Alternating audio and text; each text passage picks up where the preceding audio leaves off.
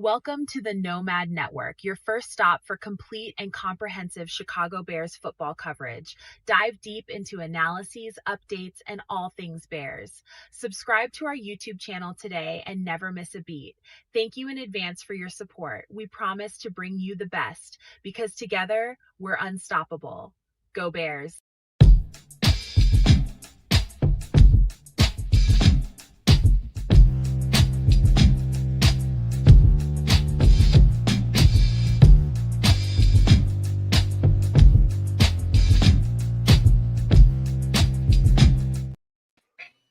Yo, it's game time. No maniacs. Welcome to Feed the Bears, man, the live streaming edition of the Commanders. And I think this is a rivalry, man. I think just because of the nature of what happened last year, Caleb's first year, the whole thing with Jaden Daniels not being the first pick, it's definitely, I just put it to you this way. It's probably a little microaggressions that's going on between the two of them, probably privately, So, and for good reason, man. This is going to be a good game. It's going to be a great litmus test for these Bears and for us moving forward in the season. Trade deadline looming in a few weeks. All of these things are going to be spoken to and very loudly here by the way we play this game. We could be buyers or sellers in that market based on the things that happen in this game. And I'm looking forward to seeing what's happening. I think it's going to be because of the weather. It's swirling out there. It's rainy. They're in the midst of a nor'easter or something going on the East Coast. And so it's going to be kind of rough. But what I expect today, just from the Commanders, is probably going to be early screen to deebo, let them catch, let them run in these sloppy conditions, a lot of ground game, assault on the team. So that the Bears have better be ready to do some tackling today because I think it's going to have to be a lot of that going on. But without further ado, let me pass this rock to Canada on a loop, see what he does with it. Canada brings it in for the touchdown, much like my guy Colston Loveland is going to do today. Colston Loveland is back, baby. Bear down, y'all. We got a football game. We got two pissed off franchises. I'll put it out there immediately. I was doing things I usually don't do, but following my guy Greg Braggs, I was off in some Twitter spaces today on the evil Washington Commanders side of the fence, and things were getting spicy, y'all. Uh-oh. They don't realize we have, for the most part, completely changed out our offensive line. They saying they're going to get 9 sacks today. They're saying all kinds of wild, crazy GTFOH. You know what I'm saying? I wasn't trying to hear any of that, so I had to chime in. And had a couple of conversations with these gentlemen, and they have absolutely zero fear with or without Terry McLaurin, with or without Noah Brown. They think this is a walk in the park. I'm here to say today, ain't nobody's ass walking in any effing parks today. That's what I'm saying. Trip. Well, I'd like to add some information to Nomad's intro there. Do you have the inactive Nomad, or am I stepping on your toes there? I do. I was just waiting on you to get your intro out. Intro out. Sports Chicago style, also streaming live right now as we are on Kids the Canuck, also streaming right now. So give all of the streams a like, if you will, and make sure you are subscribed as well. Done. All right. Let me pull up that inactives list, because there's a wow there's a wow on there to me. Yeah, go ahead, you guys take off. Read them. Go ahead, kids, you handle that. Cairo Santos, the kicker, he's not going to be suited up today. All day Jade Walker won't be suited up today. Grady Jarrett is also not suiting up. Tano Passignon, which is surprising to me. I didn't really hear anything about him. Remember we talked about this the other night, which with Austin Booker coming up, who's going to sit down. But I don't think Austin Booker was activated today. No, he was not. So I saw earlier today that they have elevated Jonathan Ford and somebody else. I can't remember who the second player was. Sorry? Sorry? Probably Xavier Carlton. No, Jake Moody. The kicker. Jake Moody, thank you. That's who the second person was, and did not elevate Austin Booker or Travis Homer, which I find very ominous, to say the least. Case Keenum is not playing today. Ruben Hippolyte, too, is not playing today. We can live with. I was going to say we can live with that one. TJ and Noah Sewell will be in the rotation, rotating hard. And our guy Luke Newman is also not ready to go today either. This particular inactives list is more or less a group of human beings with the slight exceptions of maybe Grady, Jarrett, and Cairo Santos that I can live with. I can live with this situation.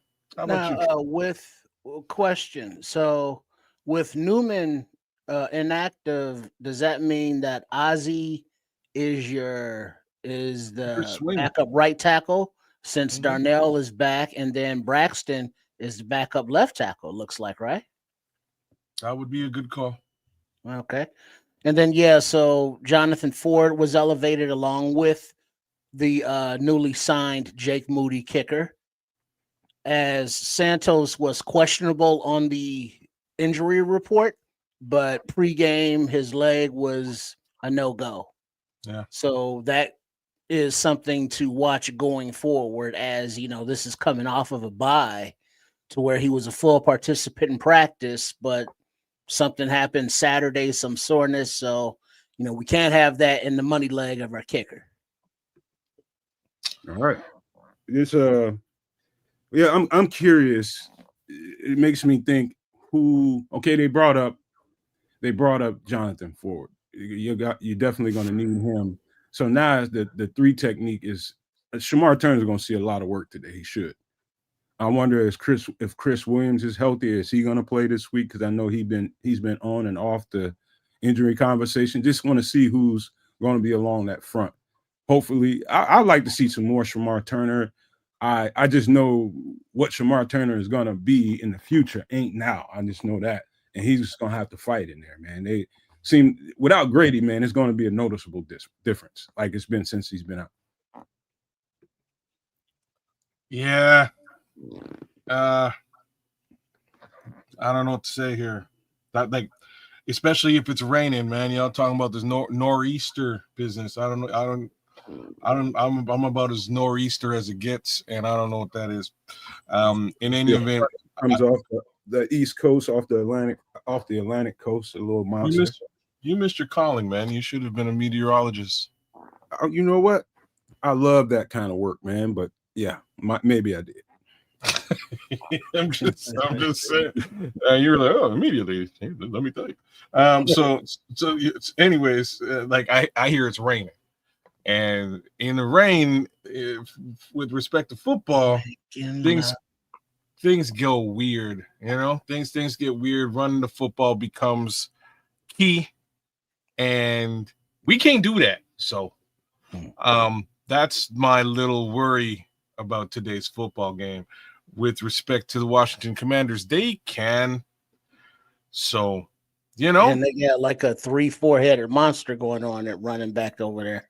Yeah, but like 2.5 of those heads ain't nothing. Like I like, as much as everybody wants to say stuff, like Jaden Daniels is who you got to worry about running the ball. The other guy you got to worry about running the ball, and we will see it in multiple different angles, right? Is Bill Ja'Cory Krosky-Merritt. They're gonna hit him, and they hit him all the time in the screen game last week. It was kind of ridiculous, but that's what you do when you don't have very much of your receiving core. They're also gonna layer in Deebo Samuel again in rush capacity as well. By the way, T-Mac ain't playing either. T-Mac, Terry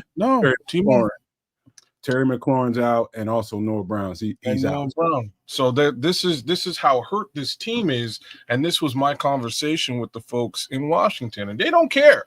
They're like, look, we beat a top 5 defense last week. We don't care. We're winning regardless. I was like, okay, so you're missing for the most part, two of your cogs on this offense. They're like, oh yeah, but Luke McCaffrey going. I was like, Luke McCaffrey ain't Kyler Gordon go eat Luke McCaffrey's lunch and then puke it up and serve it back to him. So that's what that's gonna look like. I'm just saying, man. Like a mommy bird, a baby bird. Like a mommy bird, the baby bird. That's regurgitate that. I'm just saying that's what that's gonna look like. I don't see Luke McCaffrey doing anything. The only guys that I'm actually worried, not worried, Zach Ertz will be a bit of a problem, and so will Ben Sinnott. I think if used correctly, it might be an interesting situation. But I think we can do all of that and more with Colston Loveland. I think if we layer in 12 personnel. Hey, shout out to Bear Dog G, man. This is the first time I've ever seen him in the chat, man. Welcome to the community. Dog G. Bear Dog G. Hey, something that related to the nor'easter, which is a weather system, very windy, very wet. The passes that are going to be thrown will have to be zipped. There will be no floating of the balls, no diddy tonight on the field. Because it will be just errant passes and floating ducks out there. So definitely the secondaries, specifically the Bears, need to be aware and get ready. So real quick, Mike, my guy Mike, man, he says, right on though, man. Does anybody know if our running back room is missing anybody tonight? We need him. The only one that I know of that's missing is Travis Homer. Everybody else should be good to go. Well, yeah, I mean that consists of Swift, Manungai, and then Roshan is he's healthy, but he's been primarily special teams. So we'll see if how they're deployed after the bye and what wrinkles the offense and defense has, is going to be interesting because there will be some. I'm gonna make a wild ass call. I think Roshan's getting in the rotation today. Uh-oh. Tony, I don't. Hot take. I'm not gonna say that just for saying that, and hopefully Ben Johnson ain't just playing him for playing him. You know what I mean? Happy Thanksgiving, my guy Ricky. Big ups to you. Canadian Thanksgiving to all y'all Canadians out there, and to y'all Americans. I'll say it again in a month. But happy Thanksgiving. Hopefully you got your apple crumble in and a little bit of ice cream. You know what I mean? Hopefully you got a little bit of that in you and maybe some whiskey. But I love what Nod is saying right here. He says, I'm still concerned with stopping the Commander's running game. We need some gap integrity for 4 quarters. Goddamn right. This is the problem. It's gonna have to happen today, man, because you're gonna get a heavy dose of the running game today. So you better have gap sound containment, man. You got to. Yes, indeed. And it's like the first game Monday Night Football is just entering the second quarter. Yes, it is. Michael Pennis already got a touchdown, which works out for Mr. Superflex himself quite well this week. Little side nugget I can throw out at you guys, as far as the game dynamics might go. This shouldn't be a game of a large number of sacks by any means. And we talking bad about the pass rush in Chicago. Everybody's talking about that. But this particular assignment that they have today is rush to contain, because Jaden Daniels is extremely slippery. And so you don't pull out your regular, let's say we playing Jared Goff kind of rush packages against these guys, because he slips out of containment too easily and he can burn you. So they have to rush under control and rush to contain him inside of a pocket. So watch for that early. They cannot allow him to slip outside of containment too many times, man. It's going to happen here and there, but they can't allow that to happen a whole lot of times and expect to win this game. So watch for that. That's an interesting call. So don't shout out to ATF out there, man. Big ups to you. He's saying Montez Sweat is going to show up tonight. Revenge game. I really hope so, man. If there was a game for Montez Sweat to show up at, if there was, it's 8:15, October 13, 2025. I'm just saying that would be the game for him to show up and make his impression felt up against his former squad. You know what I mean? He might feel some kind of way. Oh yeah. I'd love to see that on the field. Also, I gotta admit though, I love those black unis they rock today. I love those black unis. Love them. Washington ones? Oh yeah, them motherfuckers are sweet. You talking about uniforms again? Oh yeah, he's a fashionista. Yeah, you got to be fly, man. What color were the socks? You got to be fly and play a violent, horizontal or vertical. About being fly, playing a violent ass game, man. Be violent out there, but be fly at the same time. Right on. Hey, how much information do you think Oz Olamide Zacchaeus was able to share with Dennis Allen and them? Oh, he's setting the room a little while with him, trust me. And you know, from seasons, there's concepts that he can share with them. You know how they set up. They know Oz is over here. They know Ozzy's over here, so they're going to be wary of that and kind of tinker with the game plan just because he's here. So yeah, they were mad about it too. Them Commanders fans, man. They weren't FOZ. Oh, really? Damn. Oh, damn, it's like that. Bad feelings. It's like that, y'all. Oh, come on now. Shout out to all our members in here, the Super No Maniacs, the No Maniacs, everybody. I see starting to get green in here, and I love it. Everybody, you should know. Let me pull this up real quick while I'm talking.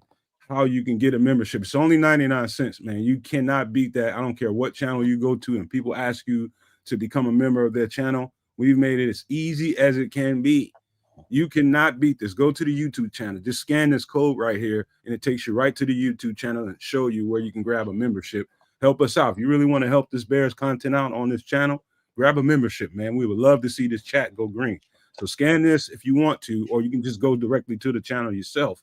But if you don't want to do all that, scan this code you see on the screen, man. It'll take you right there to handle your business and help us out. Much appreciated. Joseph Archer just busted up in here. Leo Factor, ATF, of course. Super No Maniac, Joseph Archer, by the way. Mike, Super No Maniac.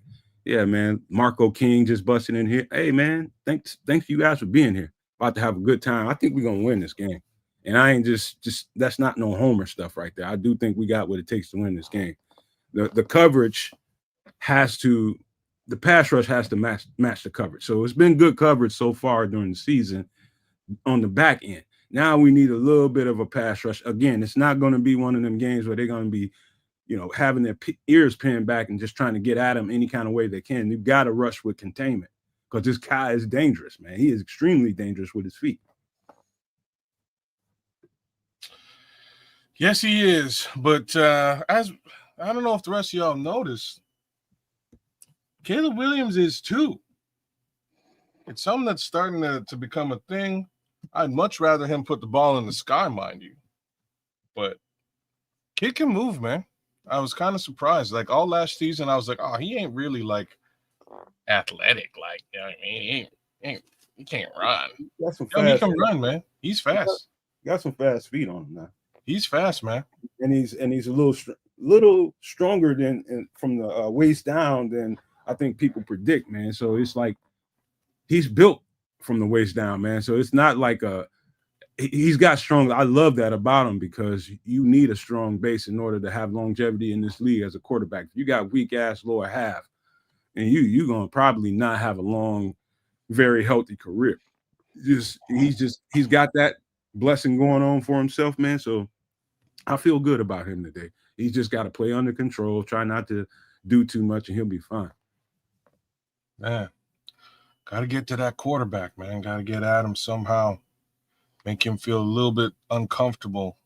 But at the same time, I just considering some of the things we've discussed, I don't want them to damn it, Austin Booker ain't playing. I don't want him to go blitzing Kyler Gordon left, right, and center like crazy, man. I don't want him to do that either because that'll open up a vacancy where young Mr. Daniels can take off. So we got to be conscientious, for lack of a better word, with respect to managing that quarterback rush situation, man. I do think we're going to be able to score points on him. I do think that's not a that's not some bullshit, man. I do think we can score on anybody, man. The way he schemes this thing up, and just the way you've never seen receivers be as wide open in a Bears offense as you have with this particular play caller, man. He is scheming shit the fuck up, and these route combinations are very good, man. I'm looking at him on all 22, and I'm just like, damn, that's a good idea. These low high concepts, man. It just forces the defense to make decisions, and Caleb is watching these things happen, and guys are just flowing wide ass open. When's the last time you seen guys running wide ass open in a Bears offense? None like this. There's also a lot of use of crossers, which I love. Right, like when he's using crossers, he's also using a decoy to clear out. So it's just you against the man, and am I faster than you? And in many cases, that wide receiver is. So I love what he does, man. And you know they got their work cut out for them today. Again, they won that game. I was gonna say they lost that game. They won that game last year by the hair of their chins. We had that game, and if it wasn't for Matt Eberflus just not being a viable coach in the NFL, let me rephrase, viable head coach in the NFL, they should have come away with the W last year, right? Like it's about that simple. This time around, like everybody's points fingers at Tariq, and yeah, Tariq messed up. He did, but damn it, that game was lost because of coaching, and I'll stand by that. If anybody asks me that question again, I think coaching is the difference in today's football contest. And I think Ben Johnson proves to the world that he ain't no Matt Eberflus. Hey, by the way, Mike, I love the comment here. He's kind of feeding into what I was saying about how they need to rush Jaden Daniels. I'll read it. Mike says, I'd have the DNs clamp down the edge, hold Daniels in the circle, pressure up the middle, DBs, linebackers, and safeties. Interesting. There's certain ways you can counter a team that wants to do that. They're not hella bent on trying to really get after your quarterback. They're just trying to make sure nothing releases out of the side. And so they'll use different tight end situations. They'll use different motion situations to see if they can get the edge rusher in conflict. See if they can complicate his assignment a little bit. You know what I mean? Because it's mostly a game between the edge rusher and probably Kyler Gordon. So he's going to be in the slot. And if they put a safety down there, then it's a safety. So trying to create conflict between those guys, who's got what, and making sure everybody's assignment sounds. So Mike is right ass on point right here. That'll be interesting to see, man. Just can't let Jaden Daniels run wild, and like more just as importantly, can't let Bill run wild either, man. Just be like, we got to be cognizant of that. I think they'll take care of him. I think so too, man. Just we just have to be cognizant of that screen game that they're coming with Bill. It's on there will be at least 3 attempts at the screen. They tried it all last week. It was embarrassing to watch him just run up and down on I don't even know who the hell they were playing, but he ran all over them in the screen game and then made it even worse in the regular rush. I can understand our run defense ain't great, but like can't let that screen game on top of that work either. Like that has to be snuffed out. You won't be surprised to see some particular types of run blitzes. You might see guys flying through gaps just to change the trajectory of the running back. You know, I wouldn't be surprised to see a whole lot more of that with Kyler being out there. You know, he does open up a little bit of those opportunities to, you know, get a little bit more aggressive, man. When you know you got guys that can hold it down on the back end of it and kind of ball hawks. Like if that ball comes out erratic or any kind of way, you know, off target, you know, we're gonna have guys in place to be able to take that motherfucker to the other side of the field. So it's gonna be, I do feel good about us being able to contain the running game, some run fits with the blitz, just some, you know, some of that edge rusher slide the strong safety or the free safety into a hole, or Kyler Gordon into a hole, and put a little bit more pressure on the situation than they normally are used to, man. You can't give that guy time to sit. he'll just pick you apart. He will. You got to get after him. Most of the rushes, Mike is right. Most of the rushes is going to need to come from the interior today. That worries the shit out of me. But not if we're talking about the linebackers and potential corners. So if we're bringing them through the gaps, that might not wind up being tackles for loss, but it hopefully winds up being tackles for not all that much. Mr. There's Charles, a good minister. You might have to hook me up, man. I am not doing. I tried fishing the air fryer, man, but didn't work out well, man. And I just I'm not doing that shit no more. You gotta try. You gotta keep going until you get it right. Because obviously there's a way to get it right. Man. Fucking up good fish. What are you talking about? In the air fryer? I tried to fish in the air fryer, man. That shit didn't work out well. All right, what did you do? Huh? What did you do? Well, that's a whole. We'll get to whatever he did. It wasn't right. I talked about it on some extra sauce. I got a quick question. He said, "No." Joseph Archer, Super No Maniac says, "Nomad, do you guys think that the Bears have a chance on getting Jeffrey Simmons, and what would it take on getting him?" I think all that's on the table, and depending on what happens again in the next couple of games here, I think everything is live and in effect. Not only Jeffrey Simmons. I do believe, and it's word is out that what's the edge rusher in Vegas? His name, I can't think of his name right now. Having a brain fart. Who? Max Crosby. Yeah, Max Crosby. Word is that he has a leaning towards wanting to go to Frisco. Now that also opens another door. Like Myles Garrett is a $40 million burger, but the door could be open for some opportunities here. How old is Jeffrey Simmons? Ain't going no damn where. What'd you say? How old is who? Simmons, Jeffrey Simmons. 28. Okay, so he's still on this side of 30. I like that. Oh, Trip. Oh shit. What's wrong, man? Anything less than 14. I mean, if he's 14 years old, or if he's older than 14, Trip is gonna be like, man, that motherfucker old. No Diddy right there, man. Be careful. Right? be careful, bro. Damn. Yeah, but with the situation that they're in down there in Titanland, I saw something that they were considering the old Naxter, bringing him in for another head coaching interview. So who knows? Anybody on that roster could be had. What they got as far as edge rushers and or running backs. And it's like, because teams around the league are like vultures ready to pick over. And the next few weeks will be, crucial. Paul, you wrong for this, man. Paul, you is wrong. I said no Diddy for a reason. I can't even think of his name. His freaky ass. No, man. Was it Quentin? No, some with an M. It ain't no Quentin. Some with an M. McGlinchey, McMichael, Malongo. Ain't no M. I'm just thinking of his name. Help me out, man. Somebody help me out. What's that freaky ass tackle in Vegas? Kiss Bandit. I want to say Wilkins. Something Wilkins. Dominique Wilkins? No, that's different. Yeah, it is something Wilkins, ain't it, Paul? I think it's Wilkins. Either Christian Wilkins or Quentin Wilkins. Shit. Bam. You just hit it. Yeah. Christian Wilkins. No, get his freak ass fuck on somewhere.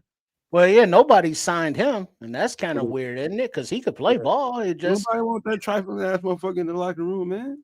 Well, just put in his contract. You can't be in here kissing nobody. You can keep your motherfucking hands to yourself, man, and quit all that touching and shit. Well, his hands wasn't the problem. It was his lips. Hey, I'm just bullshitting now. If we can get him in here on something that makes some kind of sense, man, you just have to have some stipulations on his little nasty ass. Keep your mouth to yourself. Those are gonna be the wildest stipulations. You can't kiss nobody in the locker room. That's what kind of stipulations are we talking about now? Hey, no baby oil in the locker room. No baby oil. You cannot visit Puff Daddy in any capacity. All right. Look. Hey, Ben Johnson. He's on the sideline as we are about ready for kickoff. let me know. I'll bounce out and let y'all have it. All right. He's matched up against Dan Quinn. And it looks like the commies will be kicking off first to the Bears. And the ball is away. All right, I'm out, fellas. At the 5-yard line by Duvernay is returned to the 30.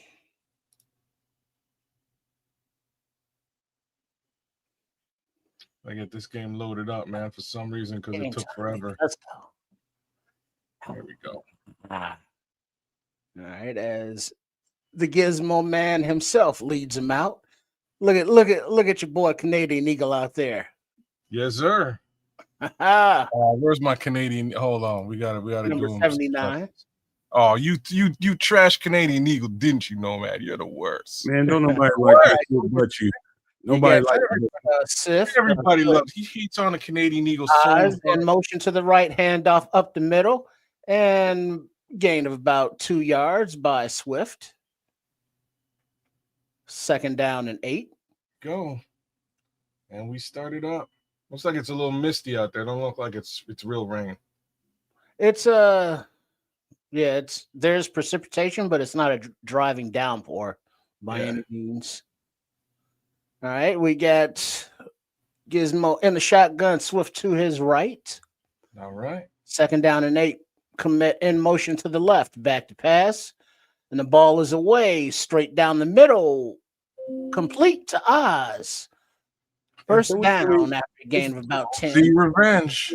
I mean, Trips, just for the sake of the broadcast, can we call him Caleb Williams? Just because it helps me when I do a short or something like that. Please. Say again. When I do shorts, when I have to edit this stuff, I have to edit out Gizmo and nobody know what the fuck he's talking about. Just say his name. Just use his name if you can for the broadcast. Editing right live and direct. Okay, there we go. All right. In the shotgun, Caleb Williams rolls out to the right. Pass complete for a gain of about 6 to LB3.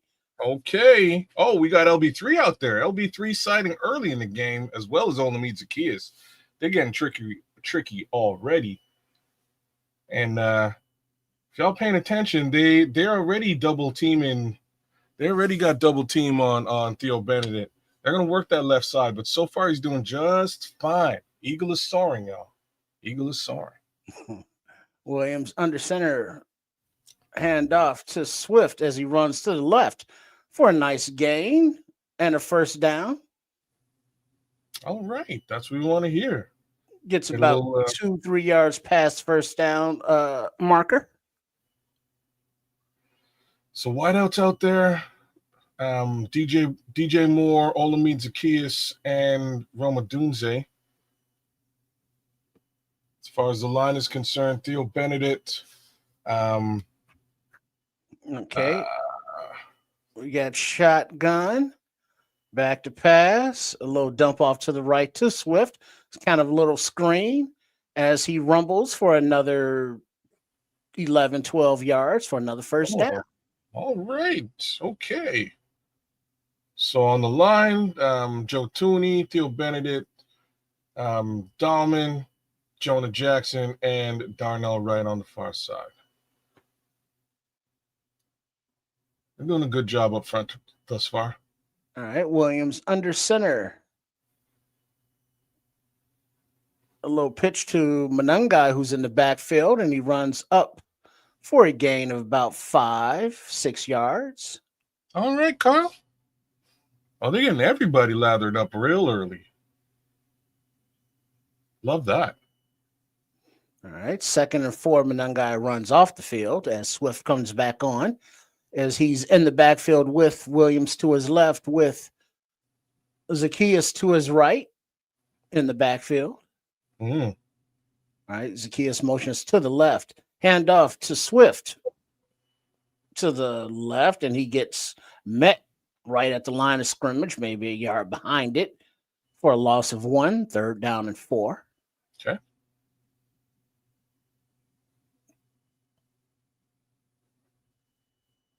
Like we're trying to actually use the run game here. This is It's like Dahlman Yeah. Dude just went around Dahlman. Yeah, Dahlman wasn't very dominant there at all. All right, shotgun. Looks like Swift in the backfield in motion to the left. Back to pass, blitz coming. Ball is away to no one. Incomplete. 4th and 4. Damn. We're in field goal range. Where are we? No, it's yeah. Yeah, we are in field goal range as our new kicker will be tested early. Yeah, there was a little bit of hands on DJ Moore on that pass. I think Caleb might have let it go a little bit early. 47-yard attempt. Snap, hold, kick, up, straight down the middle. 3 points, Bears. Jake Moody, folks.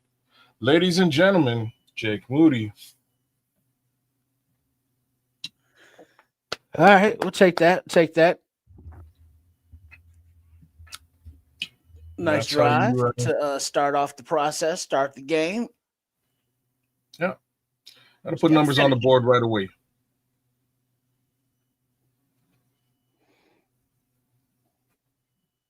Got to put numbers on the board right away. That's perfect. Let's see. Nicholas is saying DJ didn't feel that blitz coming. I wasn't able to make it out real time. Yeah, he was held though. I thought my worry was the timing of that pass. That pass was a little bit ill-timed. If he waited maybe a second or two longer, DJ would have got a step on that defender, and the defender would have had to truly hold and would have got caught. But that whole second or two longer is a hard ass when you got the blitz bearing down on you. Could be a sack, right? There's problems. In the case of pressure, not much you can do. Yes, sir, Scrolls. Solid drive, well scouted, well played. On to the next one, and let's see what this defense has to say about the Washington Commanders offense. Because damn it, I'll be so mad if we're losing because of Deebo Samuels. Although I do have him on my fantasy team, just to put that out there as well. Mm-hmm. It's a rough week for yours truly. Yeah. Let's see. The Atlanta Falcons are up over Buffalo 21-7 on the dual Monday Night Football games. Dang. Did not realize that. That's things are weird in Buffalo, man. I don't know. They'll probably still pull this game out, but go figure.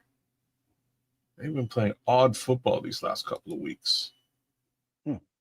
Not very representative of the brand. You know what I mean?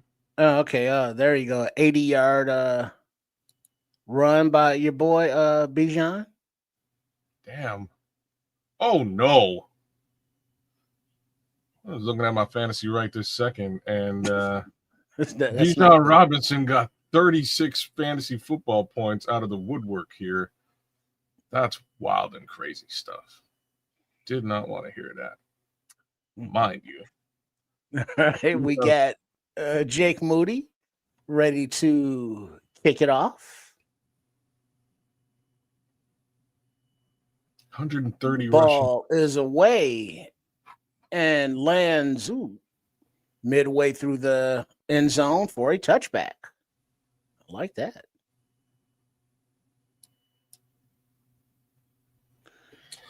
All right. Enter the Jake Moody era. Hopefully all is well with Cairo Santos and he gets back at it soon. All right. You got Jaden Daniels leading the commies out. 1st and 10.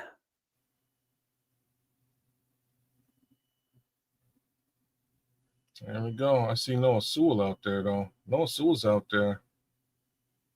Well, we got a lot of extreme close-ups going on. Can't see who's going on. Handoff up the middle. A little stutter step. 3 yards into a pile. 2nd down.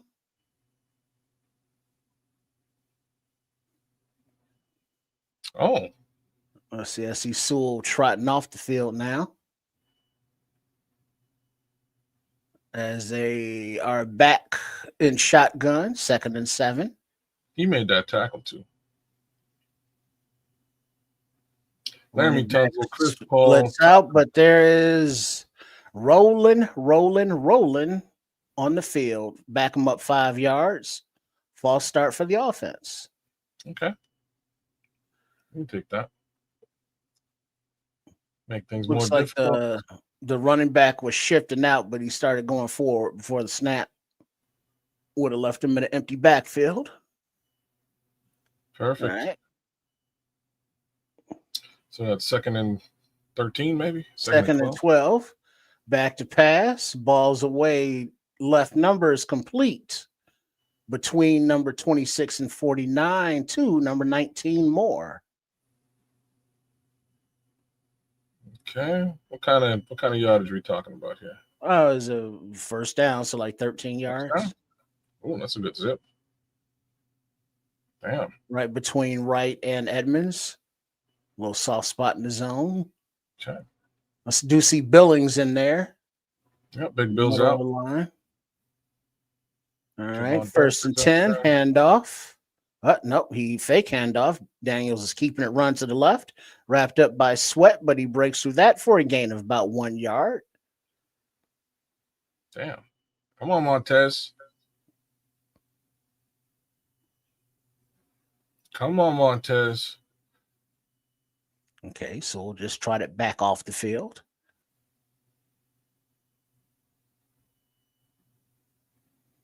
All right, 2nd down and 8. Washington in the shotgun. Back motions out to the left. Pressure coming. Balls away. Incomplete. Sweet. But there is a flag on the play. No, where's the flag? Backfield or I'm not sure. Holy. Yo, Two Montez flags sitting back at the 38. Oh, they're going to call it on Montez Sweat. Roughing the passer. That's absolute garbage. Yep, Montez Sweat roughing the passer. Absolute garbage call. Wow. He's in the air. He came down and his hand came into Daniel's face mask. He wasn't even looking at him. I mean, come on.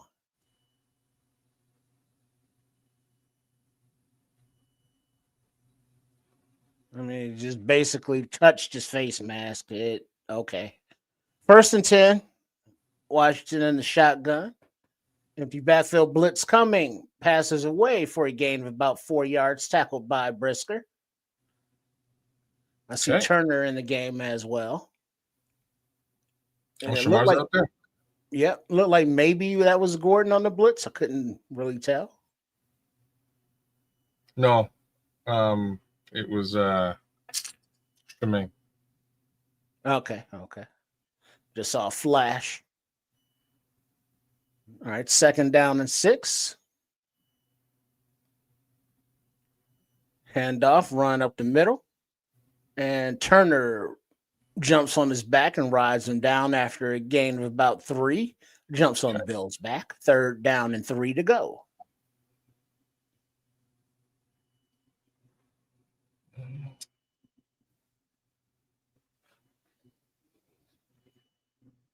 Third and 3. Good for Shamar. Get in there, Shamar. All right. And the shotgun. Blitz coming. Balls out to Deebo. He's wrapped up, but he dives for the 1st down for a gain of about half yard. Past the sticks. 1st and 10. Well, Commanders are moving this ball. Oh, wow. That's a big dive. That's a big. Y'all got to wrap up with Deebo Samuel, man. Yeah, that was a Turner. Got him up around too high around the shoulders. And that's no bueno. No. All right, 1st and 10. Run to the left. A little stutter up the middle. Gain of about 4 for Bill. Tackled by Byard. Second down. Uh-oh. And 5. I don't like if they're getting into the secondary there like that. And Washington keeping the pace going. Back to the line. And the shotgun. Deebo in motion to the left. Back to pass. Ball's away. And it is picked off by Kwani B at the 5. Returning up the right sideline. He got some blocks. And he's upended at the 35-yard line. Interception, Chicago Remember Bears. that conversation we were having about Kwani B the other day, as in yesterday? And you did I wanted say more? I need to see There more? it is. There's more, some baby. more. There's There's some more. Yeah, Trips. Give him some props. Yeah, that's what I want to see. That's what's up. Yes. Kwani B. Daniel just tapping his chest like my fault. You're damn straight it is, kid. That was a duck. Quack. Well, no, it looked like a nice pass. It was a nice pass. Ball. It was just a bad spot. It was a terrible spot. He was trying to hit Deebo there in the end zone. He floated it into Deebo. There was all kinds of loft on that ball. Mm-hmm. Allowed Jaquan Brisker to get right underneath it and snake that ball out. Out he goes. Hello, Bears football. Bears up 3-0 early in this football game. Let's go. Quick change. Now let's get the offense rolling. That's what we needed, y'all. That's what we needed. We need to get them out of that negative territory. Reclaim that football and do some damage now. Let's go put 7 up on them. Let's go hang 7 and call it 10. That's what we want to see now. Hell yeah, Jojo Loco. Good to see you, Doc. Good to see you, brother. Now answer with all the nomaniacs, all the super nomaniacs. They coming out. Joining Richard Long, Victor Drago, Nick Yu, the Immortal Nod is out there. Who else is out there, man? Everybody's rolling in now. Mayhem. Oh, I miss Mr. Mayhem. Good to see you, sir. AC. I saw AC Adam a little bit earlier on. You got Rock Victor. Davis. You got the Red Baron. Yeah, the Scrolls. He ain't gonna let you live that down. Paulo Rodriguez is with us, man. Hey, man, this is awesome. This is what we want to see. We want to see a little bit of love. That's what we want to see. Bear down 1-all. Ampharius is with us. Yo, we ain't seen you in a minute, Ampharius. Tim Basemore just jumped in. This is what it is. Bear the F down, y'all. He's been with us all night. You think he just jumped back in? Oh, did I miss Tim from earlier? Or he was in, then maybe he dipped out and then came back. But I remember seeing him in here. Oh, yeah, you're right. He was there earlier on. Shout out, Tim. Big ups to you, man. As always. Right. Leo Factor holding it down with us, too. From the 35-yard line about there. Williams under center. Lone back looks like Manangai. Rome in motion to the left. Play action. Pocket. Pass deep down the left side. And it's floated up behind Rome. He jumps, but it's broken up by 2 defenders. Okay.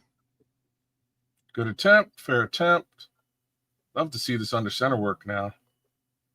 Oh, look at that. See, this is why you get Kyle Monongai out there. The homie Kyle Monongai will go and get that pass pro, man. He'll put his nose out there. Hardly ever see Caleb Williams short arm anything. He just puts a little more arm on that. That's a touchdown. Yeah, because Rome had to wait for it. Shotgun pass quick out to the left to DJ on a little screen as he follows his blockers for a gain of about 14 and a first down and 10 to go. Well played, Mr. Moore. Good to see it. Yeah, because to Nomad's point, Rome had to stop, turn around, and come back for that ball. Yo. So he was well beyond the defenders. Yo, look at them. Look at that offensive line work, though. Let's see. We got Smythe back into the fullback in front of Manangai with Williams under center, eyes in motion to the left. Handoff. Menengai runs to the right and bulls forward for about 3-4 yards. Okay. Second down. All right. Second and 6, 4 yards. Yeah. Let's get this kid lathered up, man. His work in the pass pro is crazy. They got a graphic of Menengai, and it looks like he's got a fake head on the body because the head just don't look like it fits that body. Yeah, I believe you. Oh, this All year? right, Okay. play action, and Williams back to pass, and it's complete to the left numbers to the 30-yard line to DJ Moore. First down. Kind of look like Fife Dog. Yeah, rest in peace. R.I.P. That's a nice pass, though. Damn. Okay. All right. So we're going to use DJ Moore today. Oh, that ruins this game for the Commanders. All right. First and 10. Under center is Williams. Eyes in motion to the right. Play action to Menengai. Quick pass to looks like Komet for like a tight end screen for a loss of about 1. Yeah, we haven't learned the tight end screen. I guess that was Loveland. Was it? Was it Colston? Yeah, I guess it was Loveland. No, yeah, it was Komet. 4, not 85. My bad. I see 85. It's 85. I thought it's 84. Okay. Well, they're saying 85. I guess Loveland's in the game. Maybe they're saying, I don't know. All right, second and 10. Williams in the shotgun, back to pass. Yeah. Quick pass out to the right to Loveland as he dives across the yardage to gain for the first down. But there there's a flag on the play. Oh, no.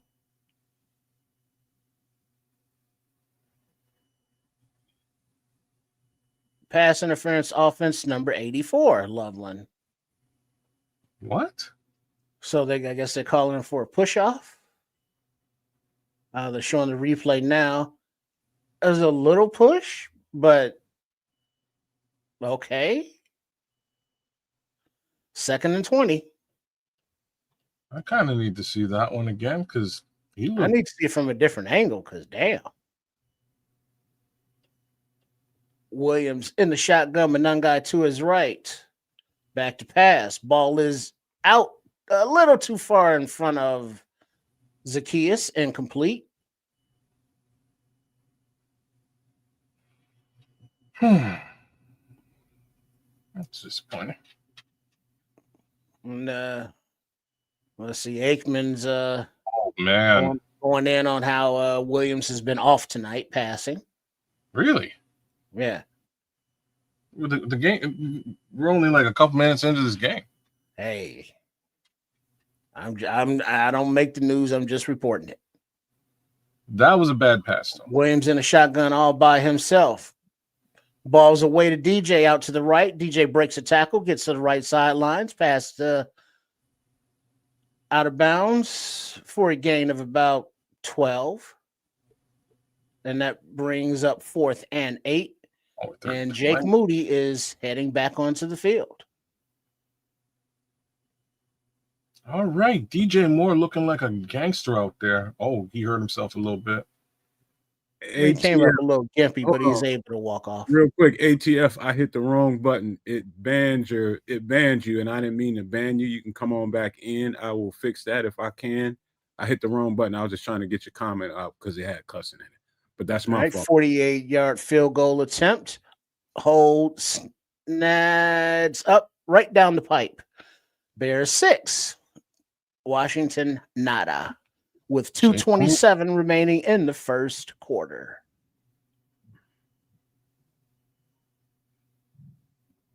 Nice kick. Come on, y'all, though, man. That's where you need 7. That's where you need 7, though.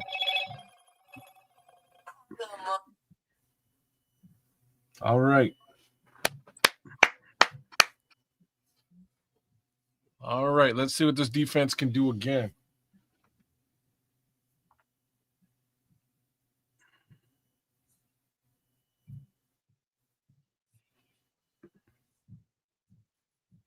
Damn, I got a Howie Mandel Skechers commercial.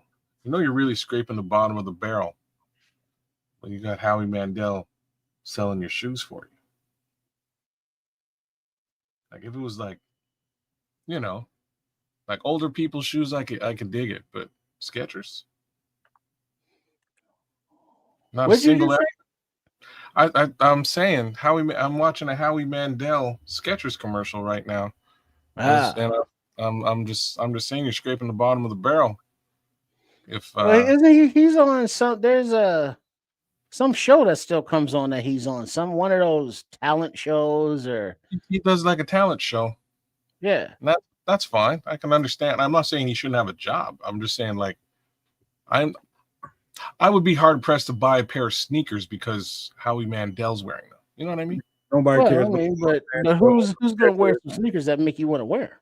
Real quick, hey, don't forget Wednesday night, man. We get wild on some extra sauce, and it is October, and so you got this.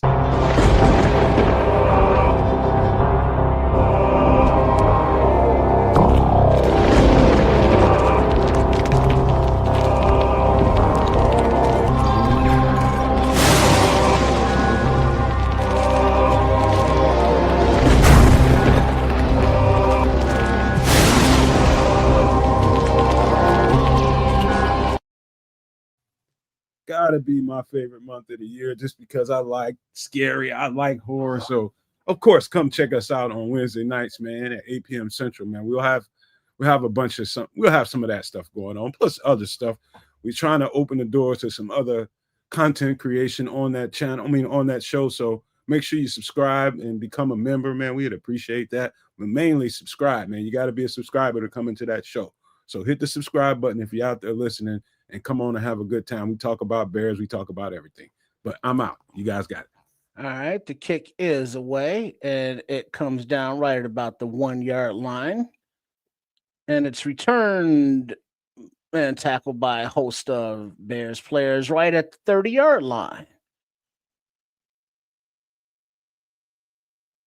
Yeah, DJ came off a little ginger off of that last pass. He did. Oh. Who got in there? Now I couldn't see who all made the special teams tackle, but I did see Daniel Hardy down there in there. Dan Hardy was there, number 43. I'm blanking out on who number 43 is though. 43. That's isn't that Flowers? Perhaps. All right. Daniel's back to pass. 1st and 10. The ball deep down the left side. And it is tipped by Byard at the last second.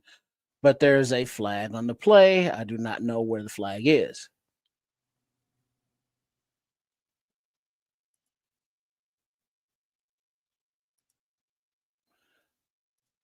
Illegal contact defense number 26. Nashawn Wright. 1st down, Washington. Yeah, I got to see this.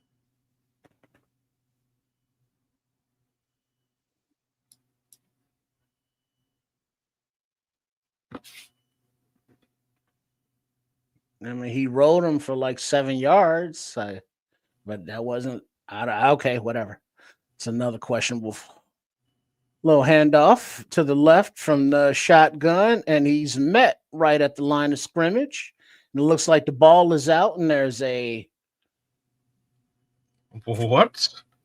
fight for it. And it's a takeaway. Bears ball. No.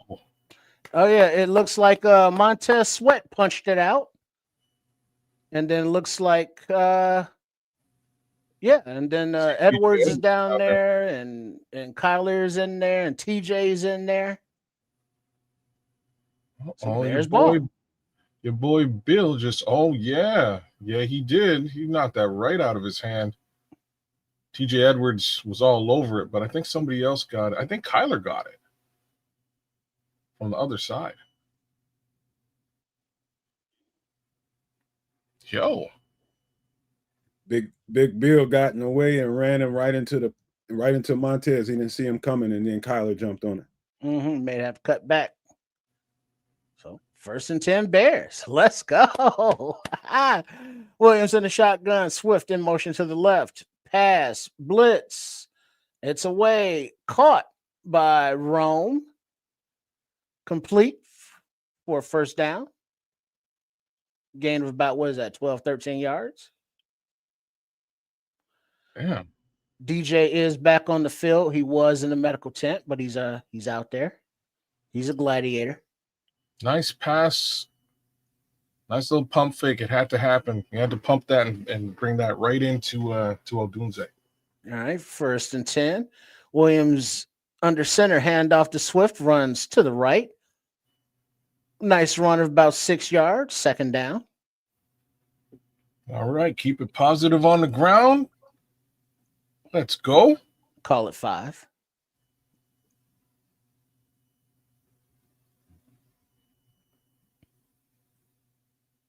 All right, Dre.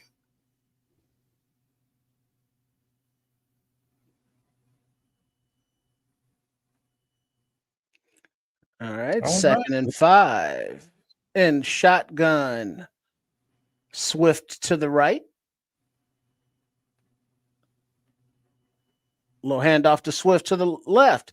And he finds a hole on a little draw to the left for a gain of about 14 and another first down. This is what we want to see, DeAndre. Damn.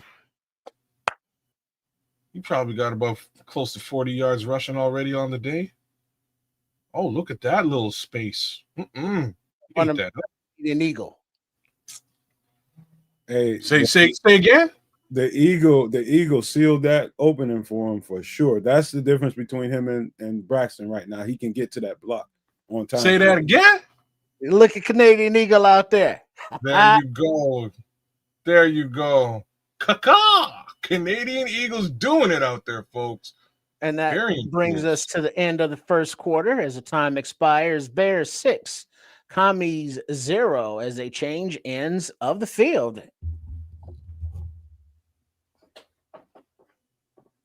Theo Ben looks like, hey, yo, Rocky. Hey, yo, Rock. With that fucking Band-Aid over his nose. Hey, yo, Rock. Oh, snap. I love it, though. Hey, man, this is looking pretty decent. It's quick little box score looks here. 79 yards passing for Caleb Williams. Regular day at the office. But with respect to DeAndre Swift, we already got 26 yards, 5.2 average, which is that's a huge boost for what he's been doing over the last little while, over 5 carries. Kamanungai, 2 carries, 10 yards, 5 on average. I hope we lather him in a little bit more because, like I say, on Pass Pro, he's something to be reckoned with. He's a force, that kid, man. I think Scrooge might be making a point here, man. I think if we are not somewhere, we got to be somewhere around that leaderboard as far as takeaways goes at this point. We're turning over at a good clip right now. Really good clip. Wow. Over these last couple of games, you're right. Wow, okay. That is an interesting stat to be looked at after this game is done. The night is still young, gentlemen. You know what I'm saying? So maybe we see 1 or 2 more of those. Yeah. That would be lovely. Especially for you fantasy football people who may have the Bears defense.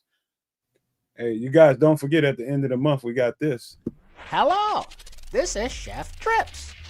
Please join us on the last Wednesday of every month on the Nomad Network for the show Some Extra Sauce for my live cooking segment, MFer in the Kitchen, where we make inexpensive but tasty foods that will be beautiful.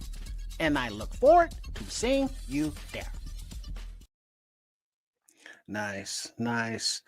Oh, in addition to Big Dollar Bill on that stuffing of that run on the fumble, Chris Williams was right there with him.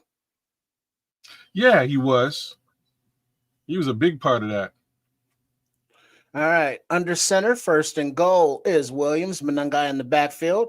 A little inside handoff to DJ Moore, who gets to the 1 yard line, 2nd and goal. Okay. Oh, we almost had a rushing touchdown from DJ Moore, is what you're telling me. Yeah, he was in motion like on a, On a jet no, he sweep. wasn't in motion. After the snap, he went to the that was interesting. Yeah, it wasn't a jet sweep. It was after post snap. That's a cool little play. Especially to get a decent amount of positive yardage on. All right, you got Williams in the shotgun, little fake handoff, Swift lead blocking, Williams to the right corner, he dives, touchdown, Bears. Caleb Williams, ladies and gentlemen. 12-0. Now, do you go for 2 or do you kick the extra point? Oh, you just kicked that extra point. Let's not get funky now. DeAndre Swift. Yeah, lead block.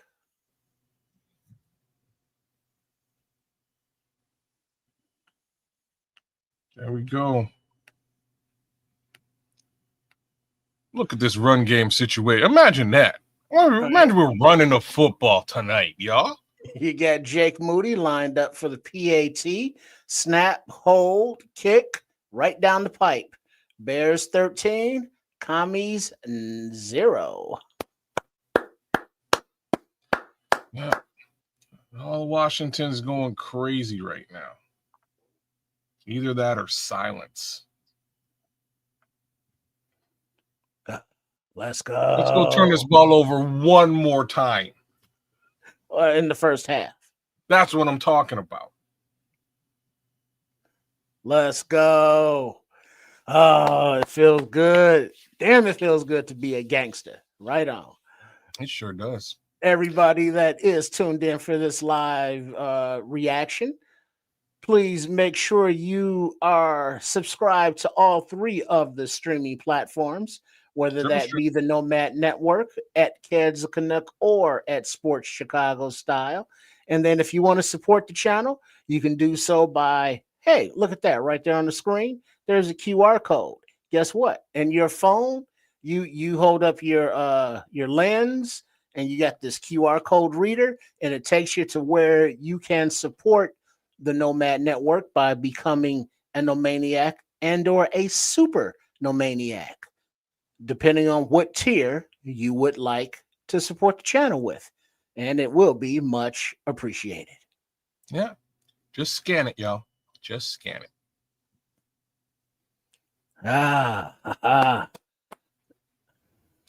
Holy smokes, though. Maybe maybe maybe the Canadian Eagles really having an impact on this game, because these guys could not run to that other side of the field. It was an issue. We're seeing some yardage tonight. Yeah. And I like the way that they're mixing up the runs as well. Here's what I really like, though. That is the obvious weakest link, as I mentioned earlier on. If the Commanders are not exploiting that right now, they may have a hard time doing it all night. Right? It just means that maybe Theo Benedet is good enough to hold that spot down. And if he is, damn, problems for the Commanders tonight. Well, if you notice that when Williams was back to pass and the blitz was coming, there was still time to get the ball away. So the offensive line is doing enough. Speaking of, you see Braxton Jones over there on the sideline, he's standing up as the starters, get the bench, so he got his helmet off just watching. At least Ozzy got his helmet on. Well, that ain't right. I don't mean no harm. I'm just telling you what I see. And it's absolutely fine if he ain't playing. And Moody kicks off. Ball lands midway in the end zone for another touchback.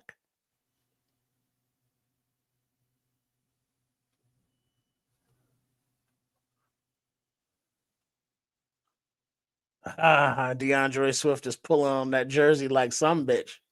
But he got away with it. Oh, here? Oh, I'm watching the replay right now. Oh, snap. Oh, he Yeah, tried. but he didn't stop Oh him no, or he inhibited his ability. is pulling the jersey. You see it. Yeah, but not enough for a flag, obviously. I guess All not. right. You got Daniels in the shotgun, a running back to his left. Looks like a tight end in motion to the left. Little handoff, little stutter inside, and he's wrapped up and brought down after a gain of about 2 yards by Sweat, Edmonds, and somebody else. Who else is out there? I think TJ's out there now. Yeah, TJ's out there.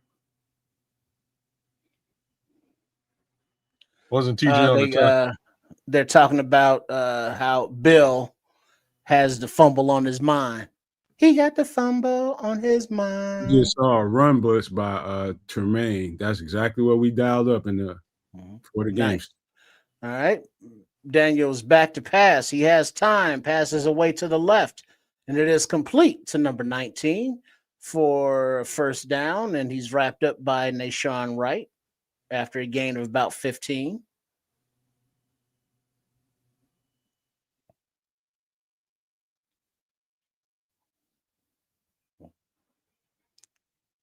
Yeah, that's how you got to play, really. That's who you got to target. Unfortunately, that I don't know who their receiver is. Who's number 19? More, I think. It was a little whirly dervish handoff pass, Moore? and it ends up with number 83 running to the right for a gain of about 7-8 yards, second down. Daniels back there spinning like a top before he handed that ball off. Oh, what was that? I got some good yardage on that. Who's 83? Must be Chris. Nice trickery there. Yeah, Sanat came out lead blocking. Yeah, he can block, man. All right, 2nd and 3. Daniels hands off. Nope, fake handoff, and he runs to the right. He's chased by Tremaine, and he's rolled up and tackled out of bounds by Byard. Third down, no gain. Actually lost 2. Okay, I'm with it.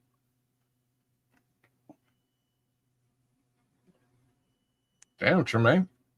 How are the linebackers deployed? A gangster, though. Say what? Have you been able to tell who's playing middle, who's playing linebacker? How are they deployed? So they're mixing it up, but right now we got Tremaine and TJ out there. They're mixing it up, though. 3rd and 6. They've also got Noah Sewell out there, too. Blitz does not get home, but it is enough to force a pass and complete pass, but there is a flag on the play. That is against Chicago. Great. Personal foul. Face mask. Number 26, Nashawn Wright. Again. Wow. 15-yarder.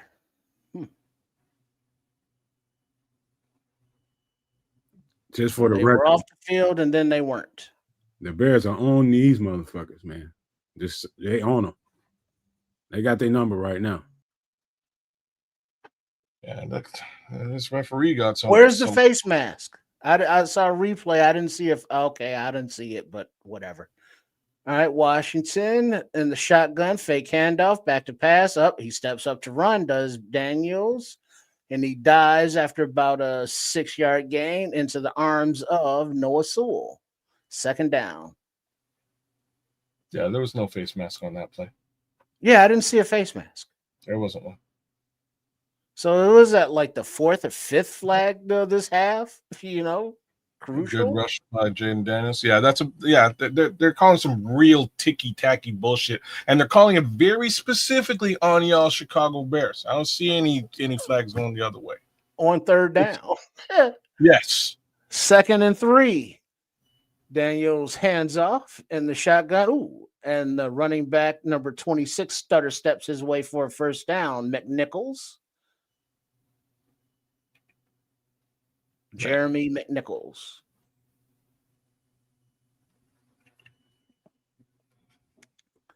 And Nashawn Wright, that's his second big penalty of the half.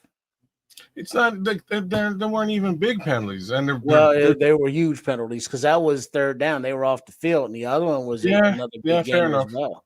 Yeah, no, you're right. You're right. All right, first and 10. Calls. Daniels in the shotgun. Back to pass, a little blitz coming, and ball, but he picks it up. He dribbles it, but he's down right at the line of scrimmage. 2nd and 10. The ball bounced right back to him like a basketball. And it looks like Gordon was on the blitz. Oh, he dribbled it. And he bounced it off his thigh. That's what forced the fumble. But he's able to get it right back. Damn. That would have been nice, Bears fans? 2nd and 10. And the shotgun. Back to the right. Blitz coming. Ball is lofted toward the end zone. Floated up. Spinning. Caught. Touchdown. 19 more. Kyler Gordon in coverage. 13-6 Bears. It's exactly what we didn't need to happen.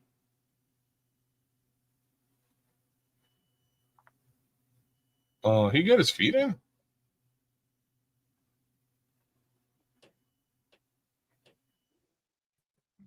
Great throw and catch, man. Good coverage. Just a great throw and catch. Just see this replay because I see an ass out of bounds. Good coverage. It's just a really good throw and catch. All right. PAT, snap, hold, kick, good. 13-7. Bears lead. 9:28 remaining in the first half.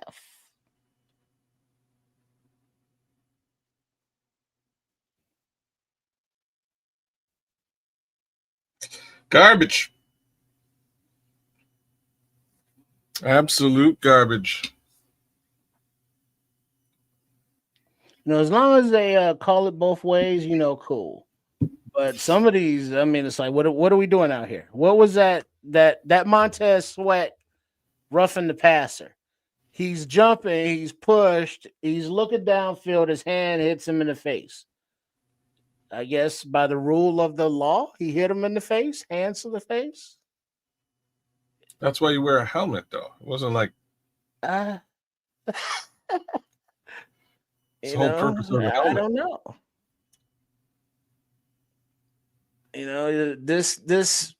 This team isn't good enough to keep having self-inflicted mistakes. Let's look at them. So, yeah, this is okay, y'all. 45 yards penalties against the Chicago Bears. Just take a wild guess how much penalty yardage is against the Washington Commanders. 30.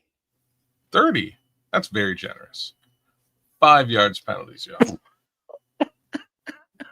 So not even remotely close to like an unbiased situation.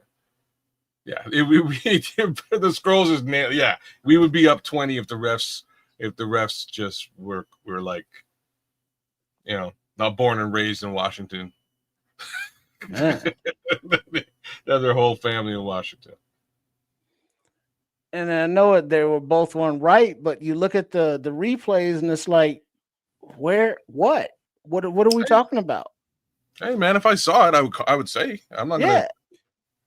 That's a punk way out, man. The refs are calling the game the way they calling the game, man. We got to win regardless of that, man. Fuck it always is, though. But that's always how it is, though. Regardless as to the refs fucking us, we gotta be cool with it. We gotta win. It's some bullshit. Oh snap! But hey, Nashawn Wright.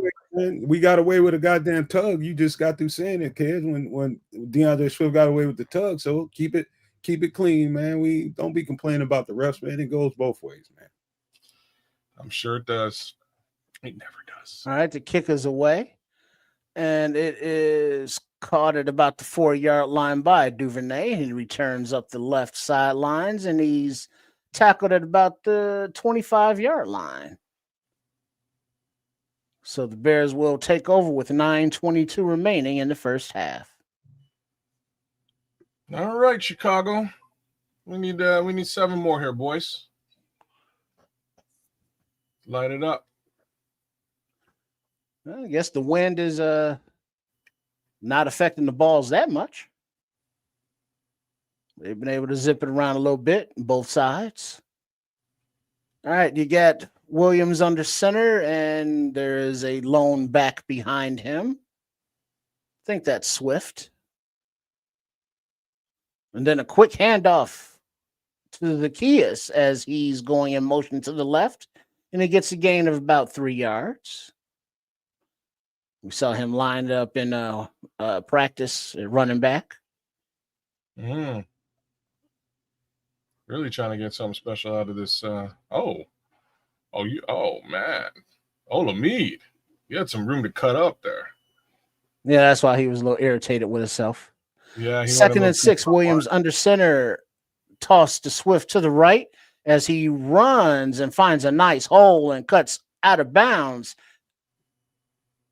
after a gain of about 19 yards, first down. Those are the things I'm listening for. That's what I want to hear.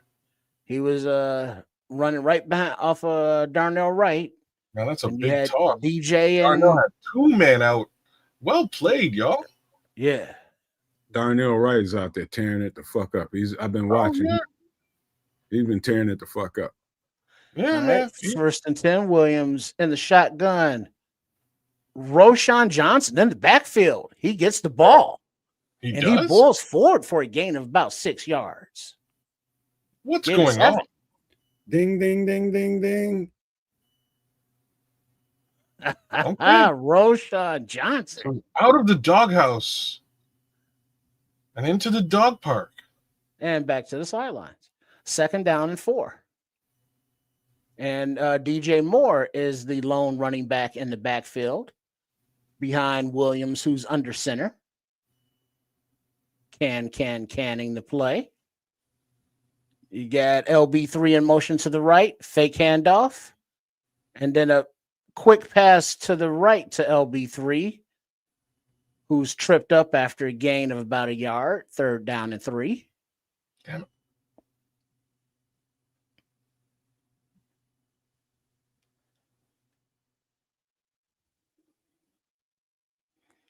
Right.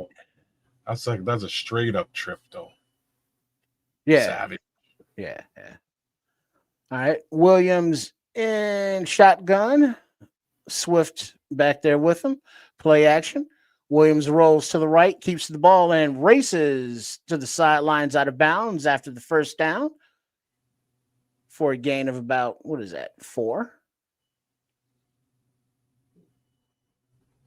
All right, Caleb. That's how you do it.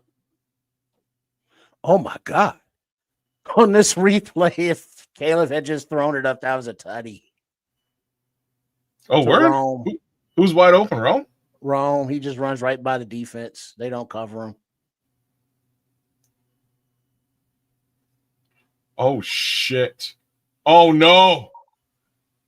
1st and 10, a little outlet pass to the left to Swift. And he gets about a yard. So 2nd down and 9.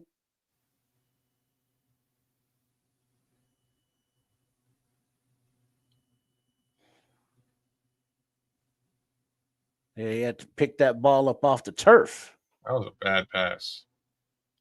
That's not a good pass. I like how Rome Dunze is full on kicking aphorlistics tonight. Oh, that's it's a catch, but they're going to challenge it. So, I mean, it's 2nd down and 9. If they win a challenge, it'll be 2nd down and 10.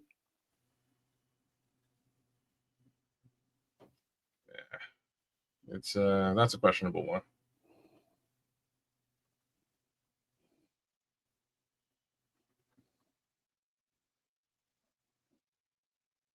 So what did they decide? They call that an incomplete pass? Yeah, No, they called it a complete pass, but Washington's challenging that call. And the challenge is still going. Yeah.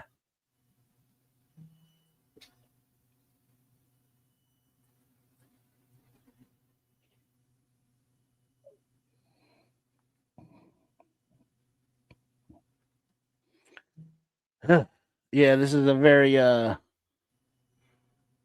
challenge. With respect to a single yard, like who gives a shit? You know Yeah, what I like mean? 1 yard. Yeah, but all right.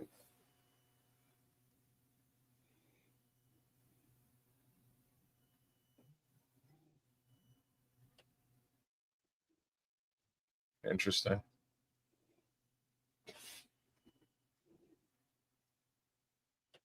Yeah, so they're gonna, I guess decide. I don't have anything to say. You know what I mean? I'm not sure what we say in the meantime, man. Just gotta kind of watch. You can challenge. You can question the how intelligent it is to challenge a 1 yard play. That's what I was saying. I'm not sure. 5 minutes and something left in the quarter, and you might need to use that later on as the game intensifies. All right. It was that you might have to question. Yeah, ruled incomplete, so 2nd down and 10. All right. Williams in the shotgun, Swift to his left. And false start. Or no, wait, no, check that. Hold on. Timeout, Commanders on defense, no flag for false start. So Washington called timeout before the Bears could, false start themselves. Thank you.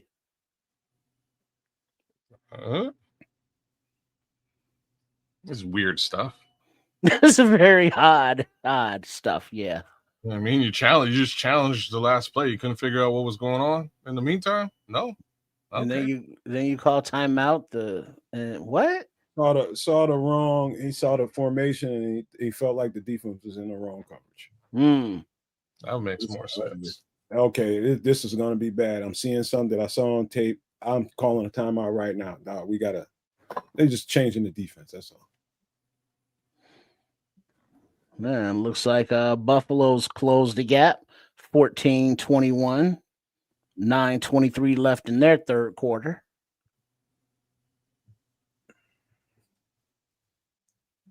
Scrolls is with the conspiracy. He said Ben is in Quinn's head. We have seen some rent-free different play designs tonight. It's like, haven't seen that before. Yeah, there's been a couple of. You're right. There's been a couple of maneuvers here that are fresh and clean, man. New things. So fresh and so clean. That's it. I ain't being nice. I'm just calling it how it is. I ain't gonna lie. I didn't like that complaining about the ref shit, man. We don't do that shit, man. Come on, man. No, I'm not complaining about the refs, but I'm complaining about the refs because it's like, refs, what are you doing? If the ref makes a bad call, I'm gonna say, hey, ref, that's a bad call. I'm not saying, well, this game is won or lost because of these calls, which it can be, but it's like, what are you calling? Where's the flag? Why? People that frequent social media do that kind of shit. They bag on the refs because they're building in excuses so they can go to social media to, oh, the refs did us and all that kind of shit, man. That's punk shit when it comes to football. The refs are going to call what they're going to call. Ain't shit you can do about it. We got away with a tug. DeAndre Swift ended up with Caleb Williams in the end zone off of a tug. You got to complain about it both ways. That's what I say. Yeah, and I said, he got away with a tug. It wasn't like I said he didn't. I mean, it's just, I'm not trying to blame. I'm just saying it is what it is. Whether you like it or not. Refs. Just because you don't like it don't mean you don't get to not talk about it. Oh, if it's a all right, Williams in the shotgun, and a pass to Zacchaeus is overthrown, incomplete. 3rd and 10. Looks like Williams was under pressure by someone. Couldn't see who. Let's say Luvu, I guess, maybe. see. There's a blitz coming. Oh, 55 came in untouched. By the way, sorry about that, ATF, man. My bad. I hit the wrong button. I'm glad you're back in here. All right, 3rd down and 10. Williams in the shotgun. Looks like Swift to his left and a little toss to Swift to the left. And he runs and cuts behind his blocking offensive line. And he runs into a wall about a yard short of the first down marker. 4th down. Where are we? We're at the 30. They're 30. We didn't go for that shit territory. Well, the offense is staying on the field. And Ben Johnson's calling in a play. And it looks like I see the Guardian cap in there in the backfield. I was going to say, any sign of Roshan Johnson? Yeah, yep. Roshan Johnson in the backfield. Williams under center, 4th and 1. Fake handoff to Johnson. Time in the pocket. Passes away to Rome, but it's tipped. No! I was like, wait for the pass because I can smell it. Ben Johnson, y'all. Ben Johnson. Louvu made that play. He got his it was a play action to Roshan. The ball's away and it's tipped. I would have went with an RPO quarterback run here. Well, I'm so glad. I'm fine with a loss of yardage here. Real talk, like I am. And you see, he did it exactly. He did exactly what I would have done. Right, he already lined up. Roshan Johnson finally gets him a touch. Goes north and south with it. Let's bring him back out there. Whole world think you're going north and south. This is momentum changer shit. Now we got to keep these motherfuckers from getting down the field on us. Now you just put a little bit more pressure on the defense than you needed to. This is momentum swing type of shit. They're looking to get the momentum back going in the halftime. They're looking to drive this field.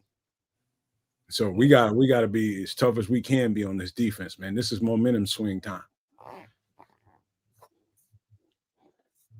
Yeah, well, the defense has to be ready for that when the offense is, going for it on 4th. It's like they're trying to make a statement. Statement didn't get made. All right, defense, we already know. We got to be ready. So disappointing. Different play call. Very true. Yeah, he did have Rojo, though, ATF. You're right, man. He should have just hit Rojo for the 1 instead of going to the second level with that one. First down right there. I'm manifesting Bear Dog G right now. Just saying.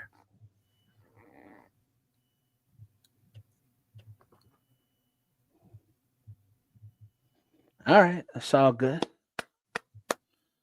Finish out this first half.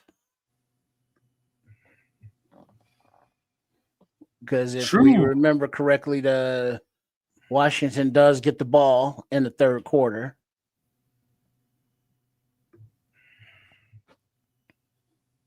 Yeah, we got to keep them out the end zone right now. That's all that matters. Keep them out of the end zone. And maybe, just maybe, give a penalty, ref. That's somewhere around, I don't know how many $1 million worth of interior offensive linemen. You run that son of a bitch right on up the middle. That does make a statement for your offensive line as well. All right, 1st and 10 from what is at the 31-yard line. A little play action, then the zip across the middle to the running back. And he's dropped up by Tremaine Edmonds and a host of other Bears after a gain of about 6 or 7 yards, bringing up 2nd down. Wait, but we got somebody down on the field. Looks like number 44, Sewell. Noah Sewell. Oh, yeah, Noah Sewell got smoked by who's 96? Daniel Hardy's 92. Who's 96? That's probably Ford. Big boy. He's probably knocked the fuck out. 96 is Ford. Oh no! Yeah. Jonathan Ford gave him a right shoulder pad to the top of the dome. Yeah, if it's 96, And then he gave him a little extra what for? It's like, dude, he's on your team.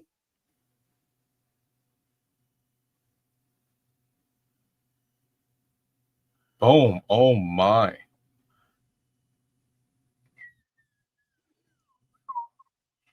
I mean, it looked like he went in there with bad intentions. That's that aggressiveness coming to life. Oh. Friendly fire, friendly fire.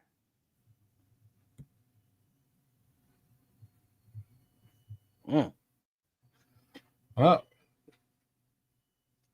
good thing we elevated him up from the practice squad. All right, John Ford, go make your impression felt now, man. Go, but do it with the Commanders. You know what I mean? And as we do see that without Booker, who was the one shining hope, you know, even the pass rush tonight is like, yeah. Well, no, they're getting pressure. Like Montez is actually getting in there today, which is surprising. Yeah. Wait, pass rush. What? Yeah. He's getting back there. He's getting some pressure. Who you say, Montez? Mm-hmm. Well, okay, some pressure, but constant, consistent pressure. Who's providing that? Yeah, you can't just rush this guy like just he's just no, you can't just rush this guy uncontrolled, man. I said it before the game. You got to rush this guy under control. I said when they're bringing a blitz and nobody's getting through that line, that is not keeping him under control. That is not getting to the quarterback. Trish, I think you over exaggerating that a little bit. It's just not. You got to be under control because he will slip out of cracks in a minute and take off on you. And so I think they're doing it perfectly. They're doing it perfectly right now. So they're doing just give him the pocket and time to throw kind of rush. That's what rushing under control means. You gotta not be so urgent to where you're overrunning the guy with the ball that can fucking burn you. So they're doing it the exact right way it's supposed to be done, in my opinion.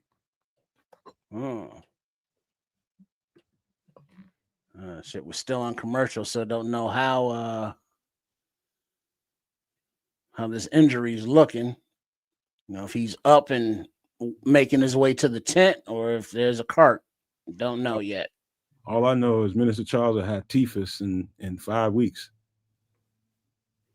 Apparently, Jay, we're not allowed to talk about that, Jay. Word is that I will have teeth in 5 weeks. Okay. He said he getting him typhus. Ruthless tooth. You eating that catfish without any teeth, but you can gum some catfish. You know, it's not a lot of meat on that fish. You can gum that. Okay. I never gummed anything, so there's that. I'm not familiar. You know what I mean? I have no frame of reference here, but y'all let me know. All right, it looks like Sewell. He's walking off under his own power. That tough Polynesian, he gonna get back in this game. You watch. Mm-hmm. They gonna light a couple torches. He be all right. Yeah, man. Has been working tonight, ATF. I see him out there. All right. 2nd down and 3 to go from the, what is that, the 37-yard line or so. All right, he walked and off. Bill runs right up the gut, tackled by Turner after a 1st down. Yeah. About a yard or 2 past the marker.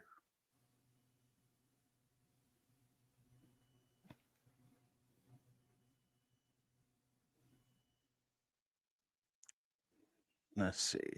Damn, Shamar. Yeah. Come on, Shamar. 1st and 10. 85 rush yards for Washington, 85 rush yards for the Bears, 34 for Washington. As Washington runs it out to the right for about 12, 13-yard gain and another 1st down. Damn. That was Bill running.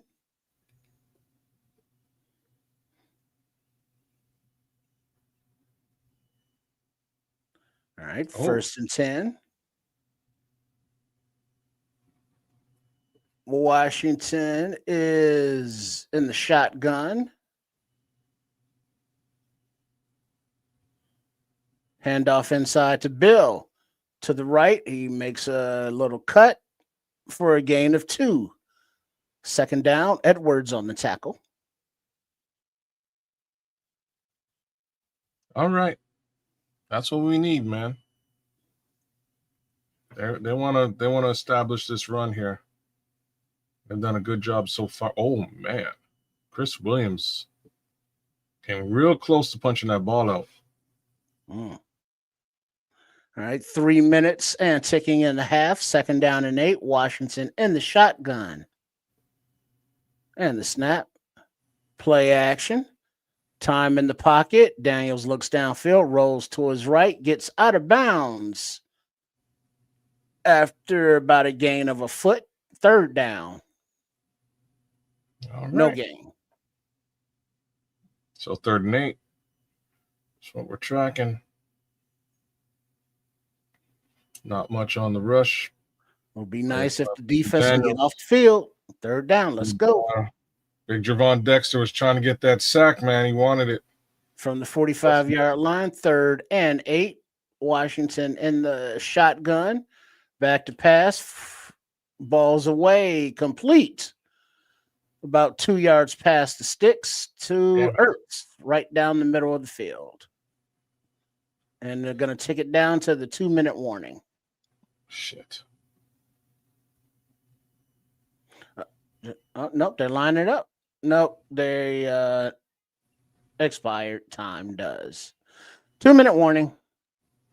Damn. Bears 13, Washington 7. A big reception for Zach Ertz right there, man. They're threatening.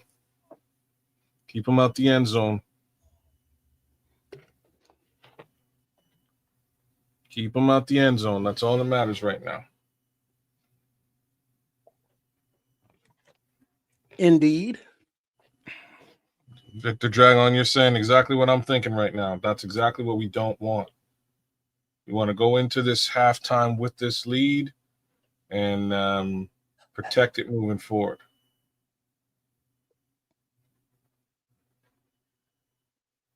A little bit of a defensive stance right now would be fantastic. But yeah. So far, decent football game, man, across the board. I knew this was going to be a pretty close situation.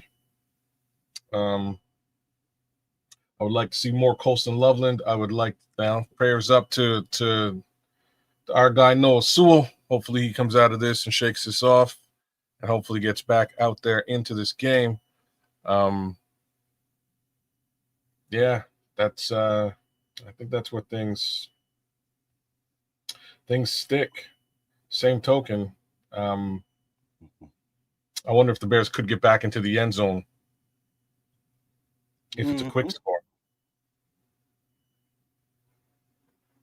Hey, like we did the other week, man. Manifest something positive, man. Manifest something positive. We limit them to 3 points at least, at the very minimum, and we keep the momentum a little bit going into halftime, and we come out of halftime and we start making some hay. So I've seen this team come out of halftime and be a little bit different team. So let's manifest something good, man. We naturally think about the worst case scenario because of all the, those scars we got as Bears fans make us think the worst thing possible. But let's try not to do that, man. Let's try not to do that. Manifest something good, y'all. We did it last week and we won that motherfucker. Well, definitely prefer a kick. That is for sure. Hopefully that's what we're looking at. But even better would be a stop. Let's go, defense. Bless. What the hell? I'm so mad right now. All right. You got Sewell being escorted to the locker room early as the Washington takes the snap. Quick pass to the left to Deebo.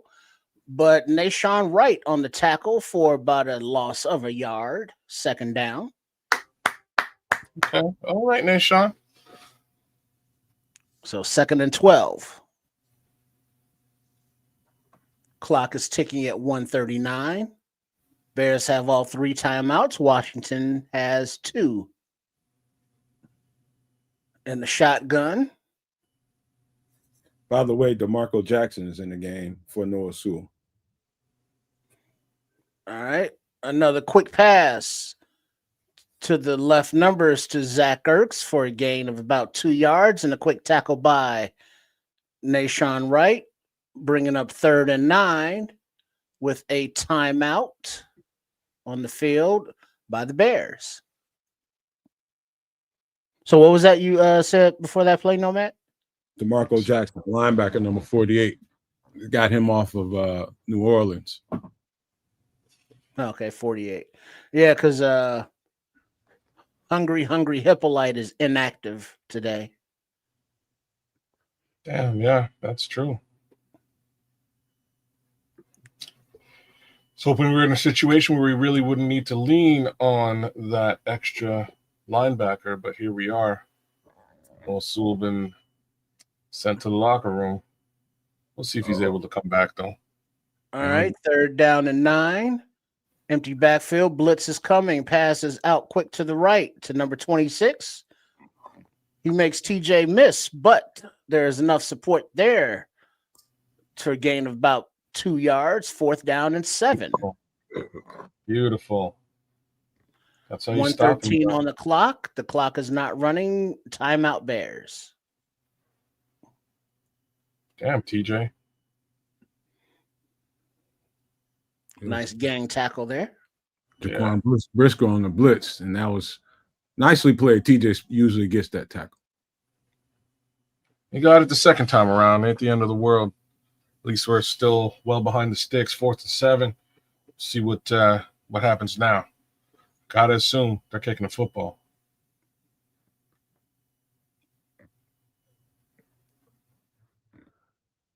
I see Jaden Daniels with his helmet off. I see Trey. They step. They. What is it? What's the down and distance? Did they stop him? It's 4th and 7. Oh yeah, they stopped him. They stopped him, but what happens now? Are they kicking the ball? Well, they're lining up for Matt Gay is lining up for a 50-yard attempt. The kick is up. Dong! And it hits the left upright. No good. We kept the momentum. That's what I'm talking about. Manifest that, y'all. Hello. We kept the momentum. Hello. Little shit like that is the difference in games, man. Because they were surely getting the momentum. Oh, there's that doink. This time in the Bears' favor. Somebody said it's a block. Scroll, you said it's a block? No, it was a doink. I didn't see a block. It might have been. I saw a hand get up there, but let's see. I didn't see that. And they haven't shown a replay of any hands at the point of I couldn't contact. see it. All right, but the Bears are at the 40-yard line, 1st and 10. 1:10 on the clock and 1 timeout remaining. Williams in the shotgun, back to pass. The ball is out to the left side, up for DJ Moore, incomplete as he was falling out of bounds, fighting off a defender at the same time. 2nd and 10.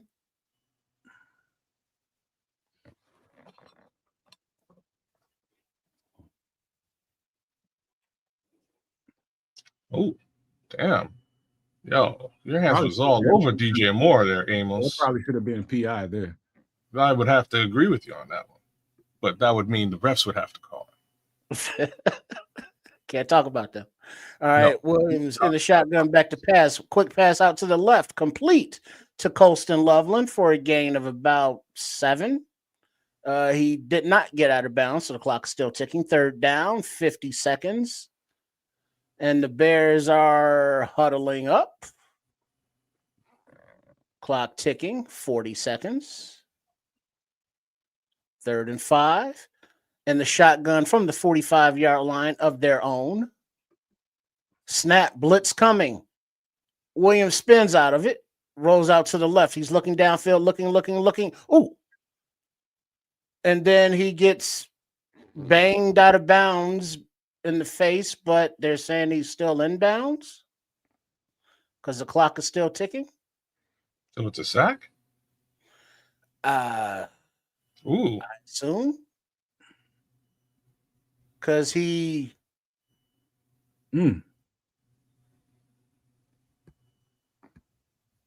Like he got hit out of bounds. Not really. He just got hit in the mouth. So he stayed. No. I don't mean like that. I mean he got knocked out of bounds, not hit after going out of bounds. The clock should stop there. I don't know why the clock's still running. Because he got to go out on his own, I think. No. I don't know exactly how that rule goes, but that's the way I thought of it. And so that was known like, what is that, Nicholas? How is that not targeting? He was in bounds when he hit him. Did he hit him in the face? Did he lower his helmet? Looked like a football play to me. Yeah, but he didn't throw the ball away, which is okay. Probably should have. It's okay. All right. We got Torrey Taylor with his 47.2 yard average, 38 yard net leg coming in the punt on 4th and 12. Snap, ball is up and away. And it bounds and rolls out of bounds at about the 6 yard line. That's punt, y'all. By the way, for the record, Trips and Kids on the broadcast got their first 1K views last week, man. So good job for them, man. What? Y'all got y'all first 1K, man. Oh, y'all gonna get many more and many more of those 1,000 views, man. Nice. Beautiful. Love that. Indeed. Love that. And that does not count the views that showed up on at Keza Canuck or at Sports Chicago Style. Indeed. Y'all doing a good job, man. Keep it up. I'm going to come in here and complain every now and again. Just know. That's all right. Let's see. Washington downs it, takes a knee, lets the clock tick off to halftime with the score: Bears 13, Washington 7. What? No Hail Mary? Had to do it. All right. Good half, Bears, man. I enjoyed that. I'm watching trenches. I'm watching guys go to work. You got to give credit, number one, to Theo Benedet in the running game. He's doing well on the left side. Pass protection, I'm not seeing a whole lot of any problems over there on that side. That's credit to Theo Benedet on both ends of his job. That's in the running game and the passing game. He's doing well. Darnell Wright is tearing motherfuckers' asses up on the right side. Right now. Yeah. Is Theo Benedet, in your opinion, looking a little bit better than Braxton Jones? Why do we got to jump to such broad conclusions at halftime? Yeah, he's looking better. Braxton Jones, let's just say what I see better in Theo Benedet. Braxton Jones, to me, didn't look like the same football player the first 4 games. He just, something's going on with that foot, and he can't reach blocks like Theo Benedet can right now. Period. He just can't. And yeah, you to your point, yeah, he's looking better than Braxton Jones. Yes. I'm just asking the obvious question because right now they're able to run the ball quite a bit more effectively than they have been, through the first 4 games of this season. That's just factual.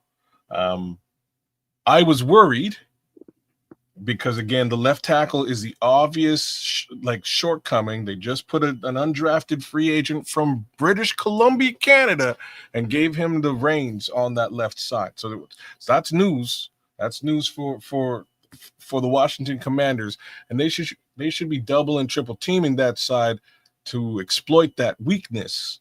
Fact is, you shouldn't say all that weak today. What's that? You shouldn't say that. They'll go into halftime and start doing that shit. They were doing it earlier, bro. No, it just didn't work out. Yes, they were. No, they weren't. Yes, they were. No, they wasn't. So you're saying you did not see any double or triple team lineups on the left side today? Because I definitely did. And I also saw exactly what we talked about. I saw Colston Loveland lined up on the other side to add that additional chip. And in 2 situations, as opposed to blitzing with both of those linemen on the left-hand side, they actually dropped one into coverage in both situations. So it's just a little bit of a front, a fake. But either way, I'm talking all generalities when it comes to Theo Benedet. I think he played well in this first half, very well. In fact, you looking at it on its face. Theo Benedet, it was the right thing to do to replace him for Braxton Jones. It was the right thing to do. When you start talking about wide zone concepts, it's all about reach blocks, especially for the tackles. You got to get out there and get on the edge, or get on the corner, or get on the slot corner, whatever it's a reach block, kids. If you can't get out there on time, DeAndre Swift or whoever it is going to get cracked right in his face. I don't give a shit who is running that ball.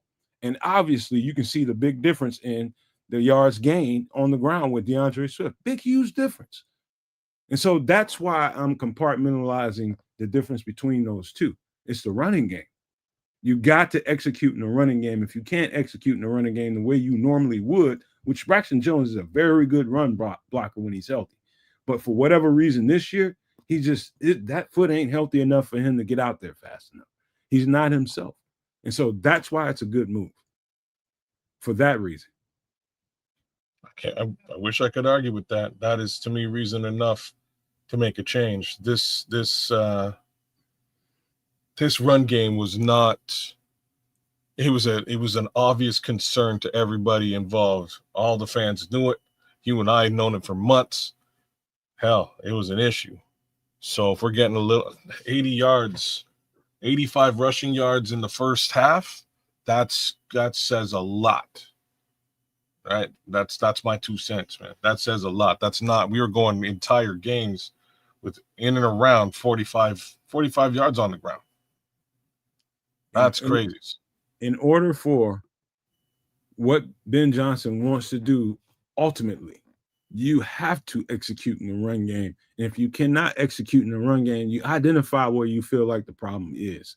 They felt like they identified the problem, which was Braxton Jones reaching his blocks on time and opening up lanes for DeAndre Swift.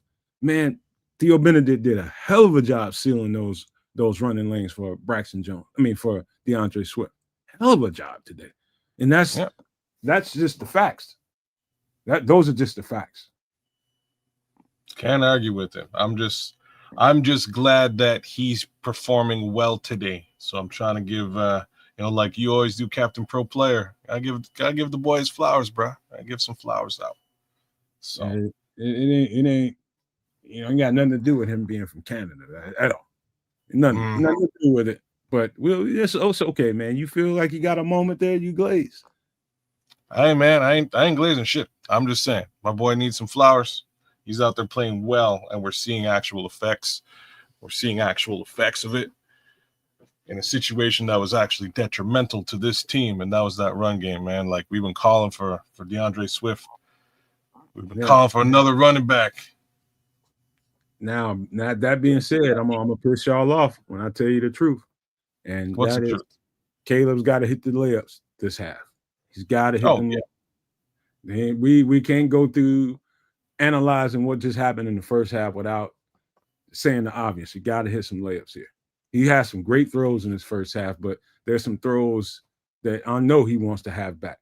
And he's just got to hit some of those, man. Just calm down, throw those goddamn balls where they need to be, hit people on time. Even the fourth down play where he was supposed to hit Rome was open for about, let's just say 1.5 to 2 seconds before Caleb actually threw it to him. And so he made that throw a little bit more difficult than he had to be. But this is just simple shit that he can hurry up and they'll see it on tape. They'll give him the iPad and be like, hey, look, this, that, and the third. He'll come out and be better in the second half. I know that. I think he'll be more calm. He's just a little bit, you know what I mean? He's a little bit antsy, for lack of a better word. Just a little antsy right now, a little hype. Needs to calm down. Upside is that they're going into this situation with a bit of a lead, so I think that should bode well for him to calm down just a little bit and start to play right. But that's it, man. That's like he ain't playing that bad. Just a little bit nervous, a little bit antsy. He gets like that, as I think we all well know. The downside is I hope he knows. You know, he denies the F out of that if anybody ever asked him. But let's get some public service announcements in. Man, what is wrong with my damn mouse? Excuse me, y'all, but my mouse won't work me. But let's get some public service announcements in there, and that is this. Anybody want to take? I can do it. Well, so look, go ahead. Oops, I got the wrong one up. Sorry, y'all. I was going to help you out with that. There you go. You got the right one now. Long story short, become a member, y'all. Give us a little bit of love for doing what we do. We do it for you. That goes for myself here, Keds, and at Keds a Canuck, as well as my boy Triple R at Sports Chicago Style, and Nomad here at the Nomad Network. We'd love it if you were able to become a member, whether that is a lower tier membership. Be a no maniac.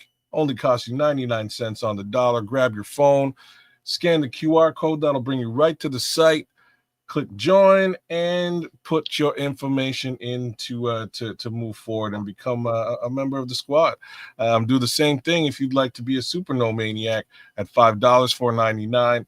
Scan that code, join at the level you choose. And as we move forward, we will be launching some very, very cool stuff. It is coming very soon. And we're working with my guy Crimson, who I haven't seen tonight. Where's Crimson at, man? Where's Crimson? In there working, hopefully.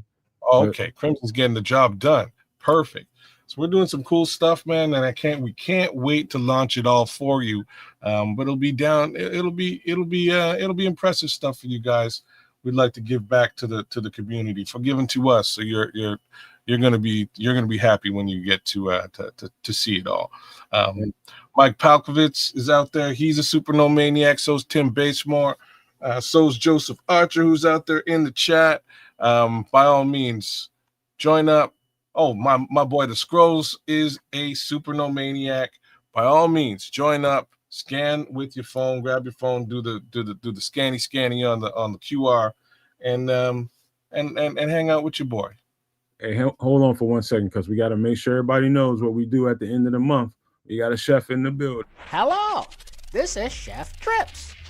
Please join us on the last Wednesday of every month on the Nomad Network for the show Some Extra Sauce for my live cooking segment, MFer in the Kitchen, where we make inexpensive but tasty foods that will be beautiful. And I look forward to seeing you there. And do not forget, on Wednesdays every week, 8 p.m. Central, we have some extra sauce where we get wild. We don't just talk about bears. We talk about some of everything under the damn sun. And it is Halloween month. And we enjoy, some people in the world really enjoy Halloween month. It's a total vibe for a lot of people. And just know we're going to feed into that on the show Wednesday.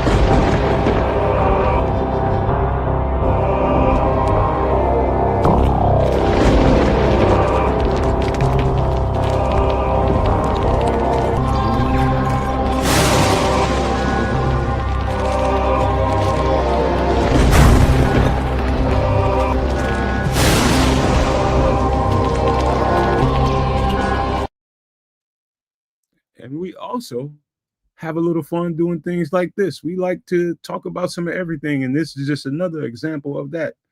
You ever thought about being a doomsday prepper? In these days and times, you might actually want to consider it. Just saying.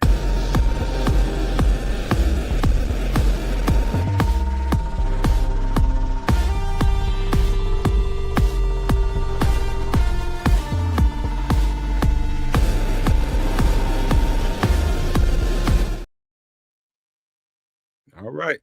Kez, you got a mad look on your face, man. What? How do I?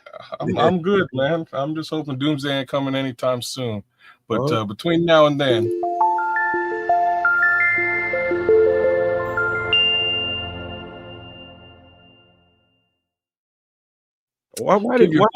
I just got a question. Why don't you tell me when you put stuff like that in?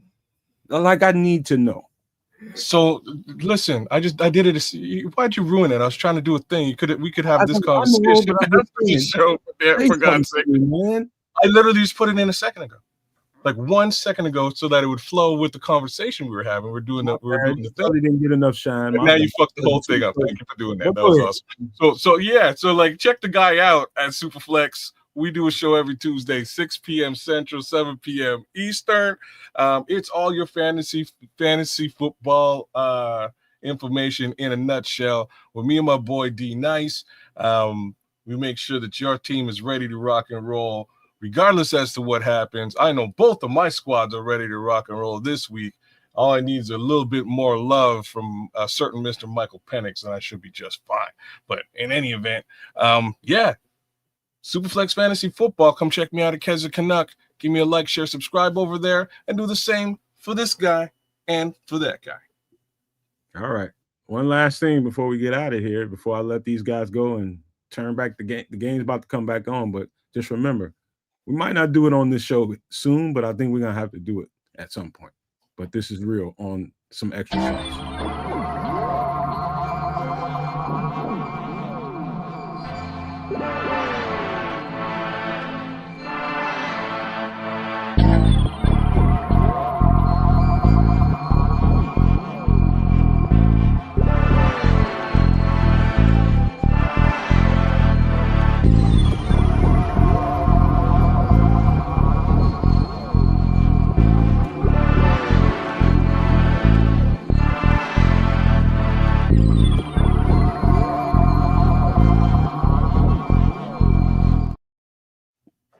All right, cool. All right, that was nice. The Commanders return the kickoff back to the 40-yard line, where they will take over 1st and 10. Oh, you got Daniels Ben Johnson in the shotgun. All right, back to pass. Time in the pocket. Complete to the right side to tight end Ertz, as he's tackled by Edmonds after a gain of about 8-9 yards. 2nd and 1. Zach Ertz is having a game today. It's a pretty decent game for Zach Ertz. Shouldn't be surprising to anybody, though. They missed the better part of their receiver. Theo tried to loop inside and just got ate up. I don't know what the hell he was doing. All right, 2nd and 1, a little razzle-dazzle formation. And then they give the ball to Bill, who faces up Dollar Bill in the hole, gives him a little juke and goes around him. Damn. Gain of 7, 1st and 10.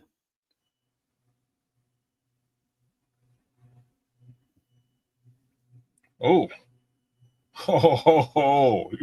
He broke Big Bill's ankles, man. He did. Froze him. I saw it. Quickness to do it for you. He dropped the pork chop out there too, man. He had. All right, 1st and 10. Washington in the shotgun. Snap. Blitz coming. Balls away. Broken up on the left side by Nahshon Wright. 2nd and 10. Yeah, they targeting the hell out of Nahshon Wright tonight, man. That's it, boy. You step up, man. Noah Sewell is out with a concussion. Oh, man. Not what we wanted to hear. Hopefully Noah Sewell's all right. Prayers up. And he took a Jonathan Ford to the head. Damn. All right, 2nd and 10, play action.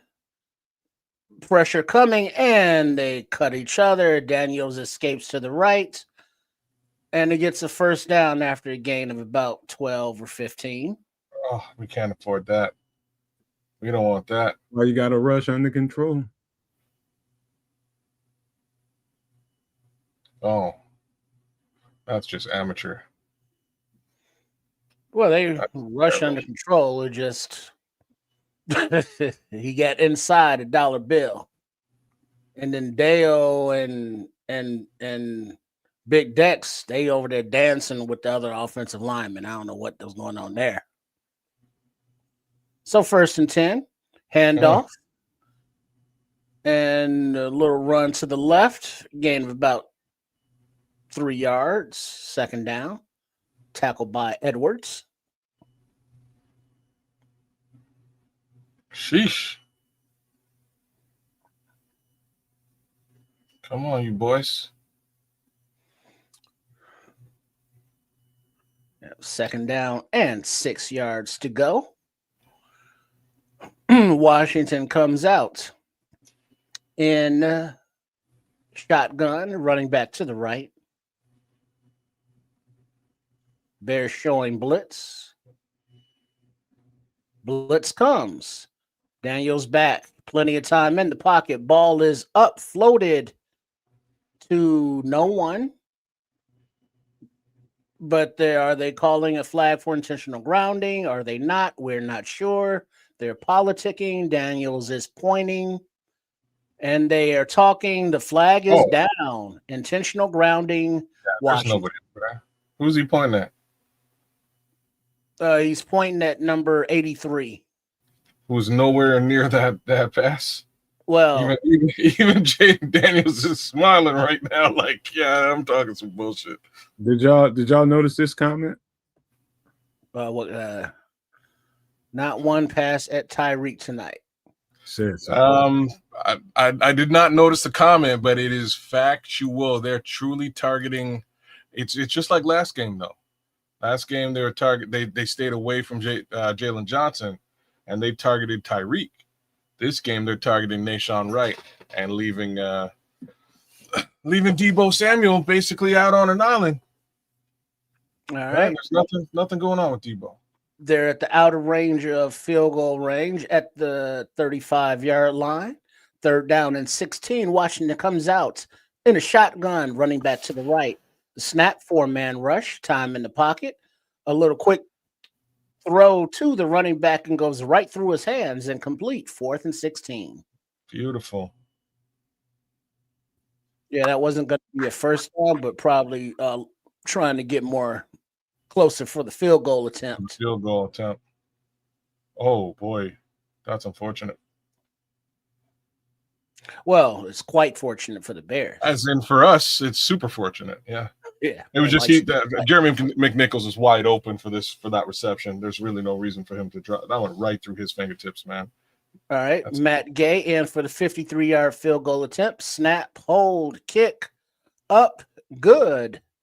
So now, with 11:59 remaining in the third quarter, the Bears lead 13-10. That man caught that ball like he got 5 fucking thumbs. That was ugly. Mm. They probably won't never want to throw a ball to him out in space. No more. And that's what's funny about it. He's usually actually really good at that. So he got baby hands. Do you see how he opens his hands up to try to catch that ball instead of it's the I don't even know how to describe it online, but when you open it up like you're carrying a loaf of bread really gently instead of reaching for the ball with your hands, that's a problem. All you had to do was reach out and snag that. But that's just ass backward catching, man. That's why running backs are running backs and receivers are receivers. He's usually a good pass catching back, like Jeremy McNichols. He is. I gotta give it to him. I don't know what the hell happened there. I bet you that was the whole play too. I bet you that play was designed for Jeremy McNichols specifically. Get him into space and wide open so he can make that catch, and he just blew it. They're gonna see him on the film there. They're gonna be laughing at it. It's just like, man, what you doing with them little raccoon ass hands? What the fuck you doing? That shit was ridiculous, man. You got to catch those. I'll be right back. Speaking of things like that, yeah, man. Speaking of things like that, here we go on offense. As soon as we're ready to go here, let's line it up for 7. Let's get 7 here, man. That's what we need. We need 7. Push this thing a little bit further out. Right? Indeed. I'm just over here munching on a little snack. I made a cookie last night. Yeah? When I say a cookie, I mean because I put it in a skillet, so it's like one big ass cookie. And it gets hard after a day or two. So you got to put it in a bowl with some ice cream, of course. What else? What else could you possibly do? You got to soften that up. Now, what kind of cookie you make? Let's see, whole wheat flour, baking soda, baking powder, a little salt, brown sugar, a little stevia, a cup of butter, and like 2 handfuls of trail mix. Oh, wow. Well, that's something else. Okay. That's something else. I only make one kind of cookie, and it is the bomb. Damn chocolate chip cookie, but I usually use 2 different flavors of chocolate. No, the dark and the semi. Dark and the milk. You know what I mean? The dark and the semi. Sometimes you got it. Right. But the real trick, sea salt. Yeah, it is. Yeah, you flake it over the top. Oh, all right. Boy. The kickoff is away, and then Duvernay returns it to the 32-yard line or so. But there's a flag on the play. Looks like a block in the back on the return. Oh, that wasn't really a block in the back. Like I saw what they're calling. They're calling some ticky-tacky bullshit tonight. Yeah, they're calling it on number 90. Is that Domrov? So this homie tripped, and Domrov just kind of had his hands beside him and then put his hands up. So he didn't get the flag, and they just called it anyways. This brother's making me so mad, man. This brother. All right, so, back him up. Well, whatever it is, it's still first and 10. All right, you got Williams rolling out to the right, passes downfield, and it's incomplete. Looks like it was going to Cole Kmet. 2nd and 10. All right. Come on, Caleb. They're showing Randy Trivers, Gonzaga College High School football head coach. Caleb Williams, former high school head coach. Oh, okay. He's out in the stands watching. Passes back. Blitz is coming. Looks like a screen to the right to Manangai for a gain of about a yard. 3rd down. Damn. Wait, but there's the flag down in the secondary. Okay, finally. Illegal contact. Defense, 5-yard penalty.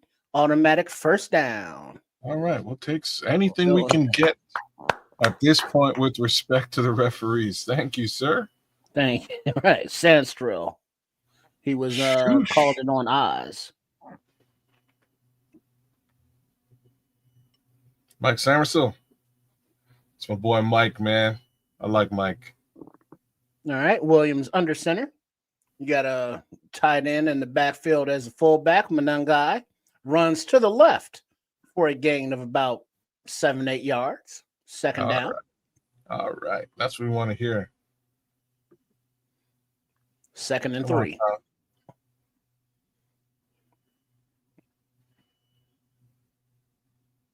The Washington sack leader is questionable with a hamstring to return. That is unfortunate to hear. Play action. Plenty of time in the pocket. Passes away to Rome to the right, and he has room to run. And he up near midfield to the 48-yard line. 1st and 10 Bears. You say it, Richard Long. You say it, brother. Get it done. Ooh. All right, Rome. Yeah, the guy when covers Rome was trying to pass the coverage off, but wasn't nobody there to pass it off to. Yeah. All right, 1st and 10. Williams under center from, what is that, like 48-yard line of his own. Play action to Manangai. Plenty of time in the pocket. Pass away deep down the right side numbers. Complete to LB3. He makes a move, makes a man miss. Makes 2 men miss. Gets to the sidelines for some more yak. For a huge 1st down Bears. LB3, y'all. I'm telling you, the league messed up. Oh, boy. Oh, boy. He could have taken that down the middle. I think he might have got a little bit more. LB3, y'all. That's that dude. Get him involved when you can, and good things happen. All right, Williams under center, 1st and 10 from the 15-yard line. A little pitch to Manungai, and he runs to the middle, to the right, and goes out for about 5-yard gain, 2nd down. Luther Burton III. 3 targets, bunch of yardage.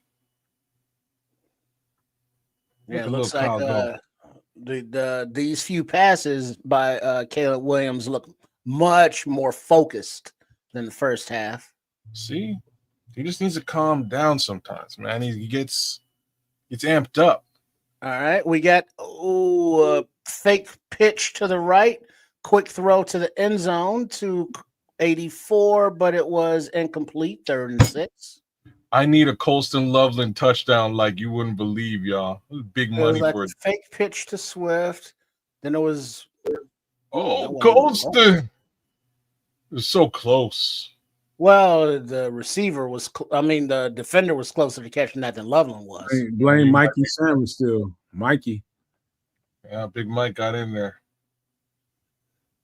All right, 3rd and 6. That's not a good pass. Bears come out in the shotgun. Swift to the right. Pass is floated up to the end zone for Rome. He's tracking, turning, caught. Touchdown, but a flag on the play. And it looks like they're going to call Rome for pushing off. No, check that. Illegal formation. Number 79 was not on the line of scrimmage. No, Theo. Theo is not on the line of scrimmage. Take the points off the board. 3rd down and 11. Damn, Rome got some badass body control, man, and some hand-eye beautiful catch. That hand-eye coordination and body control is elite. Yeah, the way he tracked that ball in the air and then turned.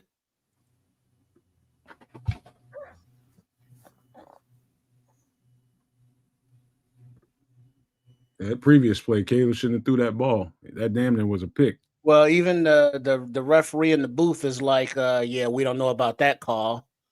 All right, Williams back to pass, plenty of time in the pocket. Nobody's open. He's dancing. Time he rubs, and he's sacked. 4th down.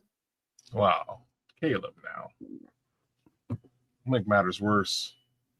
Yeah, the ref was saying Theo's helmet just needed to break a plane, and it looked like it was broken to him, so he doesn't understand that flag.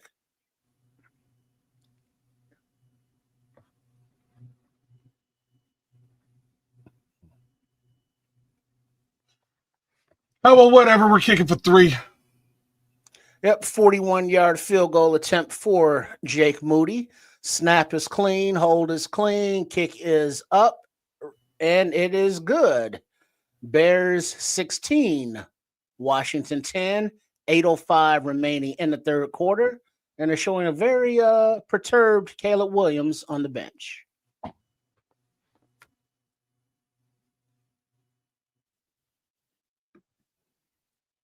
What? Come on, man. What are you wanting? I'm just reading. Tackled by the head and no call? He's just getting tackled. It is football. Yeah, I ain't complaining about that, but again, 60 yards in penalty versus 20. Interesting game. Interesting situations. And none of these penalties are really like, hey, yeah, y'all you committed an infraction. I'm like Richard Long right here. The Bears have to seize the moment. You got to seize the moment and take this game. This game is right there. The defense did what it had to do. Take this motherfucker, man. Well, dog, they did. They got the moment got pulled back in reverse. How much you can do? Get out of here.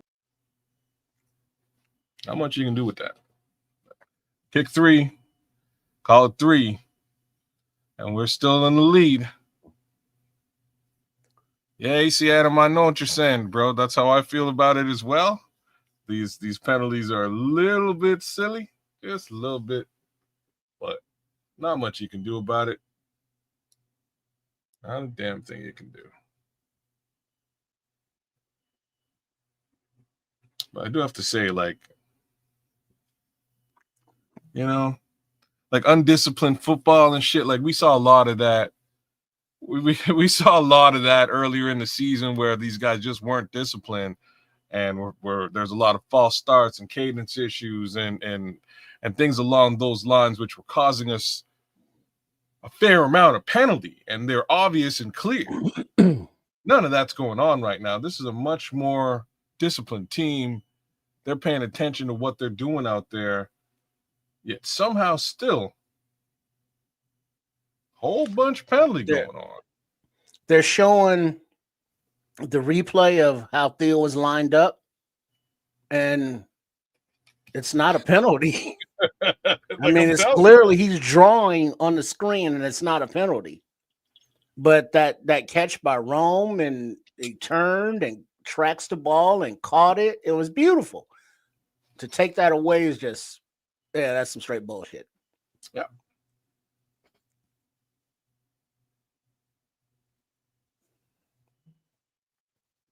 That's a gorgeous catch. Really unfortunate. Wow. Really unfortunate. Too bad you can't do anything about these things, man. Just gotta, like, Theo's on the sidelines going, that was a bullshit call. And Rome's looking a little bit perturbed. Kick is away, lands at about the 5-6 yard line, or caught, and then the returner makes a move and gets out to the left side and gets out about the 45 yard line. But of course, there's a flag on the play. No, couldn't kick the ball without a flag. Looks like it will be against Washington, as it will go back. Of course, because this is the only place where you can actually just throw a quick flag and illegal blindside block against Jordan McGee. So it takes a 38-yard return off the board. And it looks like he... Huh? Oh, he hit it on Roshan, I guess. Man, I said it's a good call. Okay, but it looked like he got in front of him, but okay. Minute 55 left in the Bills Falcons game. Bills are down 14-21.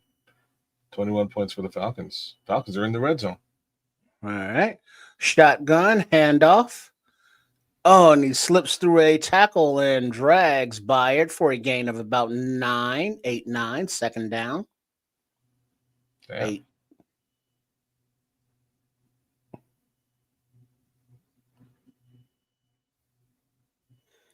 Who was that missed the tackle? Looks like Ford wasn't able to grab that ankle. Mm-hmm.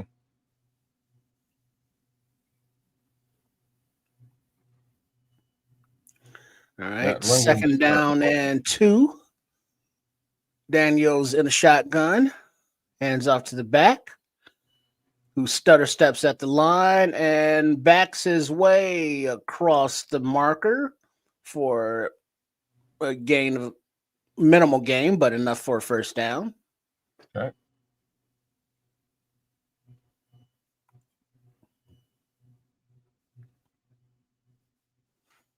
Tariq in there. A quiet game for Tariq. Well, if they're not throwing to his side, not much noise he can make over there. No. As long as he keeps him quiet, that's cool. All right. Fake handoff, 1st and 10. Plenty of time in the pocket. Daniels decides to step up and run as he takes off down the right sideline for a gain of 18-19, 1st and 10. Wow. 18-yard gain. Yeah. This run game. Nice. Oh, damn, Ford. Shit. Big ass lane right there. I don't know how that's rush appropriate.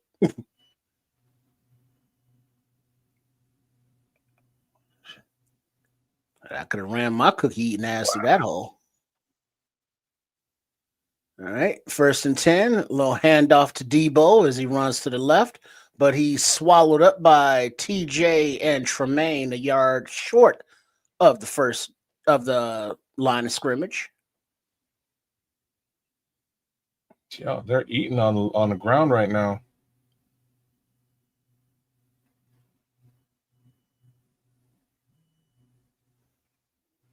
That was a good tackle behind the sticks. All right, 2nd and 11. Washington in a shotgun, running back to the left. Bears bring a blitz, balls away, complete to Deebo.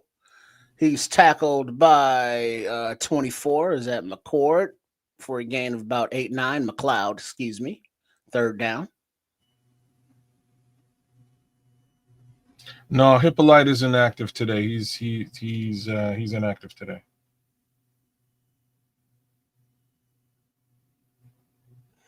Yeah, that was had to make that tackle. It was a touchdown otherwise. Something must have happened to Kyler. McLeod shouldn't be out there. Yeah, now that you mention it, you are correct. I guess Kyler ain't ready enough for today's game. All right, 3rd and 2.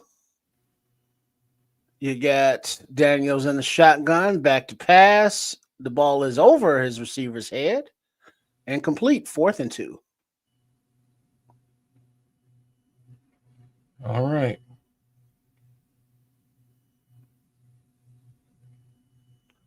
All right. It looks like the commies will go for it. The offense is staying on the field. They will line up for it. 4:30 remaining in the 3rd quarter.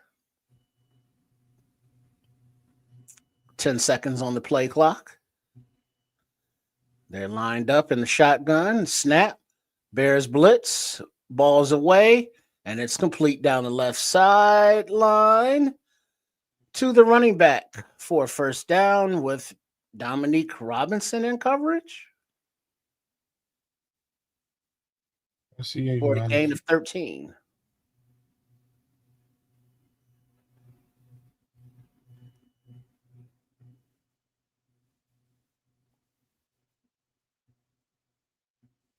Yeah, well, he's not in coverage. He was just out there trying to make the play. Oh, he was He was in coverage. He just got chipped.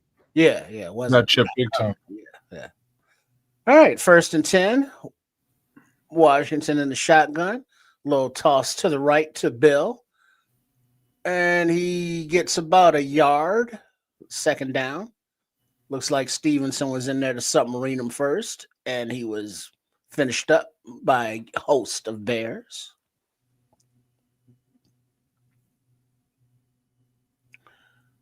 There you go, Tariq. A yard or 2 on that. 2nd and 9. All right, 2nd down and 9. Washington comes out in a shotgun with Bill to the left in the backfield. 3 receivers to the left. The Bears rush 4. Balls away to a wide open, Jesus Christ, wide open number 11 for a touchdown. McCaffrey, tie score. Nobody covered. 33-yard TD.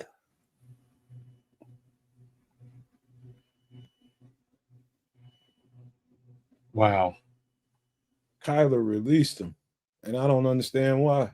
It was something about that play call.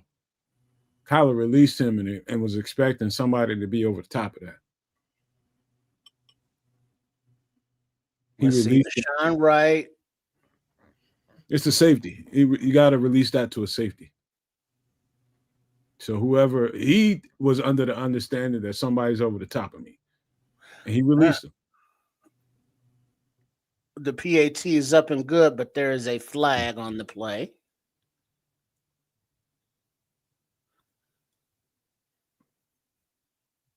Oh. So they were setting up Nahshon Wright for a blitz, and Kyler, they released that guy out to the flat and down the field. Obviously, Kevin Byard, there was a miscommunication between them. So I can't say who was right or who was wrong, but they was expecting Kevin Byard to be over the top on that one. All right. So as offsides Bears is declined. So the PAT counts and the Commanders take the lead 17-16. Miscommunication. Big time. That's all right. That's all right. It ain't over, y'all. It ain't over. We good. We good. We just got to take advantage of these opportunities, man. We gave away probably 2-3 opportunities I can think of off the top of my head. We got to capitalize, man. Get points, man. We got to extend the drives, keep the defense off the field because obviously they're starting to get a little tired.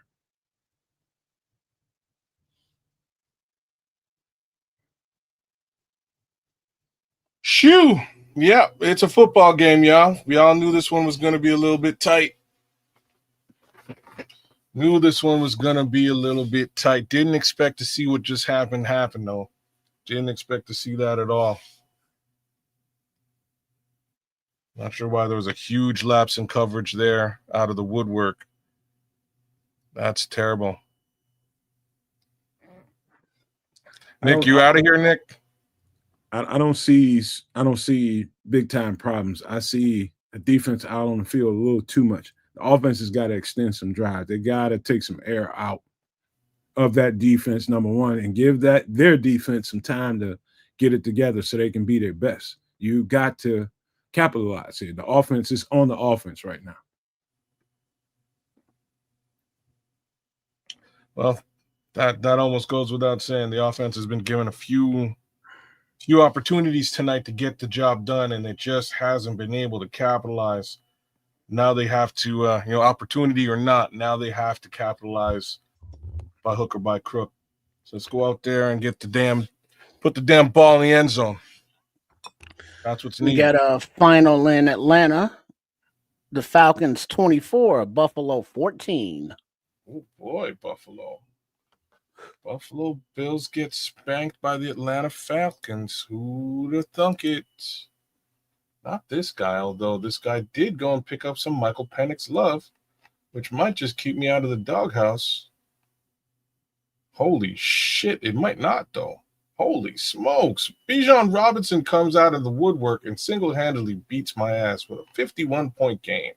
And Duvernay returns the kick to the 24, but there's a scrum on the field as if the ball is loose. And there's just a big pile. No official has said anything. They're trying to unpile the players. Just bodies.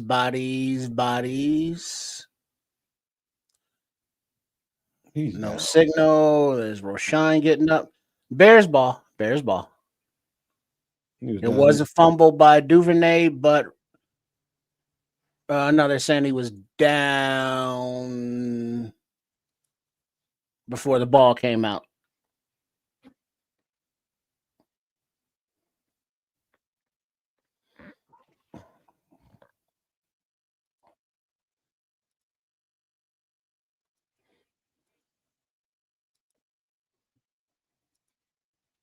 Oh, man.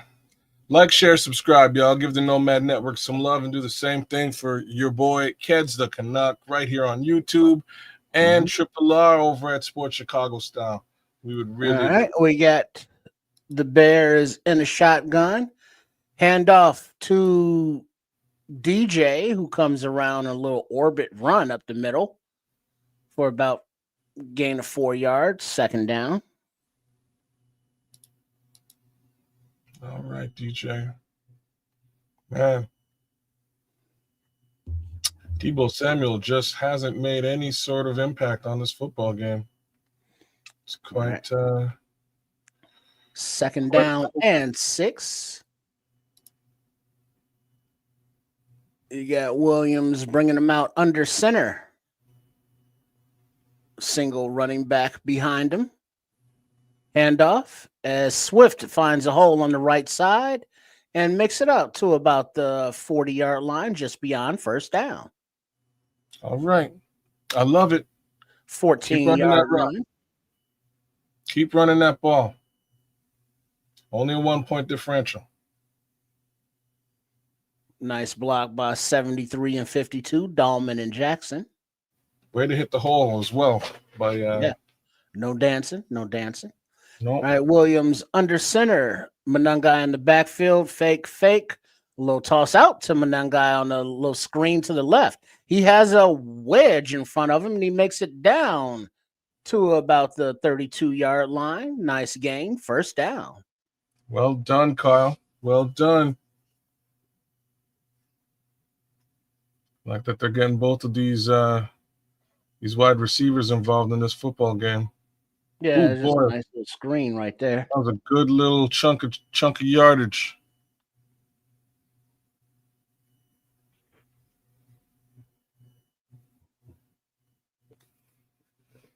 All right. 21-yard. DJ is a little shaken up on the sidelines. 1st and 10. Williams under center. Back to pass. Steps up. Throws over the head of Zacchaeus. Incomplete. 2nd and 10. Looks like DJ is coming back in the game. He's a little gimpy, but he's coming back in.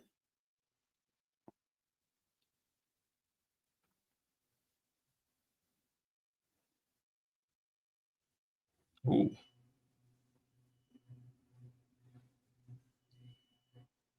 Caleb with these wild ass throws, man. Calm down. Wow. All right. 2nd and 10, empty backfield. All right, DJ comes in as a running back. The snap, quick pass out to the right to LB3, a little screen. And he gets about 9 on the play, 3rd down and about 1. 28 seconds remaining in the 3rd quarter.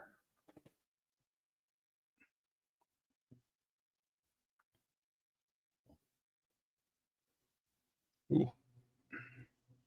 Yeah, just short. That looked like some Detroit Lions, Amon-Ra St. Brown shit. What, with LB3? Yeah. Yeah, I agree. All right, 3rd and 1. Shotgun, and the snap is a little bit high. It's fumbled, juggled, but Williams recovers it, but he's swamped, and 4th down culminates with the end of the 3rd quarter. So the snap threw the timing off of that play. Oh, boy.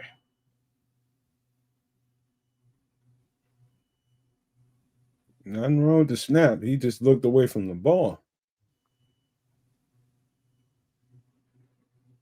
He looked away from it for a second, and it went right through his fingers.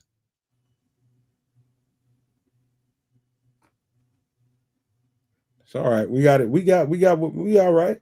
We all right. It's okay. This is just shit that happens in the game, man. Right now we're at the crossroads with this game. There's a opportunity for the defense to keep surging like they feel like they're doing right now, even though we're taking chunks out of them. But they're in their home, they're at their stadium, and everything, the pendulum is gonna naturally tick towards the home team.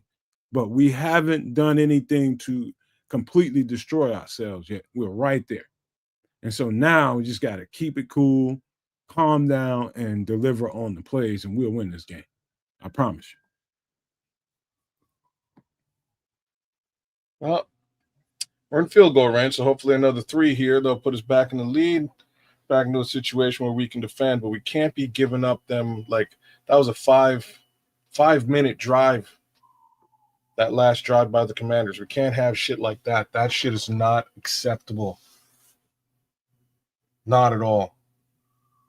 Got to execute here. That's just all it is to it. Can't worry about it. We just got to execute now. Yes, sir. That's what we need to do. Oh, shit. Oh, man. I didn't see this. I'm looking at the ad for the new Predator movie.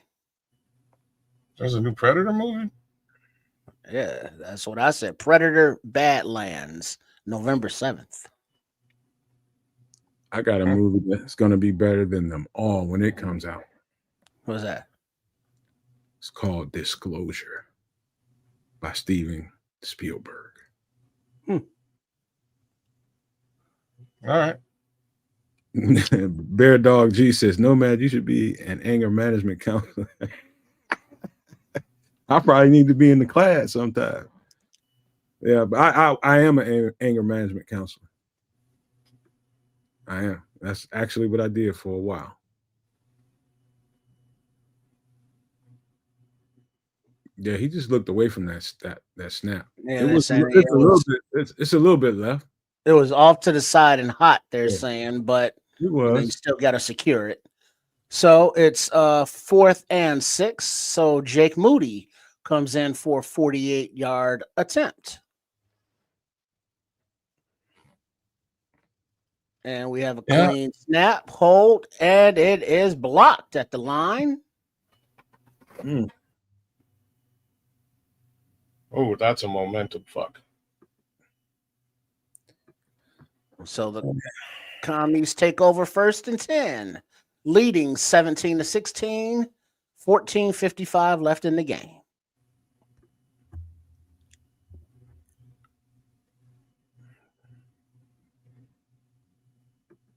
Shit.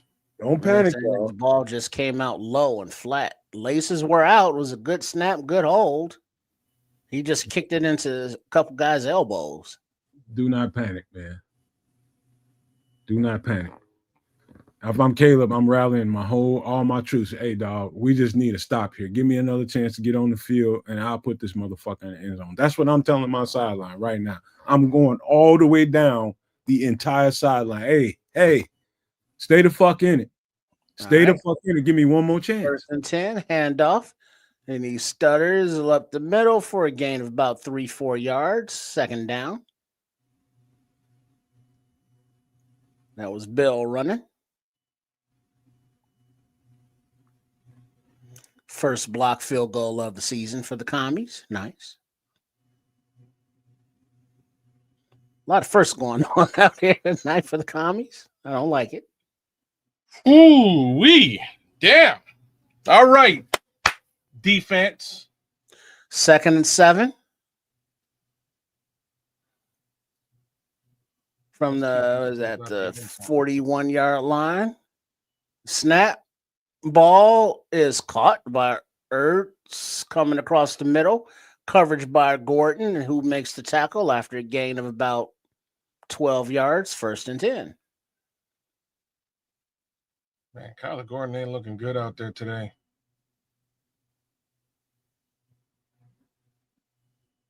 All right, a little fake handoff. Pass to the right to Deebo, who meets Tyreek, and they have a little stalemate for a gain of about 4 yards. 2nd down.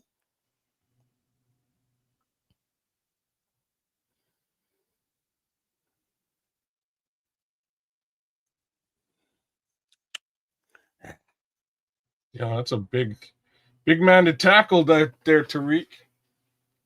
He held him up till help arrived. All right, 2nd down and 6. Washington in the shotgun, running back to the left. Bears rush 4. Balls away.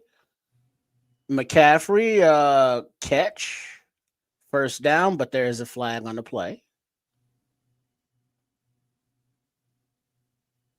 In the secondary or by the line? Multiple flags. 3 flags on the field. Wait. Offside defense number 6. Illegal man downfield on the offense. Offsetting penalties. Running it back. 2nd and 6. Somebody needs to make a play and change this. The momentum is slipping very quickly away from us. Somebody needs to make a play. We need a playmaker right now. All right, 2nd and 6. Washington in a shotgun, running back to the right. 4 receivers spread out, 3 to the left, 1 to the right. Snap. Blitz coming. Plenty of time. Pass deep to the right side. And it is complete. In between Stevenson and the safety down there, but there is another flag on the play.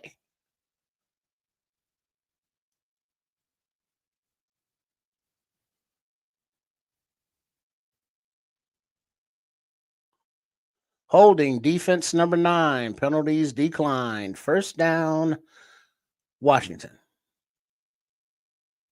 Double move on Tyreek Stevenson. Little stutter go. Oh, toast. And Byard was able to make the saving tackle.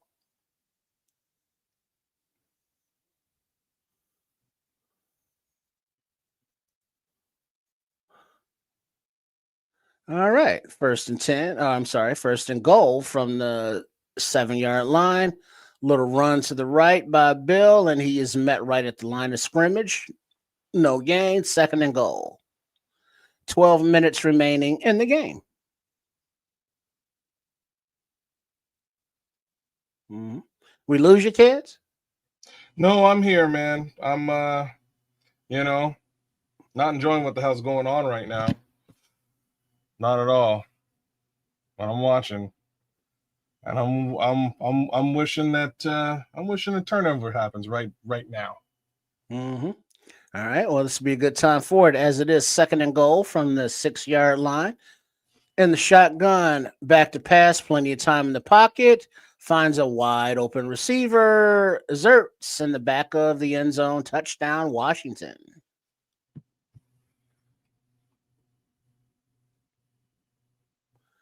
Fuck.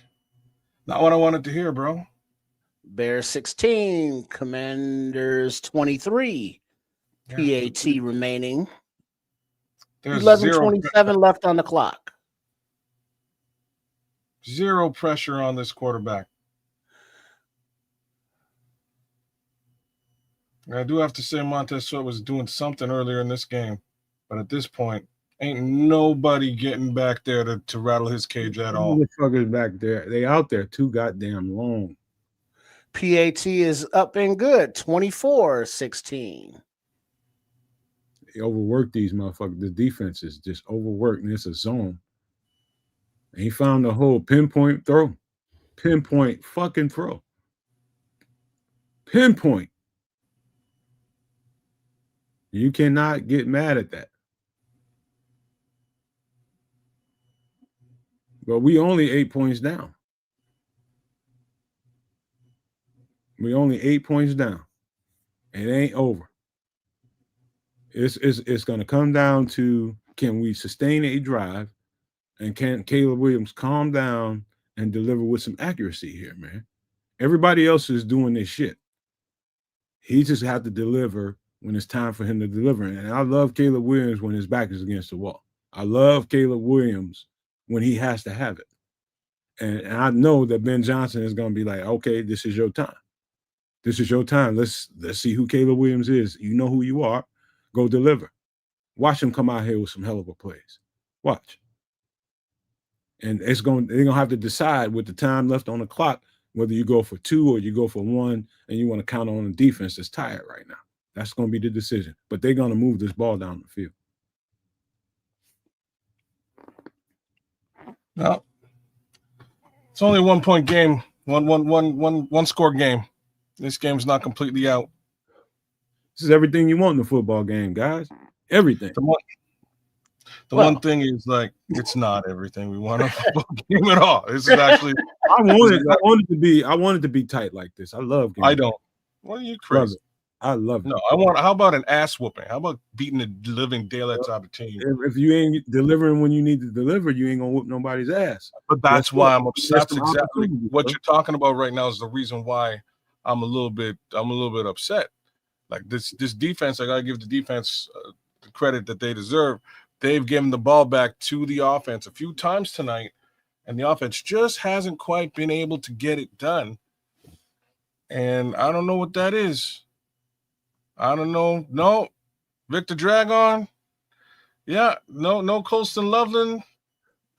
which very surprising to me. Kind of expected a lot more layered in tonight, and there wasn't any. Not an X factor like I was hoping. Quite frankly, they didn't really use these tight ends at all tonight. The game ain't over, man. Calm down. It gets a lot of fucking football to play, man. It's a lot of play. All right. Well, like I said, we'll see. Kick is away and caught by Duvernay at about the 3-yard line as he returns it up the right hash to about the 34-yard line. But there is a what on the play? A flag. Yeah, Williams is 14 for 24, 177 yards.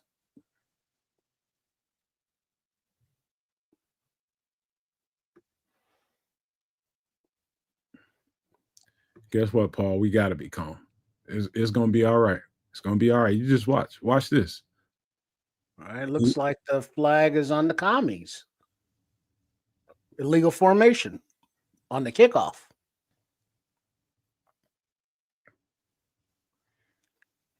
All right. Loveland's in the game. Zacchaeus. I see DJ, Swift, and Rome on the field. Offensive weapons. As Williams is lined up in the shotgun from the 38-yard line, handoff to Swift, tiptoes his way through the line, but then turns on the legs and drives for a gain of 6, second down. Miscues tonight for the Bears. TD nullified by illegal formation and completion on a 4th and 1 at the Washington 31. 48-yard field goal attempt blocked, and 1 of 7 on 3rd down. That makes it difficult to win games. I hear you, Paul. I'm just saying. Williams under center. Play action to Swift. He rolls out to the right, stops, throws deep down the field to Rome, and it's floated up into double coverage and complete, 3rd and 4.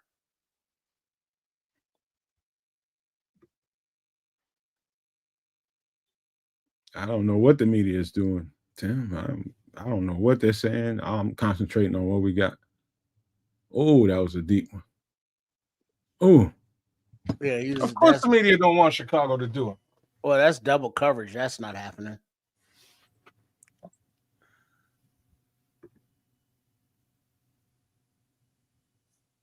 Because there was Troy Aikman saying there was some sure thing underneath that Williams could have taken, but he didn't. All right, shotgun, blitz is coming. Time to pass out to the left, complete to Swift. He makes a man miss. Breaks a tackle, races to the end zone. Touchdown. I tell you, what the fuck did I just tell y'all? Calm the fuck down, man. No flags. What I just tell you. 55-yard TD reception. Bears 22, Washington 24. Ooh, Swift put it on that boy. He put it on that boy. Ooh, talk that shit about DeAndre Swift if you want to. Yeah, DJ ran a nice little pick. Talk that shit. Then Swift was like, whoo, that's what he does. Talk that shit. 55-yard reception for DeAndre Swift. Talk that shit. I told y'all, be cool. Let's go. Man. All right, 2-point attempt the Bears are going for. Williams in the shotgun. 2 seconds, 1 second. The ball's away. Time in the pocket. He's looking. He's dancing. Time's running out. He rolls to the right. He throws. Incomplete for Zacchaeus. That's okay. That's okay. So Bears 22, Washington 24. 10 minutes, 26 seconds remaining in the game. Williams a little shaken up on the play there, but he looks like he's all right.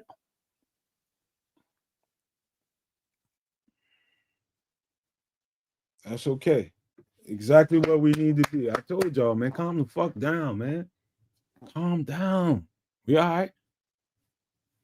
We all right. They did what they're supposed to do, drive the ball, put it in the end zone. Now we got to put a little more defense. Wish we'd have took a little more time off the clock, but we didn't.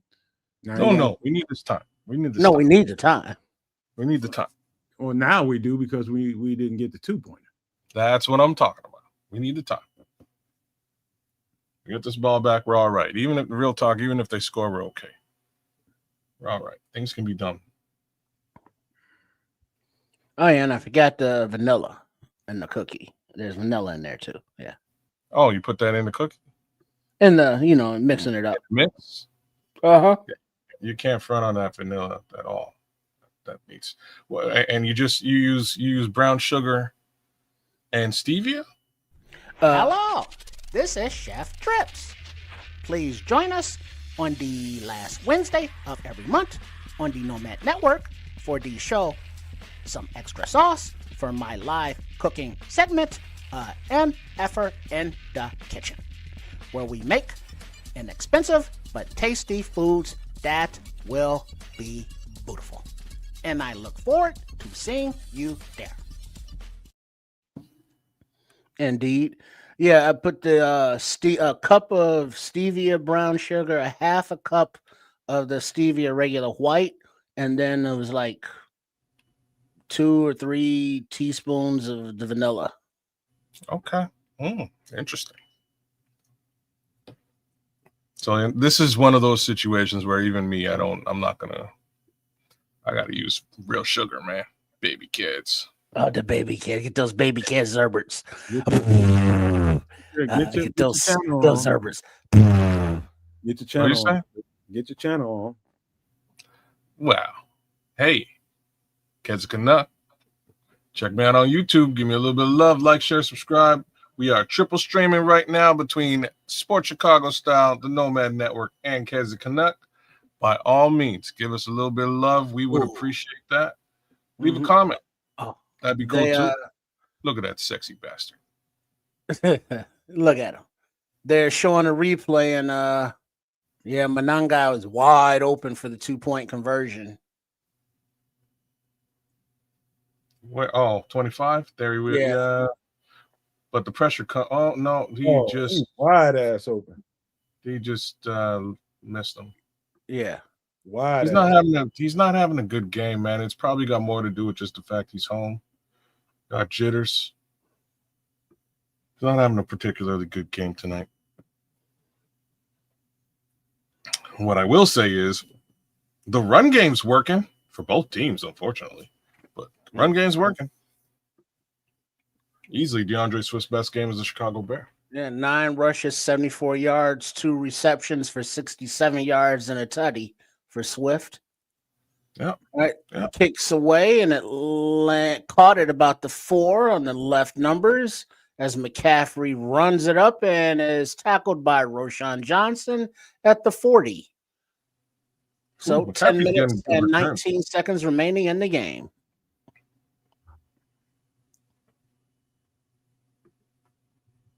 It's having a professional game? I don't know what that means.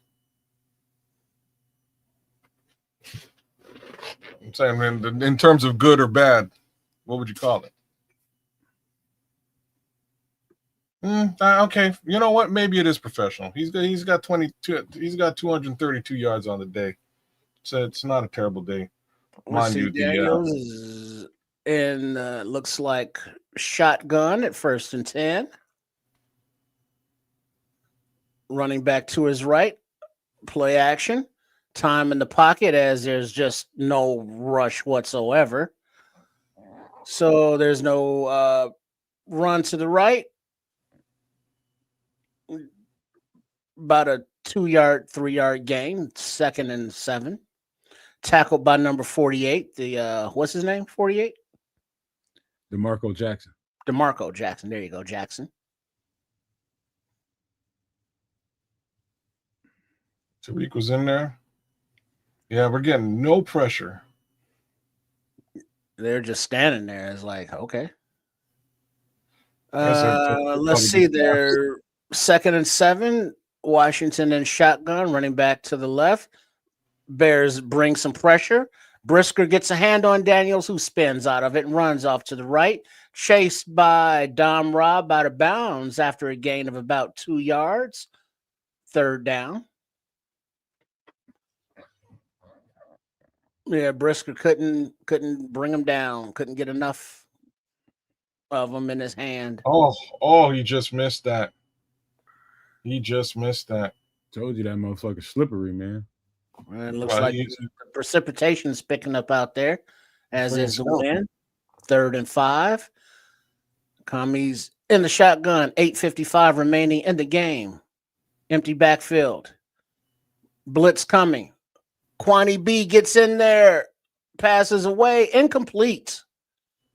Oh, but there's a flag on the play. Of course there is. There's no way there couldn't be a flag here. It's 3rd down. Personal foul, roughing the passer. Jaquan Brisker going in too low. Into the legs of the quarterback. 1st down. Oh, that's terrible. Oh. That's a bad call, man. Oh, no, that's rules. Bro, he was tripped. If you look at what happened, it's a bad call. It truly is, but those are the rules, man. It is a bad call. On 3rd down, this is a bad fucking call. I don't give a shit. That's just where he landed. Yeah, they're saying that Brisker had the opportunity to not go at his knees or his legs, but he did, so flag. 1st down from about the 40-yard line. Handoff up the middle, but he is wrapped up by Edmonds right at the line of scrimmage. 2nd down.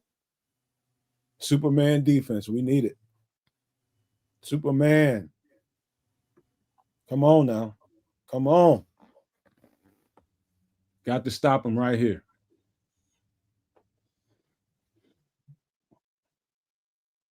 Tremaine, that's a big boy tackle, Tremaine. All right. 8:18 and ticking. 2nd and 10. Washington in the shotgun. Handoff to the fake handoff to set up the screen to Ertz, but it was all discombobulated, incomplete. 3rd and 10. Clock stops with 8 minutes and 10 seconds remaining.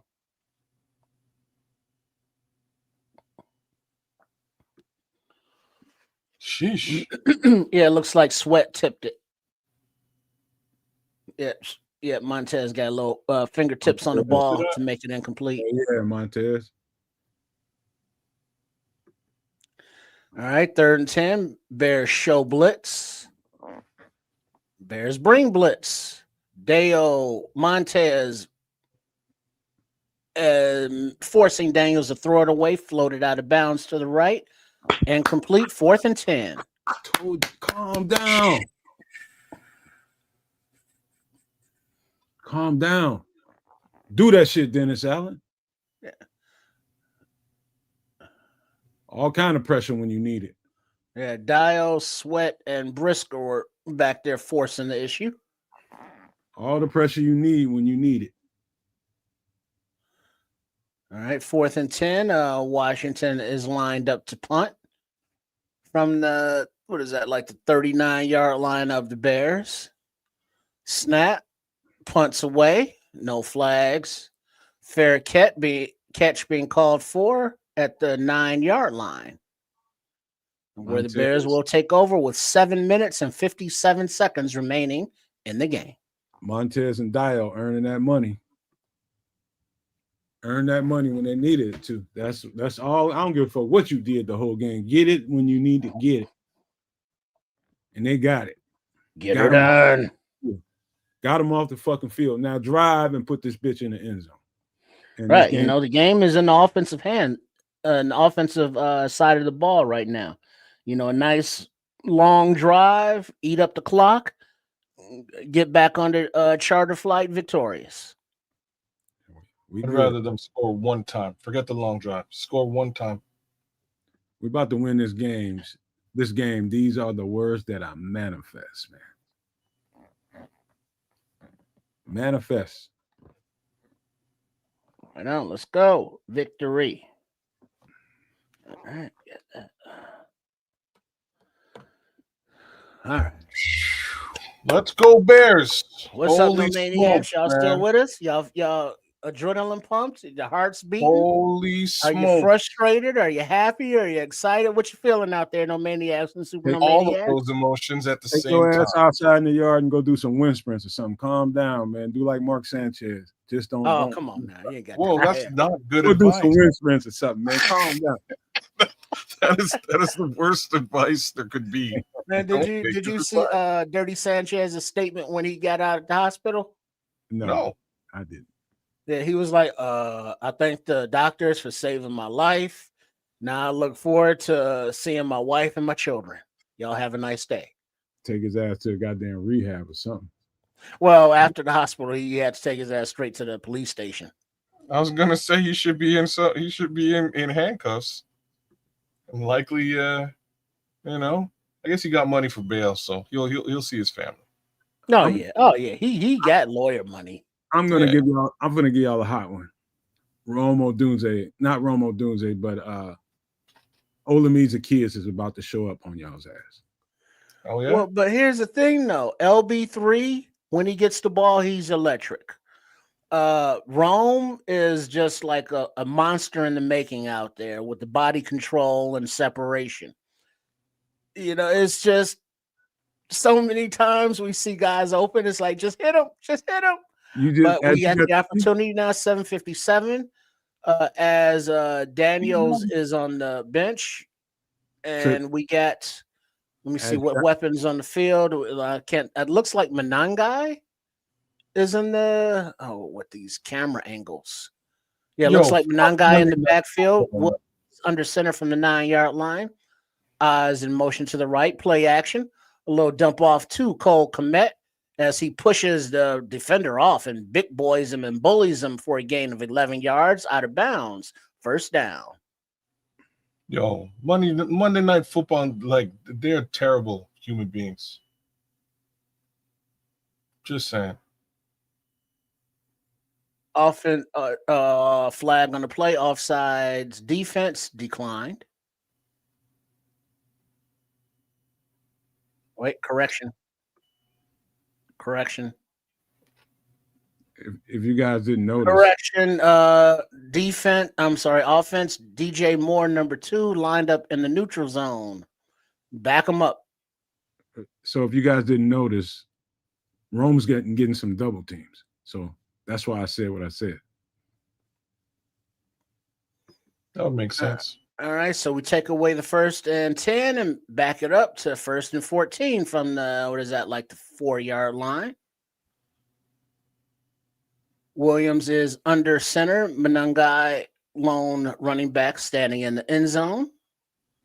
Handoff to Manangai, who is met 2 yards behind the line of scrimmage, right through center right guard area and tackled. 2nd down.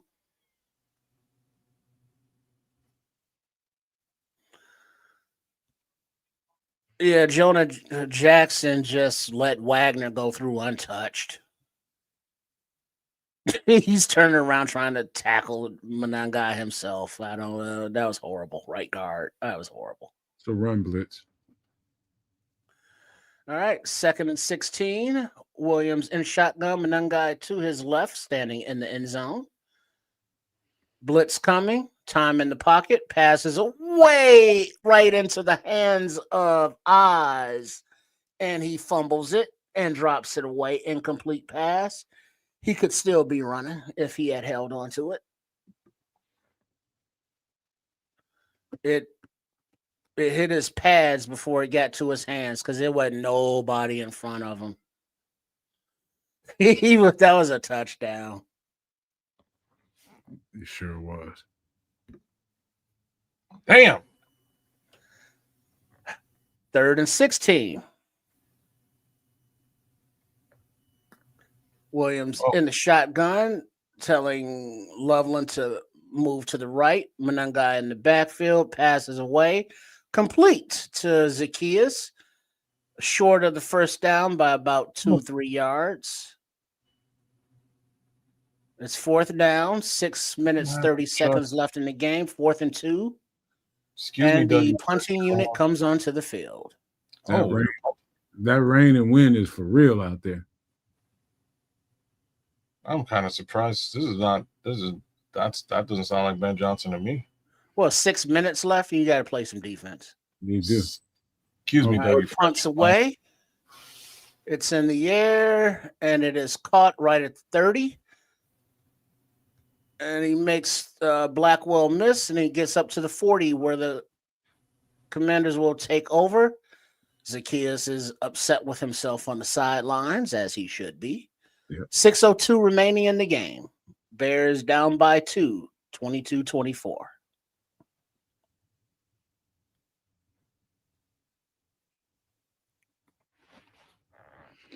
Six minutes.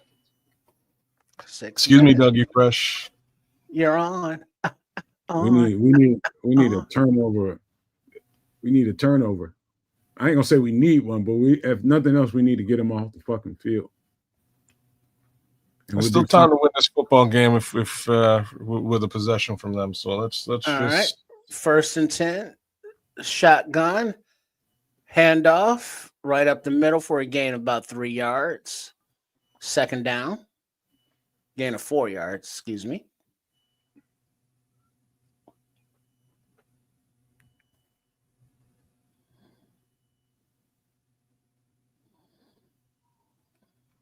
Oh.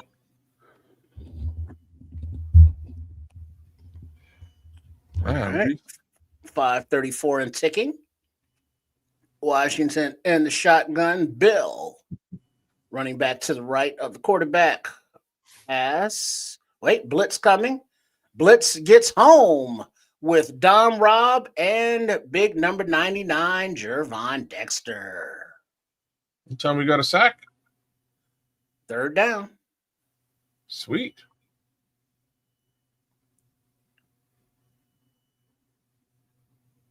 Man. Because Kyler Gordon was blitzing as well.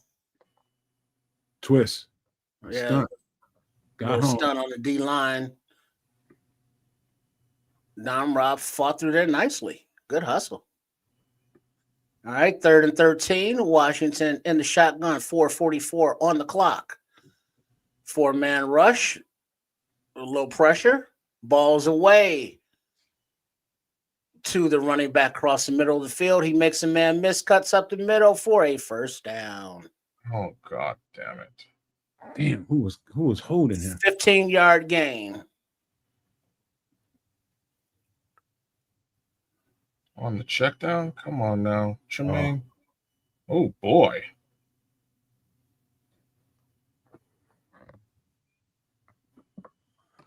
Damn, Byard. You get one more chance to get him off the field. This is it. Got one more fucking. 1st and 10, handoff inside, a little stutter, gain of about a yard, tackled by a host of Bears. 2nd down, 3:48 and ticking.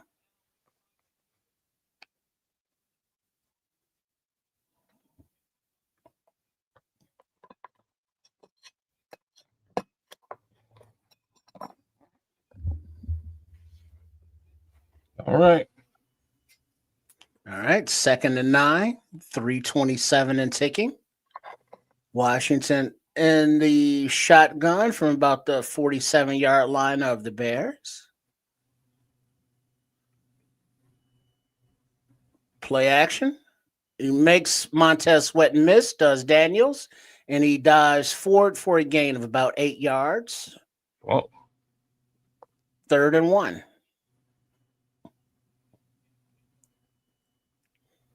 Montez Sweat put the pressure on him, making him bring it down and not throw it out there to the right. That's rushing under control. He got up too high. Too much control. No, he just got too high. It was a little too aggressive. All right, 3rd and 1. The Bears take a timeout with 2:58 left on the clock. 2 remaining. Timeouts, that is.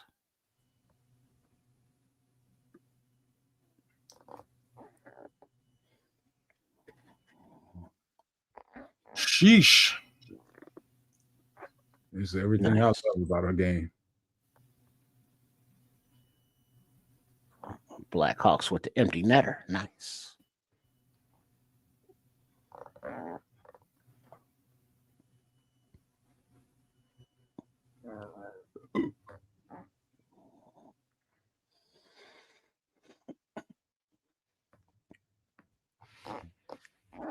Yeah, they're just going over all the penalties and the mistakes that the Bears have made. Of course, why like that is the story of this game. You know, the Washington Commanders didn't really beat us if this is how this game winds up ending. Yeah, the Zacchaeus, DJ, Caleb all over there sitting dejected along the bench as the defense tries to bow up on this 3rd and 1 with 3:10 remaining in the game.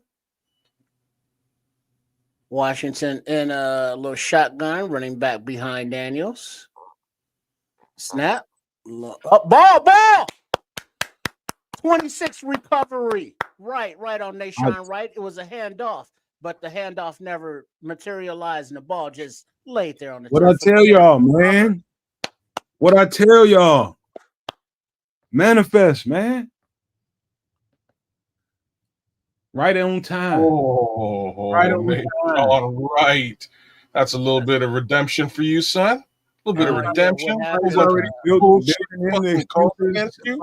why we lost, man. Fuck that shit, man. We can still win this bitch. The snap was there. Let's go do that now then. When Daniels went to get a grip to hand it off, the ball slipped out of his hand, so he was never able to hand it off. And Nashon Wright was Johnny on the spot. Yeah, that's the quarterback. All right, so the Bears are under center. 1st and Johnny 10 on the spot from the 44-yard line. Hand off to the running back, Swift, right up the gut for a gain of about 1. 2nd and 8, a gain of 2. 2nd and 8, 2:52 and ticking. Now the talk is all about how Santos is, not available, and now Moody is the kicker. And we ain't got time to be waiting on that. Put this motherfucker in the end zone. No tutty. All right, under center is Williams. Handoff to Swift again to the right for a gain of about 3 yards. 3rd down. This is obviously 4-down territory, 3rd and 5.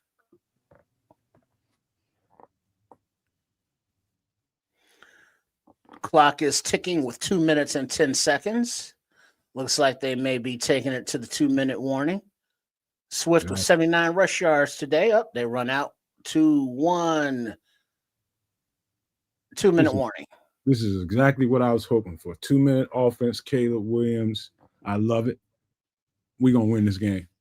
We're finna win this motherfucker. They're going to put this bitch in the end zone. Let's go. Let's go. They finna put this in the end zone. Ain't no kicking. We putting this mug in the end zone. It's going to be probably about, I ain't going to lie, it's going to be dangerous because it's going to be about 1 minute and 15 seconds left on the clock. They're going to hurry up and put this thing in the end zone. I'm saying it. I'm telling y'all what it is, Catfish. I've been calling it out so far. I'm still just a rat in the cage. Smashing Pumpkins. Happy Halloween. You singing Smashing Pumpkins over there? Yeah, it was a commercial jingle coming on there. Oh, okay. Billy from Battlefield 6. Are you a FPS player there, kids? FPS, first person shooter? Yes. Yeah, I play a couple. I've been known to shoot people. It's pew pew, not SHOOT in YouTube terms. What? Man, I'm just telling you, man. I'm just telling you. Tell me how do I watch monetized creators say, the K word, the S word? They're probably on some other platform and not being monetized on that show. No, it's YouTube. I know the guidelines, bro. I didn't see the guidelines. It's pew pew. That's what they say. When you monetize, they say first person pew pew. Yep. I ain't never heard nobody say that before. I'm telling you, I've never heard that in my life. Now you know. I mean, that is actually what the name is. First person pew pew. Yeah, no, that's not it. Those are monetization terms. Where are you seeing this? Because I've never seen that. Hey, I can show you if you want to see it. Well, I can Google it myself right now. That shit, probably about a year and a half ago. I remember. I don't know who saw it, but I sent it. You sent what? Actually, a little longer than that because Chris was still here. He the one pointed it out to me when we monetized. Pew pew. Pew pew. The word SHOOT sounds like violence, and that's against you too, guys. Let's see. Words and phrases that are sexually explicit, excessively profane, hateful, or could be interpreted here we go. as harmful. Here we go. We can talk about it later. Here we go. 2 minutes on the It's not a thing. All right, so 3rd and 5, 2 minutes left in the game. As the Bears are right at the 50-yard line in the shotgun, and 49-yard line of their own. Monday Night Football's the worst, man. All right, back to pass. Pass is away, and it is caught by Loveland for a first down. Hello, Colston. You know who's going to score this touchdown? OZ. They're going to go back to him. Clock is still running at 1:44. They're not in any hurry, are the Bears?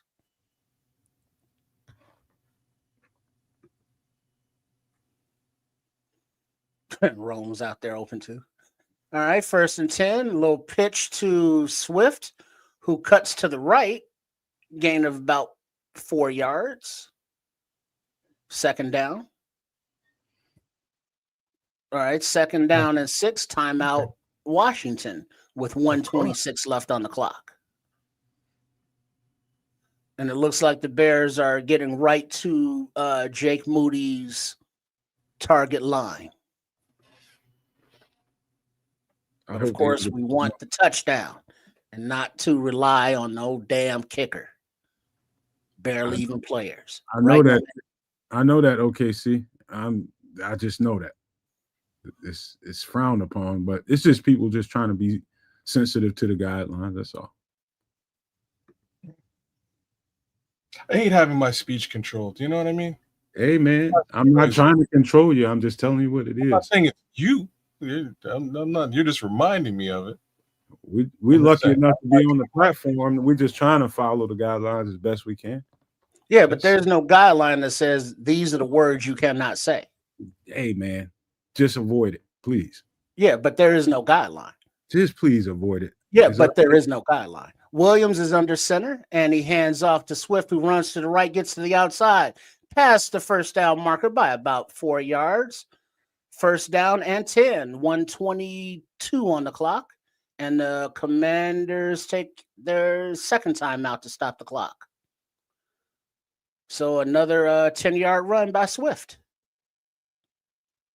He's having a great game. Close to 100 yards for the game. He's having a great game. Let me tell you what he's got. DeAndre Swift, real close. So they got him at 83 yards rushing right now. That's probably not including this 10 here, so maybe 93-ish. Mm-hmm. He's having a great game, bro. 93 rushing yards, 67 receiving yards. Is that what I saw there? That sounds about right. 67 receiving. You got it. Mm-hmm. Great night. 93. Yeah, that's exactly what he's got. Nice. All right. The ball is on the Washington 31-yard line. Bears 1st and 10, 1:22 on the clock. Under center is Williams. Play action. He rolls to his left. He's looking, nothing there. Slides down right at the line of scrimmage. 1:14 on the clock, and it looks like Washington is taking their final timeout. Well done. Mm-hmm.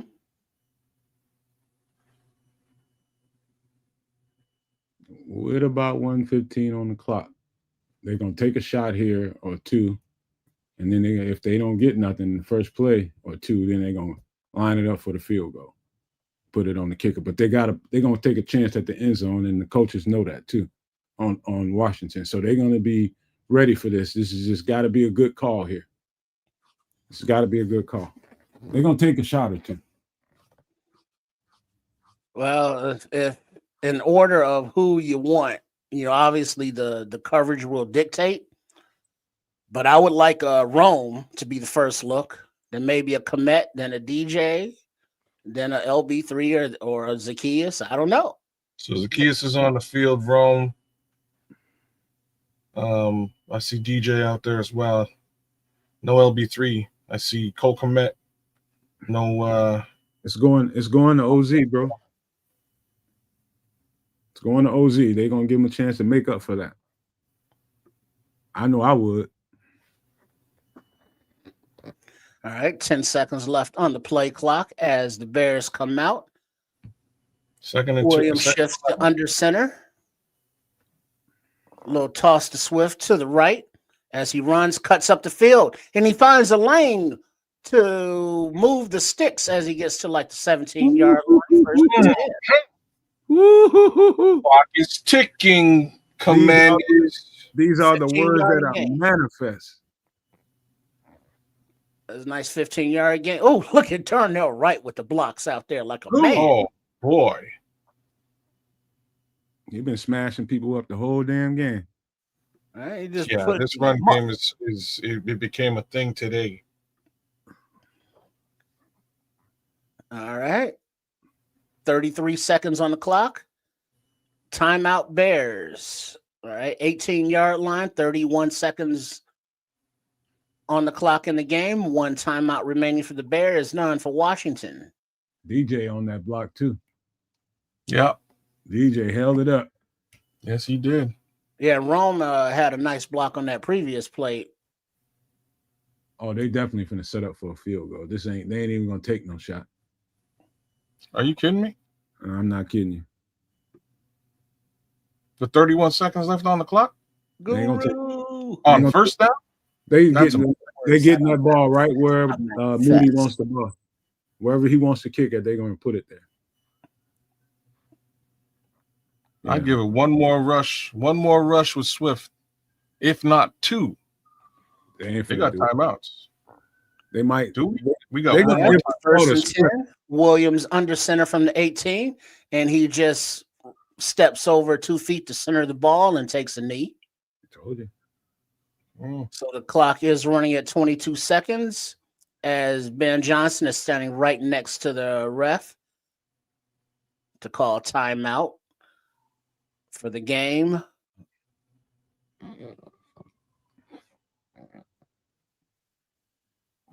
Winning field goal attempt by Jake Moody. 3 seconds on the clock. Bears take the timeout. So it all comes down to this. You're going to do this shit. Let's go. We're going to win this goddamn game. Yep. I'm queuing up the post game right now. Let's go. Gonna win this shit. Yeah, just as soon as it's over, just go ahead and start it up. The post. Let's see. Jake Moody tonight, he's been good from 47, 48, 41, and the one from 48, another from 48 was blocked. So he's 3 out of 4. What are we at right now? Where's the down distance? I'll tell you in just a second. 38-yard attempt. He hit this shit in his sleep. It's over. All right. He's lining it up. Everybody set. Snap. Hold. Kick. Up. Good. Bears win. And these are the words that I manifest. I manifest. 20.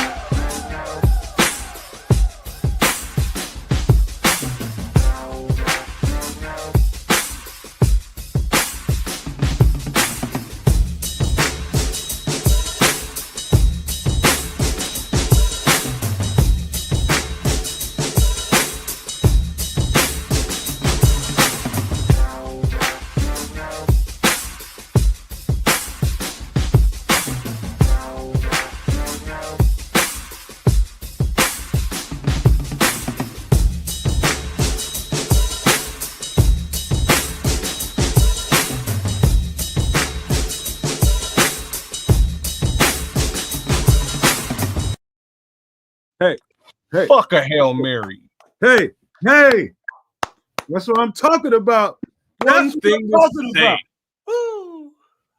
Cool Fuck out. A Hail Mary. We got this shit. Situational football. Catfish politics, I think, said something earlier. That is pure situational football. They put it in the position and gave the kicker a chance to get this game. Despite that drop by we probably wouldn't have been in that spot if Olamide Zaccheaus would have got that catch, and it would probably have been a touchdown. However, that would have probably ended up giving the Commanders a little bit more time than we probably wanted to give them. And so it played out exactly how it's supposed to play. You know, you have a snafu by 14, and then end up the defense gets you off the field again. That's what I'm talking about, y'all. Learning how to win ugly. Learning how to win ugly. Let me shut up because I'm very excited right now. Let me just pass it to the Canuck because I know everybody just has a lot to say right now. Go ahead. Fuck a Hail Mary, y'all. You know what I'm saying? None of that bullshit. Game happened to fall right back into our hands. I'll be frank here. Ain't nobody in the booth or in the media, not Monday Night Football, not the referees, none of them wanted y'all Chicago Bears to take this little game here today. But guess what? Walking away with that W, y'all. Walking away with that W feels great, feels nice, and I hope you guys are with it, man. I hope you guys are feeling that love. It was a dirty, ugly, Richard Law saying it's dirty, ugly, nasty game out there today, but it got done, and that's all that's important. We pulled it out. And there was nothing stopping us. The world was against us tonight, in my opinion. World was against us. And regardless, these Bears pulled out that W. And that's all that matters, y'all. On to the next one. Gotta give it some love, bro. Trip. Yeah. I was just scrolling through the Twitter and I came across Greg Gabriel. and we all know and love Greg Gabriel. He put Bears win.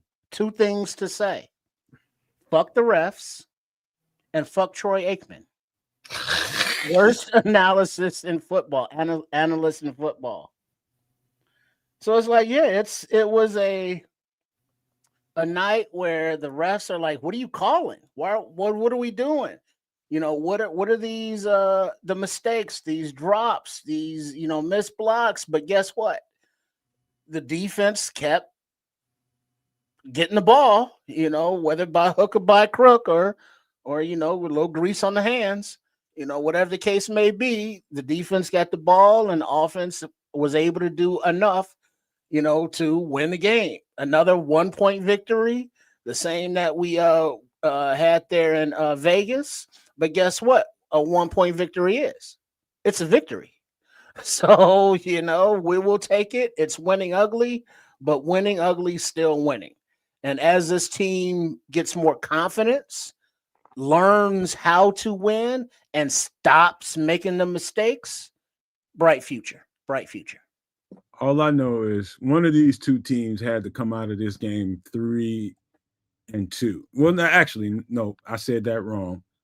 One of these guys is going to get a loss here, man. And these are the kind of games that I like. So the Commanders are 3-3 and we're 3-2. So I said that wrong. I set that up wrong. The thing is, I love those kinds of football games because in the end of it, if you do what you're supposed to do and stay true to the protocol, you will get this game. You just got to stay in the fight and be tougher. You got to want it more than the next team. You got to want it more than the next guy. It comes down to individual performances. And when you need to make a play, you do what you got to do. There's a lot of people out there that make a whole lot of money, and people did what they needed to do. I want to send a special shout out to the defense because they made plays when they had to. They were over. They probably played too many reps out there, but it didn't matter. They did what they had to do when they had to do it. And when the offense needed to go down there and move that ball, DeAndre Swift to the rescue. I'm talking about Darnell Wright to the rescue. I'm talking about DJ Moore on key blocks, different little stuff that I saw. You make plays when you need to make plays. This is a team that's starting to move the pendulum a little bit. They're starting to figure out, like, hey, dog, why not us? There's no reason why we can't win this game. And so instead of reasons why, referee stuff and all the stuff we were talking about. Instead of paying attention to that, let's figure out how we can get this motherfucker. And they're figuring it out. And so when you start to see teams stack wins like this in these types of ways, this is a very strong sign for the Chicago Bears and this fan base. Strong signs. We start putting together one or two more of these, that conversation we want to talk about down the line about who to trade for, who not to trade for, and all this kind of shit, it gets more pertinent.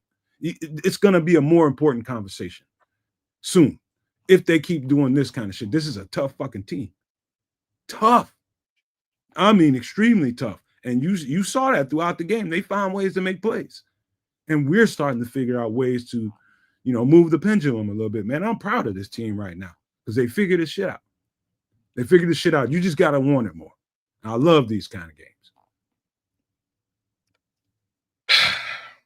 I hate them. I was being real. I like things to be actually somewhat clear-cut and obvious. I'm going to say this one time. The Bears should have handily won this football game. They clearly had the turnovers. There really wasn't any turnovers for the Commanders. Clearly had the turnover game won, but little rinky-dink, weird little things kind of, reared their ugly head to make this a close contest. And for all intents and purposes, this should not have been a close contest. Bears probably should have been up 21 points. Just putting it the way that I see it. Probably should have been up 21 points at some point in this football game. Not negating anything that the Commanders did. They still have their, they put their effort out there. They got some stuff on the board. Facts was Commanders came into this game a little bit hurt. A couple of their major receiving threats were not involved in this football game. Deebo Samuel was hurt. He has little to no impact on this football game at all. They're getting impact out of, number 19, whoever he was. There's a couple of guys are getting impact out of just because they can. And again, kudos to them for doing so. Their run game tonight was fantastic. What really happened tonight was the Chicago Bears found out that they have a run game. That came out of the woodwork. Big shout outs to DeAndre Swift, y'all. Much maligned DeAndre Swift. Big shout outs. He deserves a lot of props. He put up somewhere in and around 160 yards total today on the ground and in the sky. You know what I'm saying? Big ups to DeAndre Swift. Big ups to the Canadian Eagle, with the slight exception of that absolutely atrocious BS call that nobody can really substantiate, that zeroed out a 7-point touchdown. It zeroed out 6 points. Brutal. But did they keep trucking? They kept trucking. They did. They kept trucking, man. And also a shout out to Manangai. His reps that he got, he was productive as he could be. We see flashes from LB3 on offense.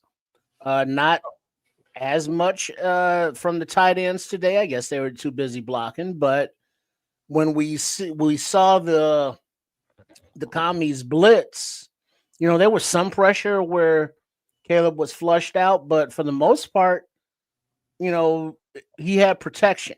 Now there were still some mishaps with 73 right guard Jonah Jackson and Dahlman, and some communication things. Maybe they'll still get that washed, cleaned up. But Darnell Wright's out there blocking like a beast. Theo Eagle was out there, doing this thing. And they were able to run left and right were the Bears. Not so much up the middle, but once they get to the edges or, out there, they were able to get production. So the running game wasn't what we would think a traditional running game would look like, but it was effective enough. And the play calling was clever enough and confusing enough to keep the Commanders off balance on defense for the most part. And the Bears defense, they would keep getting gashed in a run, turnover, gashed in a run, turnover, big plays, turnover, hold them to three, bend but don't break. And there was just enough to to capitalize on, where Nashon Wright, we kept hearing his name because I kept saying his name, whether it be mistaken coverage or what have you, but he came up with the ball. He made plays when necessary, as did the rest of the team, despite everything that was against him. So this team is progressing. The Commies were a playoff team, and this Bears team just beat a playoff team. So hell, they beat them last year too. Let's put that out there again. Hail Marys. But yeah, I mean, we're going in the right direction. And now it's who's this team play next week? Let's be clear though, Trips. We just beat one of the teams in the NFC Championship game. Yeah, one of the final 4 teams. They could have easily been in the Super Bowl. And we just hung with them blow for blow, pound for pound. We delivered body blows. They delivered body blows. And we delivered the most punches and got the dub. We delivered on the scorecard. We delivered on the scorecard. And the fight ends. The tail of the tape don't mean shit. At the end of the day, who delivered the most punches? How did the judges score it? The judges scored. The Bears won this motherfucker. And that's it. We just beat an NFC Championship team. That's it. That's I'm so proud of this team right now. And I was just wishing all of this shit into existence by manifesting it. But I know this team has it in them. They got the pieces, man. It's just about delivering when it's time for you to deliver individually. Make the play you need to make to get the defense off the field. Make the play you need to make on the offense to move the chains. And that's all the football comes down to. Don't shoot yourself in the foot. I mean, pew yourself in the foot. My bad. Too many times. And, we got a lot of flags on us, man. And that wasn't helping us, but we overcame it. That's the most important thing. We overcame it. That's the key. Overcoming whatever the obstacles are. That's what a team game is all about. And we're starting to do that, man. This shit is very, very encouraging.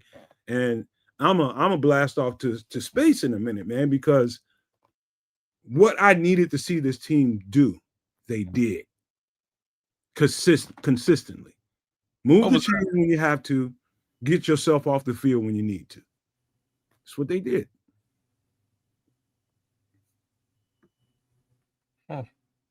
Shout out to everybody that just jumped in here. Darius Morgan, Tez Ray, everybody that just Jason UK Bears. Everybody, make sure. I know you got to hit the Draco G, Billy Ocean. Yeah. What it do, Billy, man? Been a minute, Billy. Everybody, brother. This is time to celebrate, man. I think we crossed the threshold here. Would you agree? I'm just gonna leave it that simple, and I'll explain myself when y'all get through talking. I'm like, there's certain things that I loved about this football game, and it really has everything to do with the offensive line and the run game. If this team can establish that, you can win football games when the reality is things might be shaky with respect to the passing game. And that was what I kind of felt today. Even then, Caleb Williams had a really decent outing, man. Really decent outing. So I'm not too fussed about the end results of this game outside of that W. That's what we needed to see. That's what we came away with. Now I do want to say a little bit, counter to the football game, and for all intents and purposes, I just want to say, like, from what it sounds like, and from what I'm seeing, like I'm watching this game in short, but I ain't listening to it. I see them load up that Hail Mary loss. They loaded up until the very final minutes of the game, just to kind of rub it in that Chicago gonna lose, just to rub it in a little bit. That's where we are. Chicago's gonna lose. Let's just layer in this footage of this loss. And from what I'm seeing and what I'm hearing, sound like Troy Aikman had a real hard time calling things straight today with respect to Caleb Williams and the Chicago Bears. This is why y'all come check us out. You know what I mean? Come check us out. Spend your Mondays, spend your Sundays with us when we're watching these games, and you have to listen to the bullshit that you're gonna get on ABC. And it's always like ABC's brutal for this, man. Brutal. Well, real quick, if you don't mind me answering Ron C's question, he says, no matter what's causing all the penalties, it has to be more than a lack of discipline. Anytime you're playing more man-to-man coverage or more physical brand of football, when you got to touch and be physical at the line of scrimmage, and that's what man-to-man football on defense is. It's a little bit more of a physical game. At the line of scrimmage, it's gonna if you put your hand on somebody a little bit longer than you should, let's say a corner or a safety, when that guy is breaking on a route, say you got your hand on him for 6 or 7 yards instead of the 5 yards that allow, you might get a little bit more laundry on the field. I'm talking about defensively. That's more of what I'm thinking. It's because we play a man-to-man defense, you're going to get a little bit more penalties in the secondary and in the linebacking area. You're going to get a little bit more. So, a couple things to say. First one is Ron C. Great question.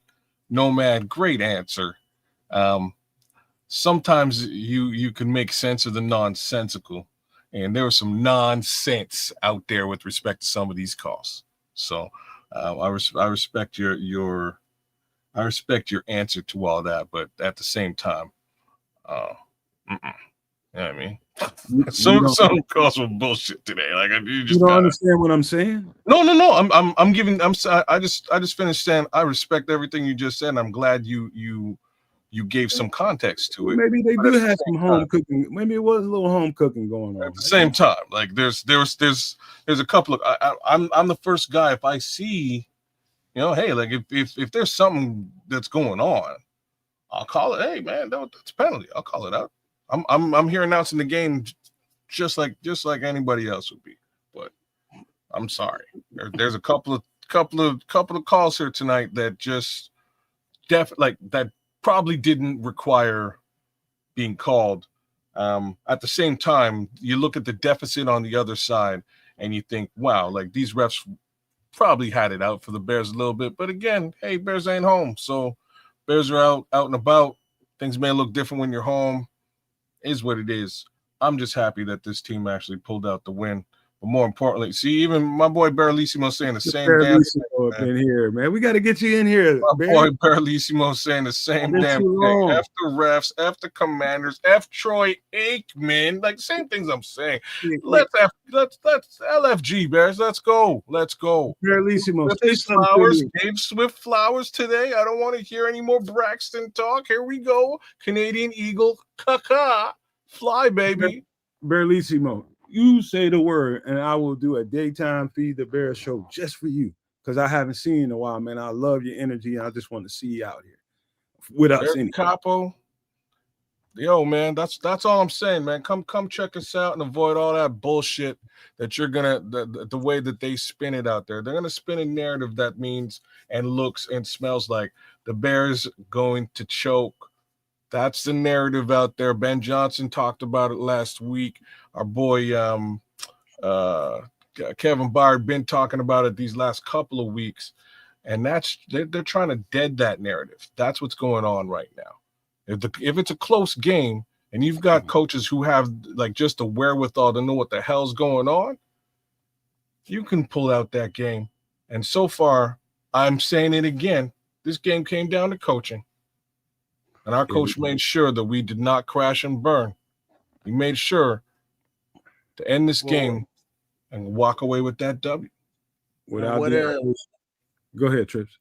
What is the saying that luck equals preparation plus opportunity? There were so many self-inflicted mistakes still, drops, missed passes, missed blocks, missed tackles, blown coverages, enough blame or enough mistakes on both sides of the ball that despite all of that, the team still played hard enough, battled hard enough to be in a position to win, to capitalize on a late turnover. And they did. It could have gone many different ways, but this team is learning how to win.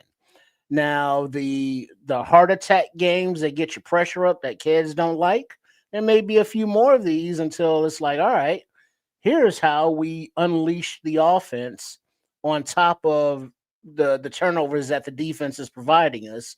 So now, we have these 21-point cushions where you can chill, for the second half.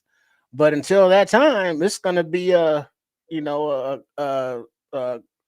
pulling teeth and clawing and scratching and doing what you have to do to put yourself in a position to win. And as long as this team keeps doing this, and it starts from the top down.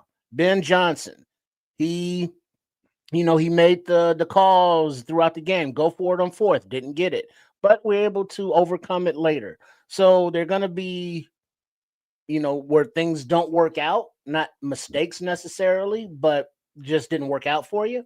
But to have the team to be able to flip that to come away victorious is just, I think, a stronger emotional feeling to win by 1 point than it is to blow a team out at this nascent point in this team's development.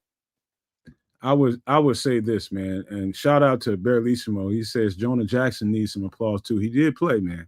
He did play, but my mind is going elsewhere right now just for this matter. And I think because the run defense has been totally under the microscope, and how will we be able to stop a team that's averaging 6 yards a pop? How will we stop Jakrowski, Bill Merritt? How will we do that? It looked like we would have had this thing run down our throat, but I'm going to tell you some guys in particular that really stuck out as far as the trench play goes. And it's Javon Dexter and Andrew Billings. They filled the run lanes. They fit their run assignments well. And not to be left out, the linebackers, TJ and Tremaine, and when Noah Sewell's on the field, and even DeMarco Jackson, those guys fit that run to a T. And so the pressure and the interior movement up front matched the coverage on the backside. And so, we had a couple of, like one play in particular where it looked like, Kyler let a guy loose down the field and he was just wide open. That's just a communication error. But I believe those two guys in particular started everything. I'm talking about Dexter and Billings.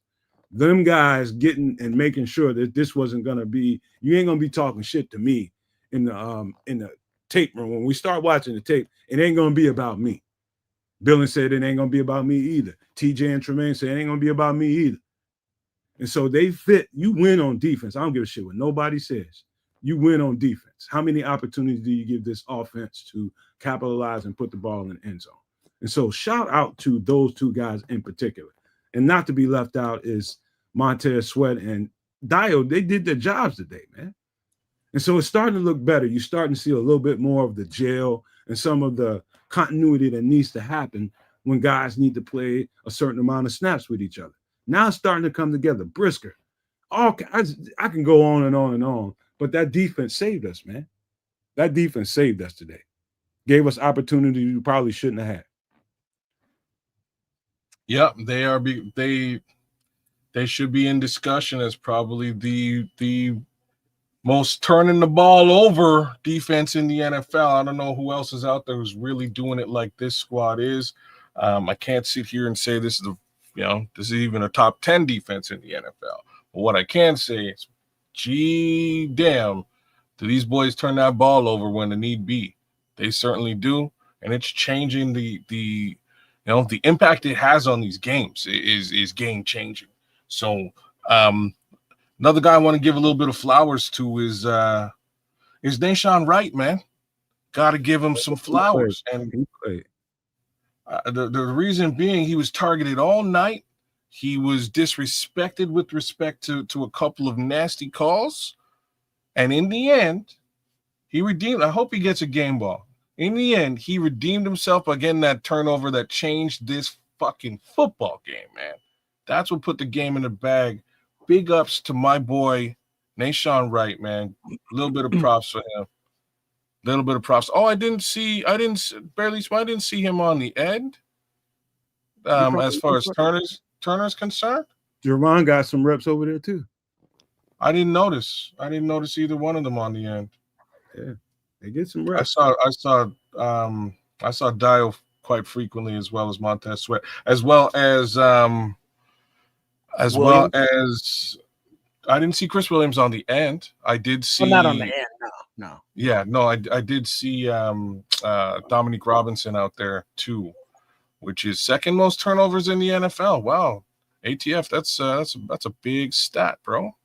I'm sick of the Bears fans glazing Daniels. He isn't better than Caleb. Not close. Well, here's the facts. They are close, actually. They're just from a statistical perspective, they're pretty close to each other. I think Caleb Williams just put some of that to rest today. Didn't cough the ball up again. This guy threw a pick tonight. Caleb had more passing yards tonight than Jaden Daniels. This little contest between the first and the second pick continues, and it'll continue for a while. And we're going to have to say that a certain quarterback is starting to distance himself from the number 2 selection in that draft. I don't care at all. All I know is this: we won, and all of that kind of measuring stick we can measure as we go, man. We'll probably have to. I'm just saying, people a little later on. You know what I mean? This is going to be a rivalry, bro. That's what I'm saying. That's why I'm speaking to it. It's going to go on for these two guys were picked back to back. Bears did not look at Jaden Daniels. It's a whole thing. It's yes, and Caleb got a TD stolen from him. There should be a TD in the mix here tonight for Caleb Williams, although there is at least one. In any event, the only thing that separates these two quarterbacks is rushing yards, and that ain't what you select a quarterback for. So right now, Caleb Williams is starting to pull away from a statistical perspective versus Jaden Daniels, and these are things that people have to actually, these are facts that people have to respect. You got to respect the actual statistical numbers. It is what it is, like it or hate it. Kids, can I ask you, and Trips, I'm going to ask you this too, man. Just see if it makes any kind of sense to you guys. I think the Bears have developed a real competitive personality. Does that make sense to you? Competitive personality, I think, is a trait for every freaking team out there. Does a team have one, a serious one, or no? You either got one that's unserious, or you got a great competitive personality. I'm starting to see a real development of a great competitive personality. When you can start stringing games together like this, when you just got this offensive coordinator, you just got this defensive coordinator, you got a bunch of new pieces that are playing in all new systems, you're starting to see the development of a competitive personality that is a winner. You're deciding yourselves amongst each other, we're going to win this game. They are deciding that they're going to win a game. No matter what, I saw that throughout. That's why I felt real confident about it. I'm just like, these dudes are going to drive this ball down the field, and they're going to at least, I thought they was going to put it in the end zone, but they settled for the field goal. They probably could have put it in the end zone. But the defense gave them opportunity after opportunity. They were going to do something with that shit sooner or later. Caleb hit Olamide on a perfect pass. It would have been over with. But go ahead, Trips. My bad. I'm excited as fuck. Man, it would have been nice if they had went back to that Roma Dunze touchdown pass. Peace, Bellissimo. That would have been cool. But it was just cool that they won. But yeah, the coaching matters aspect of it, the competitive nature, the never say die attitude. Ben Johnson. I mean, that's kind of his whole thing, his aura, his mantra. So having that attitude at the top, and every one of these coaches on this staff, Bieniemy, Randall, JT Barrett, who's right there in Caleb Williams' ear after every possession when he comes off the field, and then Case Keenum over there, being the on-field coach, or I'm sorry, on the sideline coaching aspect in a uniform. But the attitude and the demeanor of this team is night and day, let's say, from the Flus era. You can see the differences in how they carry themselves, how they hold each other to accountability, and just the general attitude around the team. Why do you think that is? Well, in the press conferences, you listen to Ben Johnson talk, and he speaks to you like you're an actual adult. You know, he explains the situation from his perspective. He throws in some other perspectives, like, well, you do have to watch out for this, that, and the other. You need to learn this. You know, it's a mistake to do this. He's very human with his responses, and it's not all coach speak. So when he says, I'm learning how to communicate with Caleb when things are good, when things are bad, when things are tense and emotional, you know, all of those are things that you can't practice until you're in the situation, because you can't fake the emotion when a game is, you know, on the line, and it's like a receiver drops a ball and the quarterback's upset, or the quarterback misses a pass and he's upset. How do you communicate that as a coach to be like, all right, calm down, get back in the moment. Here's what we need to do going forward. And even on the defensive side of the ball, as the deficiencies in this game, the run game, all that are, you know, with the starters out in the secondary, that are the game plans are so that they are able to overcome, let's say, lack of talent or lack of players that are perfect fits for their schemes and what they want to do. They're making do with what they have, and they say that in the press conferences. They say, you know, this is not our ideal, let's say, lineup, but we're going to make do with what we have. And that's a very honest way to approach things that, you know, are right here in front of you, that as fans we all see. Whereas other coaches will just lie to you and blow smoke and sunshine up your ass. This coach doesn't do this. Coaching staff does not do that. The thing. So, sorry. Hold on for just a second, kid. Let me say this, man, because Tripp's he's making really good points there. I just want to add to it, and that is, you know, coaches do develop a certain kind of personality, and it does transfer. If the coach is a really, really galvanizing individual, and he believes, and he put these people in place it's still, at the end of the day, that's going to transfer, but that's not all. It's going to come down to the individual and the leadership on the team. The leadership, who's going to make this next play? Who is going to step up and make this play? Who's going to make a play? And I don't know what's going on the sidelines, but I guarantee you 99% of why you saw what you saw tonight happened on the sidelines. Them galvanizing each other. After the coach galvanized them, you pass it to the leadership, and he goes and transfers a message. Dog, we finna win this motherfucker. One of y'all finna make a fucking play. Y'all better beat me to it, because I'm gonna make a play.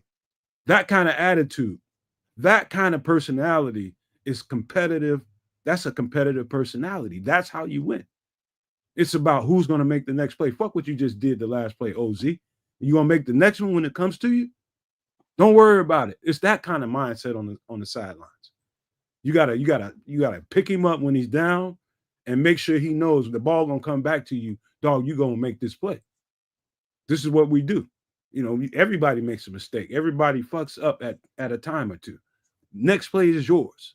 That kind of attitude I sense is on the sidelines. I don't have any evidence as far as my visuals to tell you that I saw that on the sidelines, but I can almost guarantee you that's what's happening. So the answer to my question to Trip, and both of you guys hit it in your own ways. The answer is just simply belief, right? The coach believes, and what he believes in is in his staff and in the handful of players that he has put together, or that Ryan Poles has given him. He believes in them. There's an actual level of belief there, and that is something that allows you and avails you, to speak to where Triple R was. It avails you to be actually honest when the media is asking you questions. And it was refreshing when Matt Nagy was here, and in his first little while, he was honest, and he was able to give that, refreshing change from John Fox. It was a refreshing change hearing Matt Nagy. And then shit hit the fan, and the coach speak and word salad came out. And we just spent another couple of years full of coach speak and word salad with Matt Eberflus because he never believed, and quite frankly, just kept losing. And that doesn't help belief. This guy's come into this situation and just instilled this football team with belief in themselves, like in themselves, right? As a team, they believe that if this is a tight game, our head coach isn't going to fucking drop the ball. He's going to call the timeouts when required. Like, there wasn't a misstep here tonight. There could have been missteps tonight. Could have been, right? He called those timeouts the way that you call them. He called those run plays the way that you call them. Made sure to milk the clock exactly the way the clock needed to be milked. 3 points, game over. Matt Eberflus would have shit down his pants. You know what I mean? Like, shit the bed again. That's what would have happened if it was Matt Eberflus. But not to Nomad's point about exercising demons. Think about the demons exercised after bye week victory, a national televised game after bye week victory. Check. Another victory on the road. So these are things that, as fans, we haven't seen in a few years around these parts. Oh, hey, Trip. The Bears haven't won after the bye week in God knows how long. You realize that? Yeah, that's why I happened to bring it up. It just happened to be on my mind for some reason. And on national televised games, the Bears have not shown up well. Big ups to friggin' Ben Johnson for doing it, for exercising demons, for putting bullshit narratives to bed, to rest. You know what? Bury that shit. The most beautiful thing about this is knowing that a coach can only take all of this so far. And play calling, galvanizing the team, and doing all the things that a good coach does. That only goes so far. There's a line. Of course. After that, it has to be carried. Players got to play. Players have to carry it. Because fucking Ben Johnson, Matt Eberflus ain't tackling a motherfucker. Guess who had to do that? Yeah. Like, it's a football game, man. Don't get it twisted. So all respect due to the players. Ben Johnson needs all the respect in the world too. But don't forget, these are motherfuckers that was out there tackling people and getting them off the field and making plays on the offense. And this coaches can only take a team so far. The coach's job is to scheme it up the right way, put people in position. Yeah, but you got to feel me on something here, though. Well, hold on. And at the same time, they need to believe in him in order to execute effectively. Right. I'm going there. They have to. After that's done, the coach has done his job. Now it's on the leadership to make sure the message transfers and to make sure you go out and execute when it's time for you to execute. When you got to go have it, plays. It's up to the leadership and the players on the field. The coach has already done his job. That's it. Right? It is literally that belief that they carry within them that, you know what, our head coach isn't going to shit the bed on the sideline when we're in a bit of a shaky situation. He's going to line us up the right way. Oh, if we need to scheme somebody open, he's going to scheme them open. You know what I mean? Somebody's going to get open. Oh, snap. Let's flip this onto the defensive side.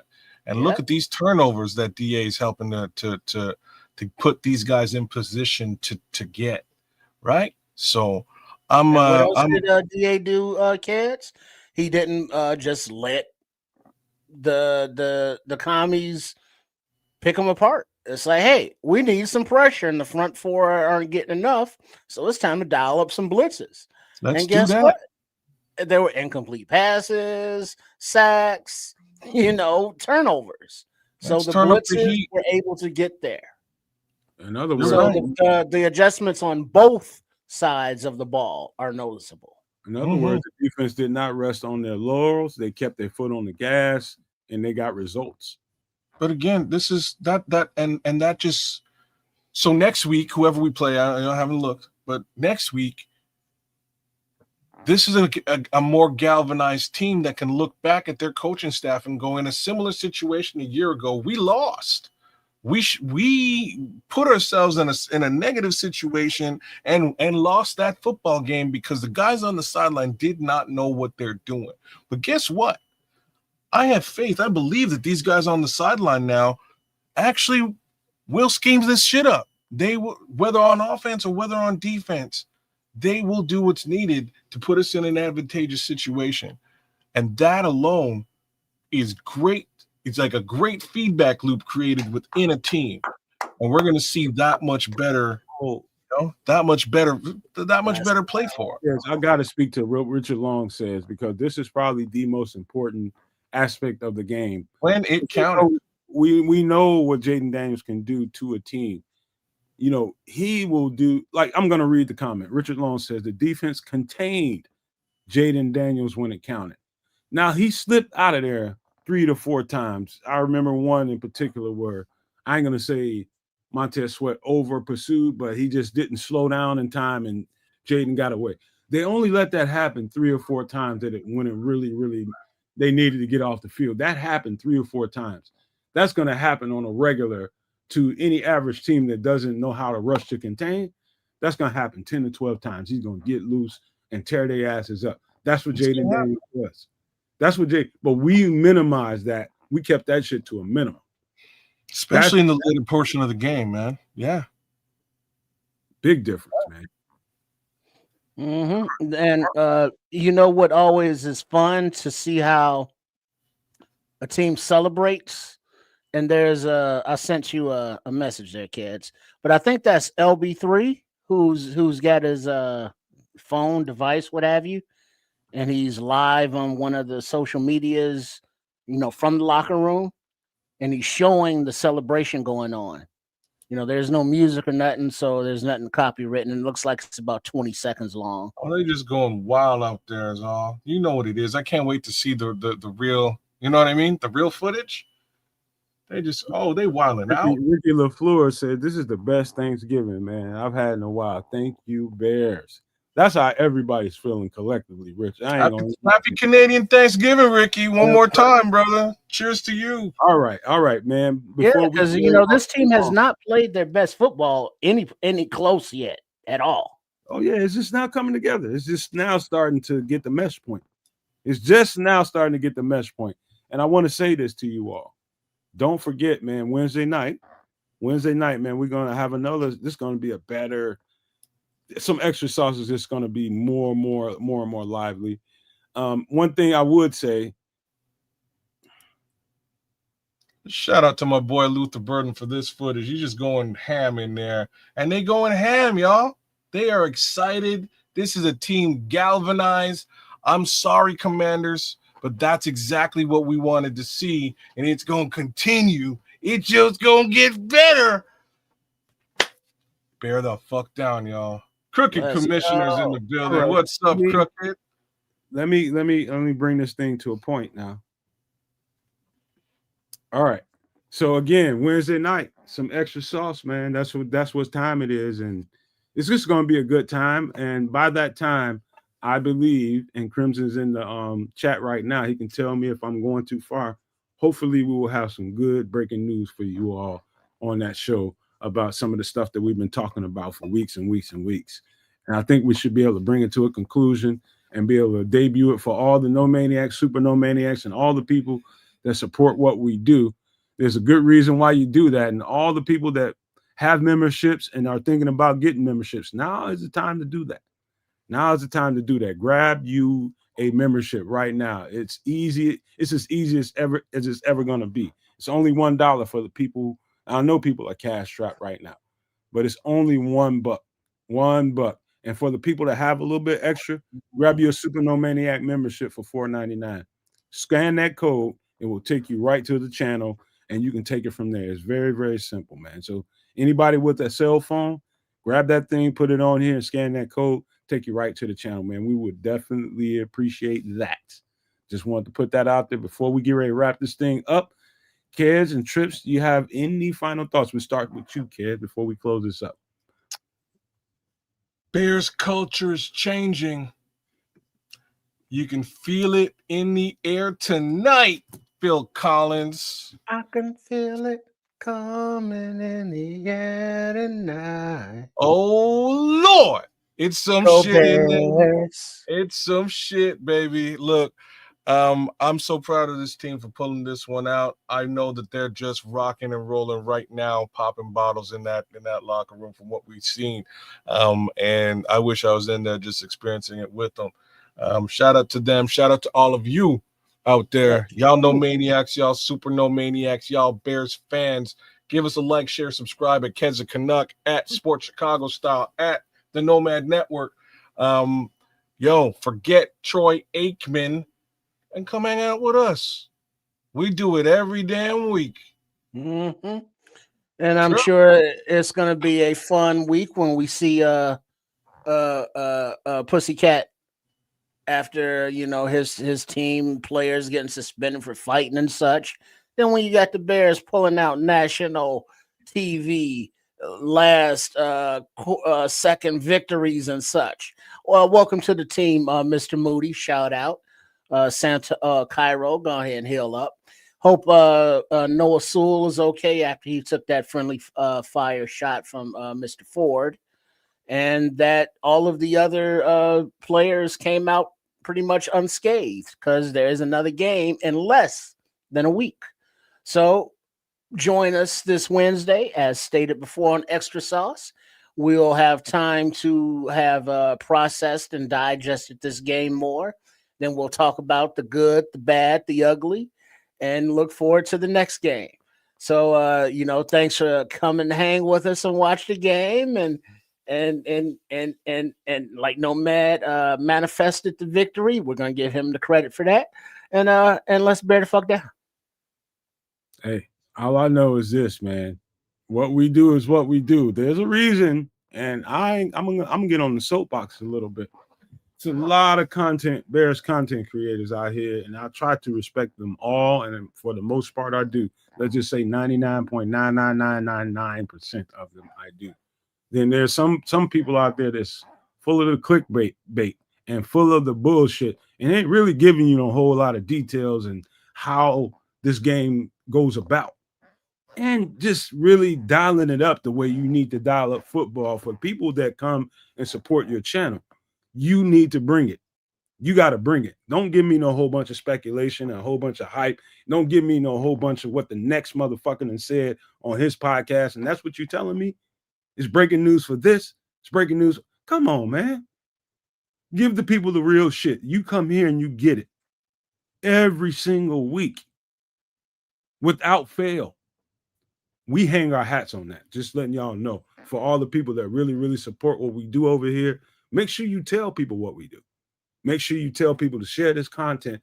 Y'all don't know what these boys be doing over here. These boys really bringing this. A whole bunch of content creators. It's a whole bunch of bullshit out there. But these boys bring it. Make sure you share this content with somebody individually. All y'all can do that for us. Share it with somebody. Just share it with one person. And that's enough. And that's enough. We would appreciate that.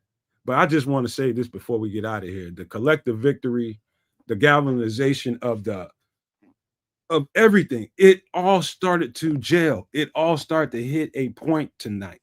This is when you find out who you are. This was definitely a litmus test, guys. Definitely a litmus test. And we passed it. And so all things are on the table. There's a few 3 or 4 games from now that probably look like, okay, I don't know. Like this game in particular, before we started the season, I pretty much, and everybody I know said this is probably a loss for us. And we won it. Guess what? Momentum is momentum. I don't give a shit how it comes to you. Momentum. It's momentum. And I feel like we're going to mow down the next few teams.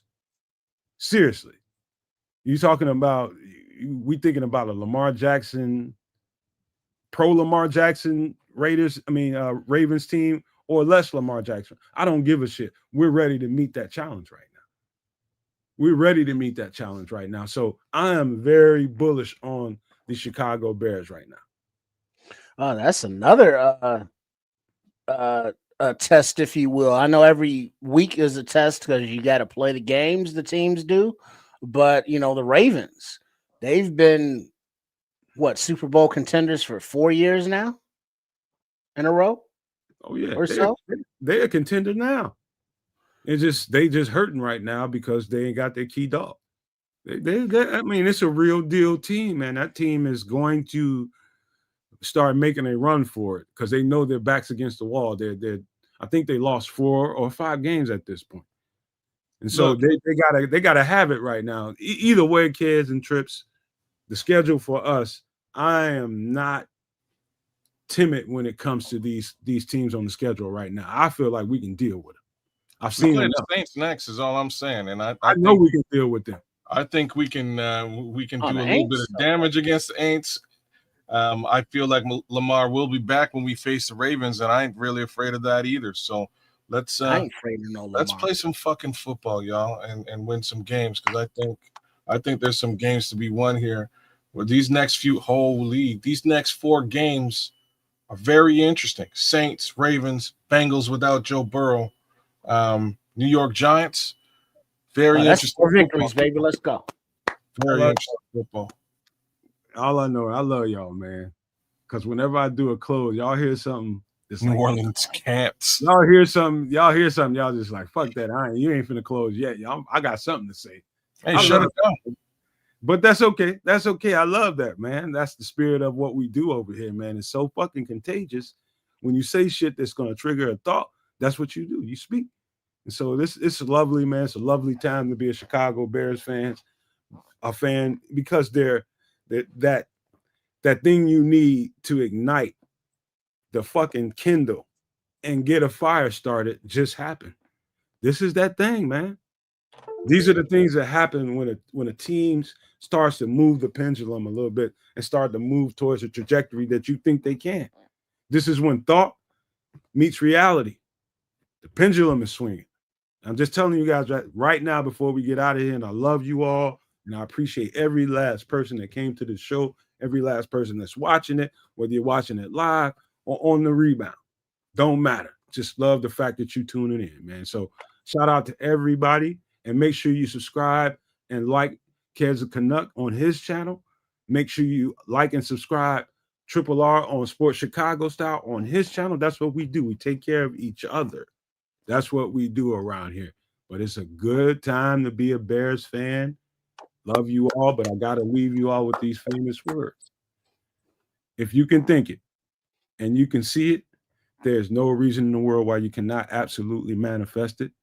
Do not, and I repeat, do not be a prisoner of your own mind. But with that being said, we are out. Bears win. Go down, baby.